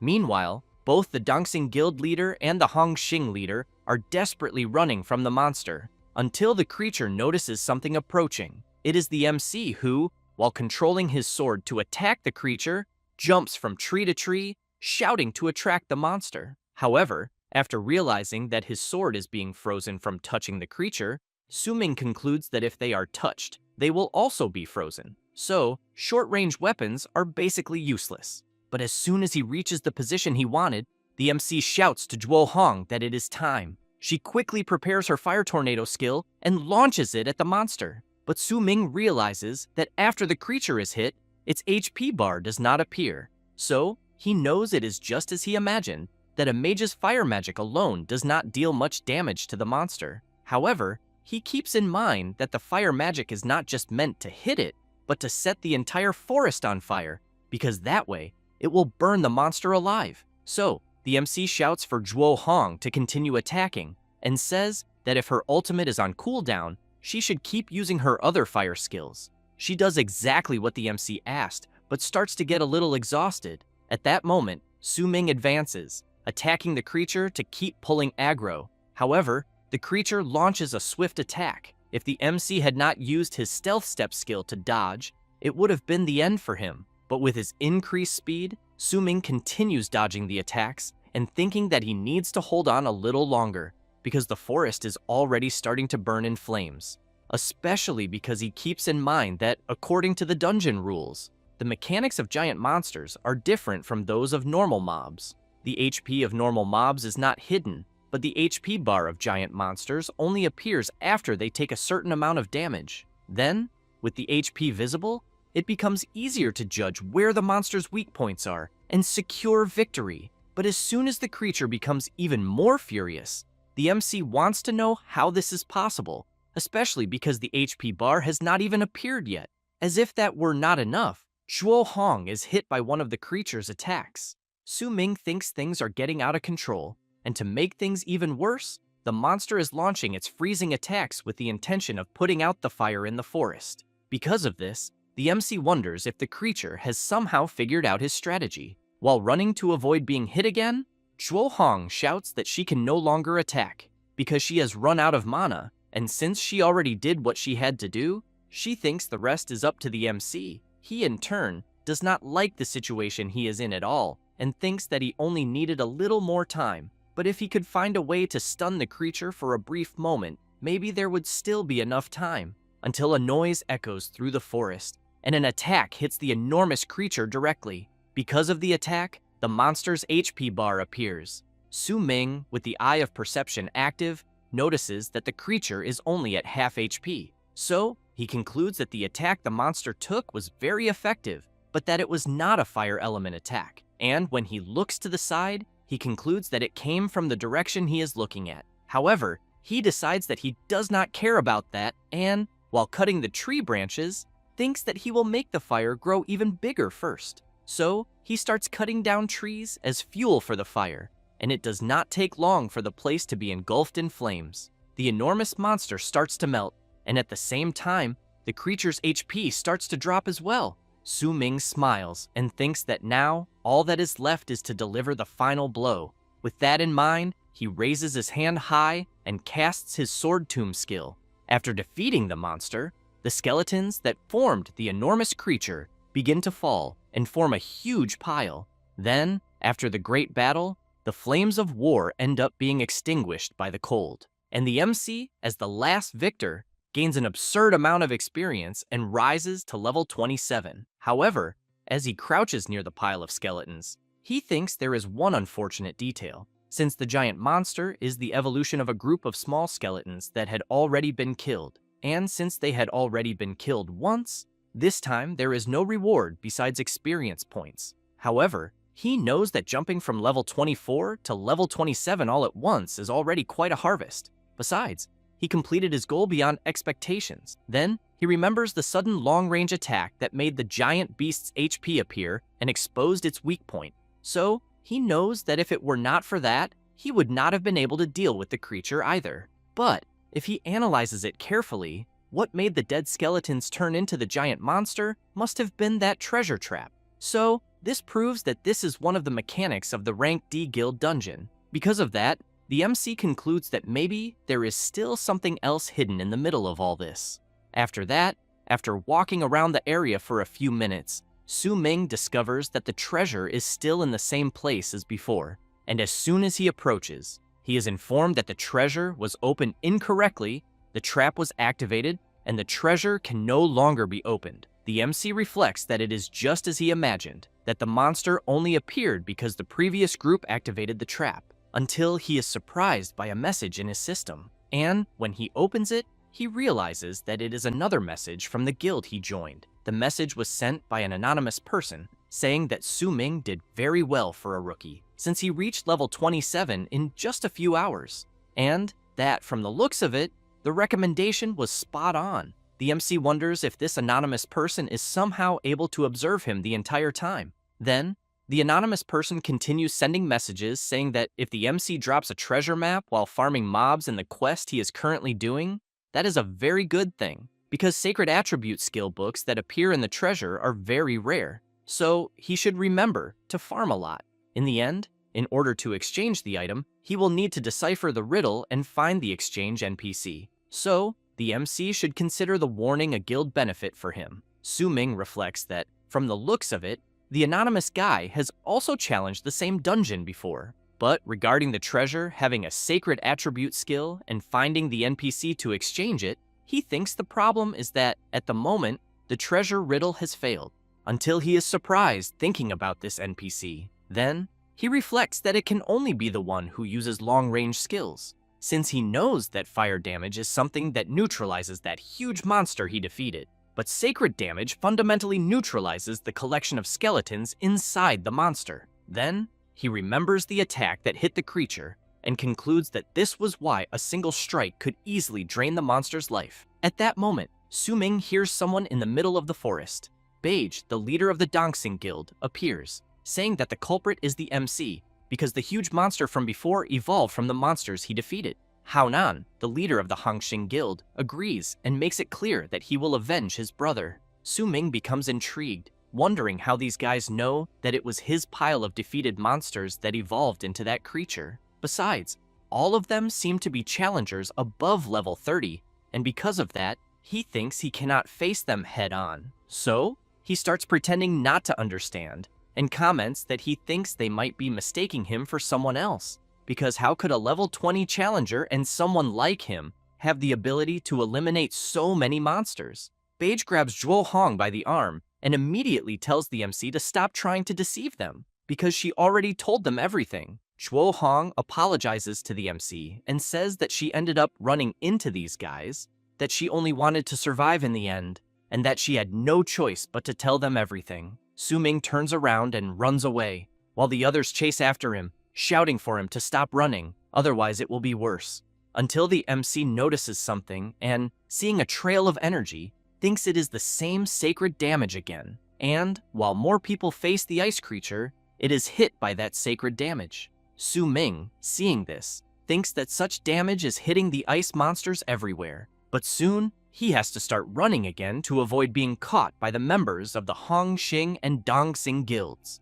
And as he takes a certain path, he thinks that what he has in mind can only be in the direction he is going. But as soon as he runs a little farther forward, he ends up arriving at a huge cliff. The MC becomes worried because there is nowhere left to run, but he ends up noticing something, since in front of him, on the opposite side of the cliff, there is a guy with a huge bow, so he wonders if it could be the NPC with sacred damage. However, the guild members manage to catch up to the MC and shout that he has nowhere left to run because he is at the edge of a cliff, but they end up surprised, since Su Ming used his sword control skill and launched it to the other side of the cliff, and, while he controls it, he thinks that his target is the possible NPC in front of him, and, upon reaching the other side, the MC is notified that the target is in a friendly guild, making him unable to attack the locked-on target. Therefore, Su Ming concludes that he was right, and that the being in front of him is the exchange NPC for the next part of the treasure mission.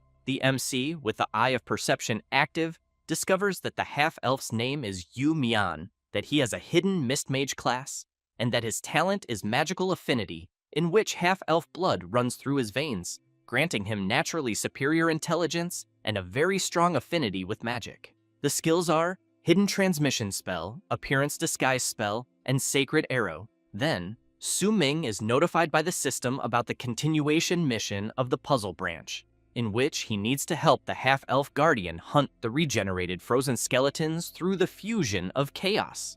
The MC does not think twice, clicks accept, and thinks that if the choice for the treasure puzzle fails, this triggers the mission to help the NPC defeat those giant frozen skeleton monsters. But right after that, he is surprised to realize that he has already completed the mission. So Yu Mian summons a scroll to hand over to the MC, who in turn is notified that he has obtained the dungeon's limited time sacred attribute skill, Judgment of Sacred Light, which gathers sacred power to enhance his weapon, dealing double damage to undead creatures. Su Ming reflects that, although it has a very exceptional effect against the undead, he knows it is a skill focused on the strength type and that it does not match very well with the attributes of his true profession as the god of the sword. But since it is a platinum level skill and there are no level restrictions for use, he thinks that if he uses the talent of sublimation of all things to enhance it, he may be able to create something better. And as soon as he does this, he is notified that the upgrade was successful.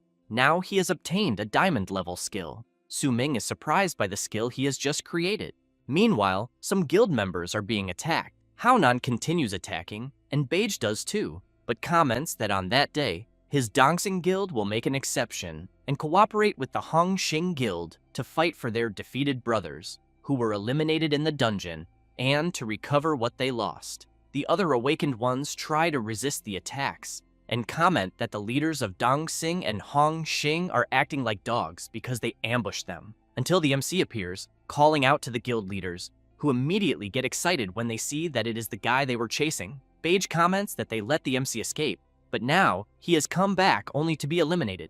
Su Ming apologizes, but makes it clear that he came back this time to eliminate them. Beige laughs and asks how a guy who is only level 27 intends to face them, or whether he happened to hit his head and damage some part of his brain. The MC comments that he is afraid of dirtying his hands by dealing with bandits like them. So he activates his new Sacred Spirit regeneration skill and then orders his creatures to appear. After that, while the awakened ones fight the ice creatures, they see a huge explosion in the background. One of the guys comments that the creature was attacked by an attack from an unexpected place, but he wants to know how this kind of monster can appear in this guild dungeon, because he had never seen it before when he used to team up to play there. Another guy comments that there is nothing they can do about it, until they feel a tremor and wonder if it could be an earthquake. However, upon hearing a strange sound, one of the guys comments that it even sounds like an army of thousands marching, and suddenly,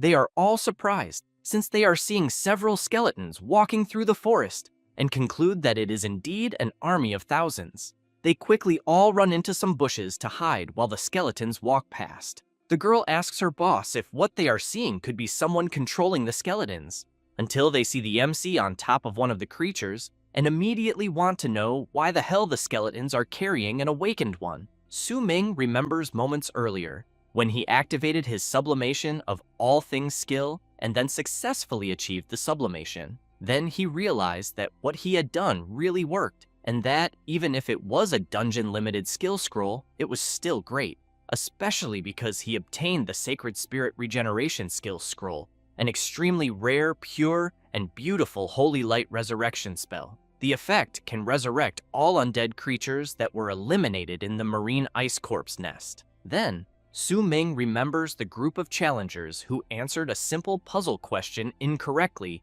and triggered the trap. From there, he knows that it also ended up being a blessing in disguise, allowing him to jump off the cliff and find the next NPC for the dungeon mission. With that, he randomly upgraded it to obtain this skill. Combined with that fusion monster made from many gathered skeleton corpses, he can bring forth his army of holy light skeletons. And, with this army, even if he encounters other guild teams of a higher level than his, he no longer needs to fear them. The MC also reflects that luck always favors those who are brave enough to challenge it. So, with this holy light army, his original thought of only going to the guild dungeon to gain some reward experience and then leave has changed, giving rise to a new goal. After that, at the peak of the ice field, above the throne, the dungeon boss, the level 37 undead general, is ordering his creatures to march. And he also shouts that those who oppose him will be eliminated, until he is surprised, since he was seeing a legion of holy light skeletons marching in his direction. At the front of the army is the MC, telling the general to go all out and face the number of his summons. That said, he makes it clear that he will completely solo him. A few hours later, in the real world, at New Huaji's noodle shop. After eating several dishes, Su Ming thinks that the taste of the beef brisket noodles has not changed compared to what he had in mind from his previous life. Then, as soon as he stuffs his belly from eating so much, he takes a deep breath and thinks that it really is delicious, since, as an orphan, before awakening at the age of 18, he always lived on social assistance. Because of that, he could not afford any expensive meals. But on the other hand, the noodles from the shop there are cheap and delicious, until he notices a message from Nahura and wonders if his order could be ready. Because the previous day, after successfully completing the Rank D Guild dungeon, he obtained many precious rewards. And among them, the most valuable was undoubtedly the high-quality platinum-level molten cold alloy forging material, which is an extremely high-level forging material that can condense at the center of a 1,000-year-old glacier. Equipment forged with it, like the magma stone, weapons forged with this mass of steel, can cause additional fire damage. The icy stone, weapons forged with this mass of steel, can cause additional ice damage. The hidden effect, if forged by a high-level blacksmith with extreme experience, it is possible to fuse the two characteristics and forge a hidden characteristic. Therefore, Su Ming reflects that, right after leaving the dungeon, he took it to Nahura for her to help him forge a new weapon. However, he did not expect it to already be forged after only one day. Then, he asked the shop owner to add up his bill, but the MC is surprised to hear that someone has already paid the bill for him. And when he looks back, the shop owner says that the young lady over there paid the bill for the MC. Jiao comments that she knew she would find him there because he likes eating there, and that has not changed since they were children. After that, Su Ming goes to Nahura, and upon taking the weapon, thinks that it has definitely already been forged. Now, he knows that it is his third sword, Inkfall, a high-quality platinum weapon. Its effect is, a sword strike carries an aura of ice and fire, causing high armor-piercing damage with overwhelming power. The affixes are Flood Dragon Restraining Force, where, when facing gigantic monsters, the power of the strike is amplified. The larger the enemy's size, the greater the increase in power. Therefore, Su Ming raises the sword upward and very happily comments that it is as expected of Nahura, because she really managed to forge the hidden characteristic of the affix. However, he wants to know what level his friend is at right now. She says that ever since the first challenge of the 100-layer tower ended, the speed of evolution has slowed down quite a lot, but that, at the moment, she is only at level 18 and Yunqing is at 16. Then, Jiao says that Yanse has been working harder and that, because of that, he is one level higher than all of them at the moment, since he is already at level 20. But she wants to know what level her friend is at right now. Su Ming says that after the guild dungeon challenge from the previous day, he reached level 29. Jiao is very surprised to learn this and asks if he is really already at level 29. The MC tells her to calm down and not be so surprised by it. She becomes a little embarrassed and comments that it is because, in so few days, he leveled up too quickly. But she wants to know how he did it, until the MC takes her hand and, with a sparkle in his eye, calls Jiao and says that he will take her to level up. That said, he emphasizes that, with the new weapon, he also has a great way to evolve, besides being able to train properly and use his new sword. Jiao watches him holding her hand and soon remembers when they were children and she was always running after him.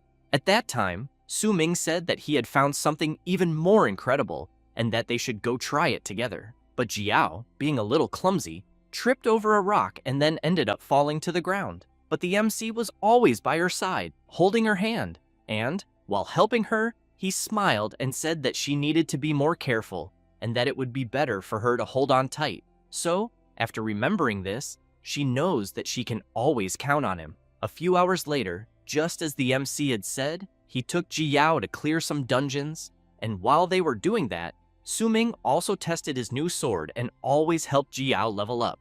After that, when they left the last dungeon, Jiao sat on the ground and commented that she was completely exhausted. Su Ming said that it was enough for that day and that the results were good, since he had even managed to get something with a very useful affix for eliminating giant monsters. At that moment, Jiao managed to level up to level 21, and the MC told his friend that she had managed to gain several levels all at once, and that he had successfully reached level 30. So, at that moment, he could accept his third-class change mission. But as soon as they realized that it was already starting to get dark, Su Ming said that it was getting late and that he would take his friend back home. But Jiao ended up being surprised when she saw that a message had arrived on her phone from Wang Yanghui and commented that he had finally sent a message. However, while she commented that her current level would definitely surprise him, the MC noticed the name she had mentioned. Then, at that same moment, he turned around, wondering who this Wang Yanghui guy could be.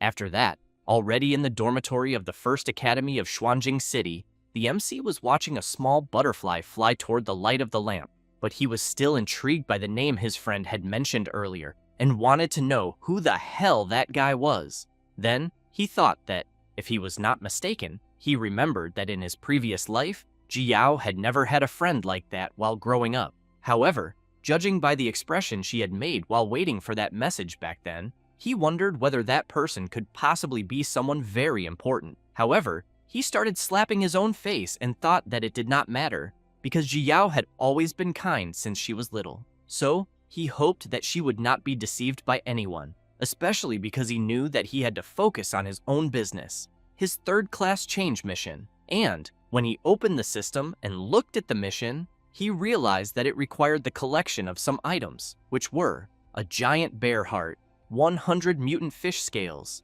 and finally, a sacred egg of the lizard people. Su Ming reflected that the first two items should be obtained by eliminating creatures in the illusory realm. As for the third item, the sacred egg of the lizard people, he considered that perhaps he would have to obtain it from the items of the lizard men tribe in the illusory realm area, especially because he knew that, in the illusory realm region, the lizard men were not common, disorganized, aberrant beasts. They had their own tribes and to some extent were just like humans, since in his past life, he had even cooperated with them. So this item could not be taken by force through elimination, unlike the first two items. Therefore, Su Ming concluded that he would have to set the sacred egg of the lizard people aside for now, but that he would first prepare the things needed for the first two items. Then, he thought that the rapid leveling during the period when he completed the dungeons had yielded many items, and when he opened his inventory, he thought that he really had not checked them properly, until he saw the gray bone scythe and thought that it was the weapon he had obtained earlier, and that it was suitable for Jiao, but that he had already given it to her during the leveling session. So, he knew that most of them were materials and some equipment that he did not need. Then, he knew that he could only send more materials to Nahura, since they might be useful for future forging needs.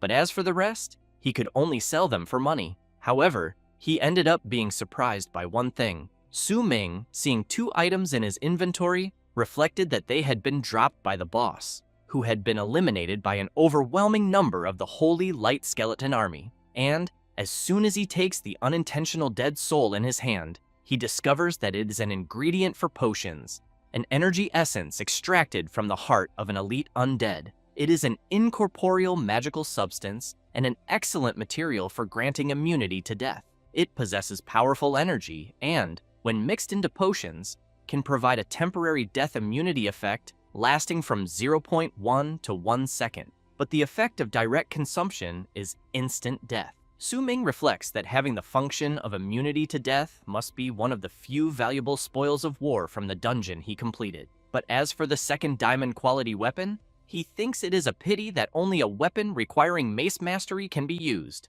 The item in question is the Withered Bone Flail, a diamond quality mace weapon. The usage requirement is to possess mastery in the use of maces. But it is a flail forged from the bones of Ewi's elite undead generals, imbued with strong killing intent, capable of crushing all weak beings. The bones of the chain can contract and extend freely, reaching up to 10 meters. The affixes are Forgotten Skill in the Bones, in which the bones seal the will of the undead general, and, when held by the user, temporarily grants the mace mastery skill. Meanwhile, Sunken Bones Strike inflicts a large amount of corrosive damage upon hitting. Guardian Spirit Hammer, the flail will activate a self-defense skill, automatically blocking all skills and attacks aimed at the weapon's holder.